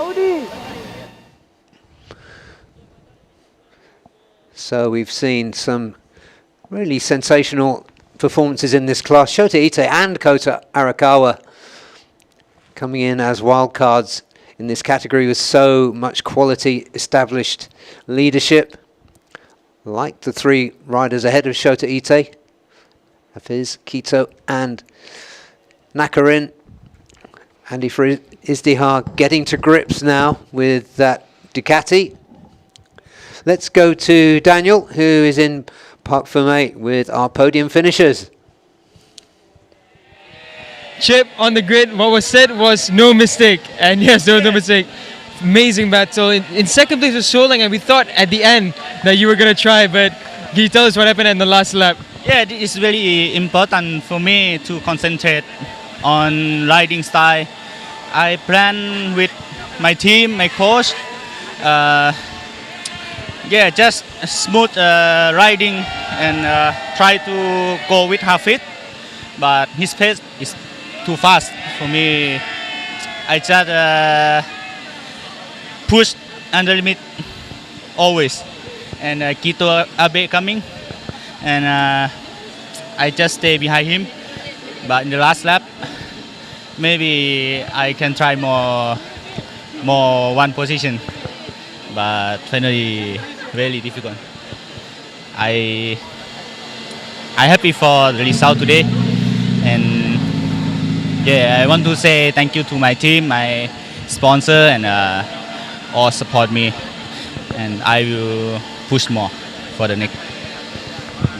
Thank you so much, Chip. Congratulations. And in P2, for the second time this week, it's Quito Abe from SCG Heart Pro on the Philippines. And it's a little conversation between Quito and Chip. They had a great battle all throughout and a lot of pressure. Quito, it was a different race from yesterday. You had Nakarin keeping you busy the whole time. We saw Nakarin was just pressuring you from the back, but you managed to hold on. Did you have a bit more that you think you could have given, or was it really on the limit this time again? Yeah, this race so too hard race. Yes, again, and remaining 7 laps, 8 laps, I'm so limit, and because I tried to push in the beginning, so because I want to catch in the half pace, but I tried to pass, but I cannot get on the top, and I tried to push again, but gap is a little bit too far. So, and my data is finished very early, and I tried to keep the lap time, but today lap time is very good for the yesterday. Today, yeah. I do my best now. Can I speak Japanese? Okay. 地元ラウンドで勝ちたかったんですけど、すみません、勝てなくて申し訳ないです。ただ全力は出し切ったし、現状できる、ことはすべて出し切りました。まだ後半戦残ってるんですけど、しっかり一勝でもできるように強い走りで頑張っていくので、引き続き応援よろしくお願いします。Thank you so much. Thank you so much, Hito. Congratulations on P2. And winner in race 2 for the 6th time in a row in 2026. Hafiz Sharin. Hafiz, I started a new dance. It's a new celebration now. So, 6 in a row. Cruise control in a 48.98 on I think it was lap number 7. But how did you find this feeling? I mean, you looked even better today. First of all, Shukr Alhamdulillah. 6th time in a row. Nothing much I can ask, and ask more for the championship this season. And we know that we have a pace this morning, but we just try to keep understand and don't do crazy things, you know, because when lose confidence, you lose a few moments very easy. So in the race, I know in the beginning of the lap they try to keep me behind them, but when I have room to pass them in a turn 9, I think, so I make a move and I try to focus to brake late little bit and try to secure my position, and I just did my pace, my rhythm same like yesterday, and then getting better and better, and surprise, we did a qualifying pace and very consistent, and yeah, thank you to the team that my crew chief that has been busy in the beginning of the season, and now they are here, and I hope in Mandalika we can bring a good result also, and yeah, I just challenge myself in race 2 compared to yesterday, because I'm not happy yesterday with last 4 laps. My pace was a bit dropped, and today I try to understand how to manage the rear tire and try to understand the bike, and I make a very good pace. And yeah, I would like to thanks to the team, and also one and only is my big boss Duli Ahmad Mulia Tunku Manggota Ismail for believe in me, and my family, all the sponsors that support me, RCB, Umar Racings, and all Shoei, Alpaisa, everything that involved to our journey as a JDT racing team, and yeah, this is all for you. And thank you so much, Hafiz. Congratulations on 6 in a row.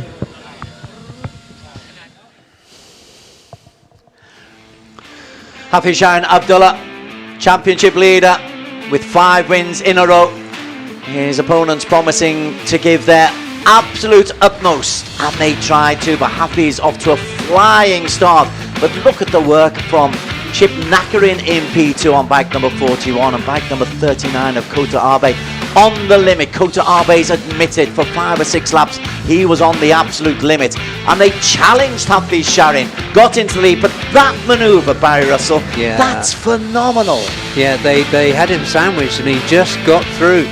Got the power down and he got through and into the lead, and that was it. It was bye-bye Hafiz. But lots going on as Chip Nakarin, both these riders, you have to say, gave everything, and unfortunate slip there for Zakwan, who might have just overridden. Possibly, I think they all do, and Ollie Simpson going out as well, as did Ajoy Hakim Anwar. I think you've got to override if you're on the slightly under, it's not underpowered. The Ducati is just magnificently powered, and the package that they put together, and the athlete on the bike. Great battle though, and eventually Abe gets the head of Chip Nakarin, and that's with 10 laps to go.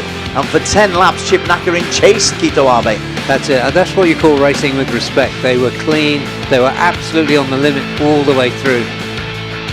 Fantastic riding from both of them, pushing it as hard as they did, and for not falling off. Rocco Sessler, as you said, there's his best performance, if not his best result in ASB 1000.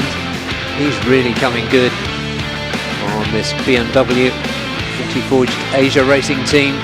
New livery this weekend, and a burgeoning talent in the young German Rocco Sessler, still only 17, but Kito Abe would hold this P2. That stat bottom right just showed the metronomic consistency of Hafiz Sharin Abdullah, and he said yesterday they're looking to improve. He wasn't happy with his last 4 laps last time, so they're setting personal targets. They're not thinking that the job is done, even if the rest of us are wondering how you get the better of this Ducati package. And Hafiz comes through once again, wins slowing down.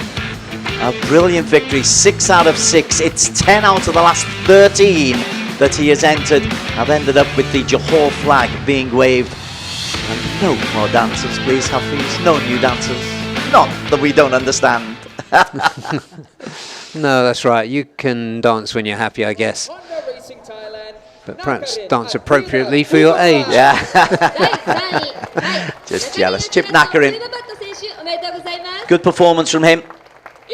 He remains 4th in the championship standings, but has closed the gap a little bit on Andy Faridizdaha. Yeah, it was a good race from Chip, this race 2. 6 podiums in a row for Kito Abe. And again, though he looks frustrated, you cannot ask for any more than somebody giving their absolute best. And that's exactly what we've had from Hafiz Sharin Abdullah with a new celebration. JDT Racing Team once again will be celebrating. Ladies and gentlemen, please rise for the A state national with anthem in a country of Malaysia. very, very proud, but it's the Malaysian national anthem, Negaraku, who will celebrate this Ducati win.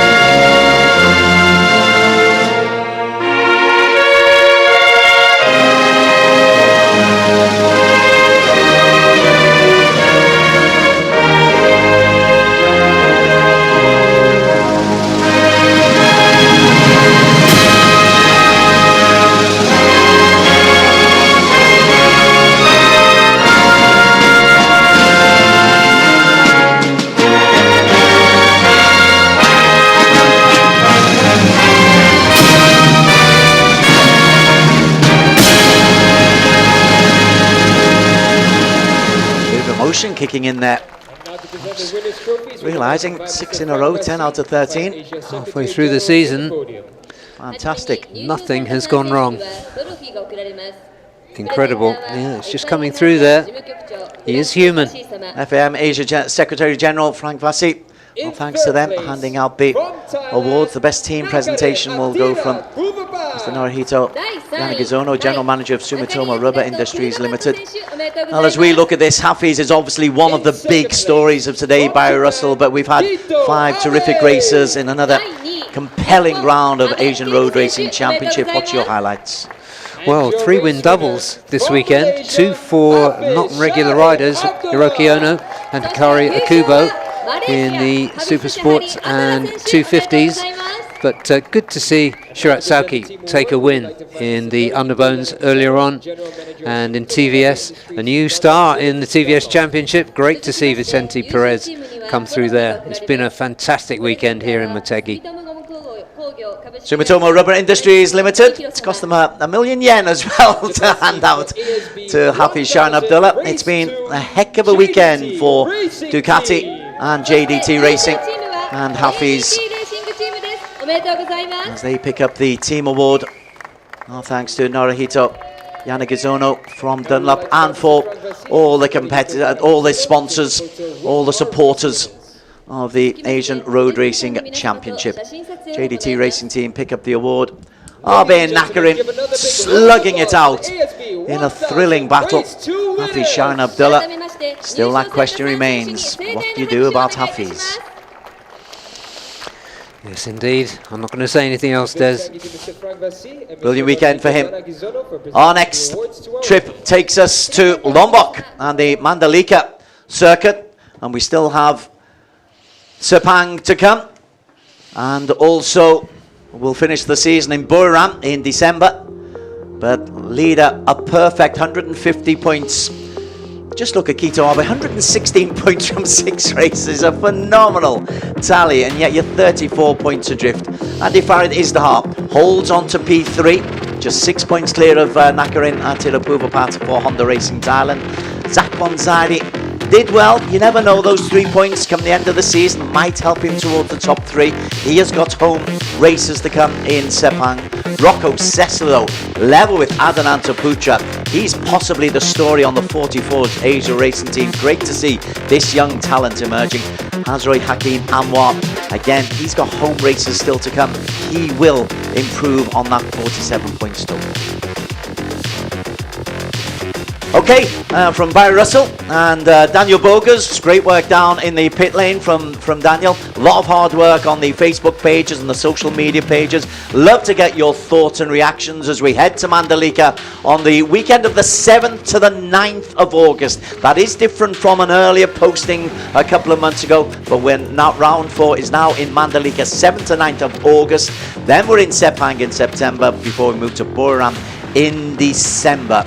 It is year number 30, season number 28 of the FIM Asia Road Racing Championship. Motegi, you have been magnificent, and the rain has stayed away. Hope you've enjoyed it. To the team behind the scenes, the TV crews, the directors, the cameramen especially out on the circuit, a big thank from us, and from me, Des Corkle and Barry Russell, it has been a pleasure and a privilege to bring you the ARRC from Motegi.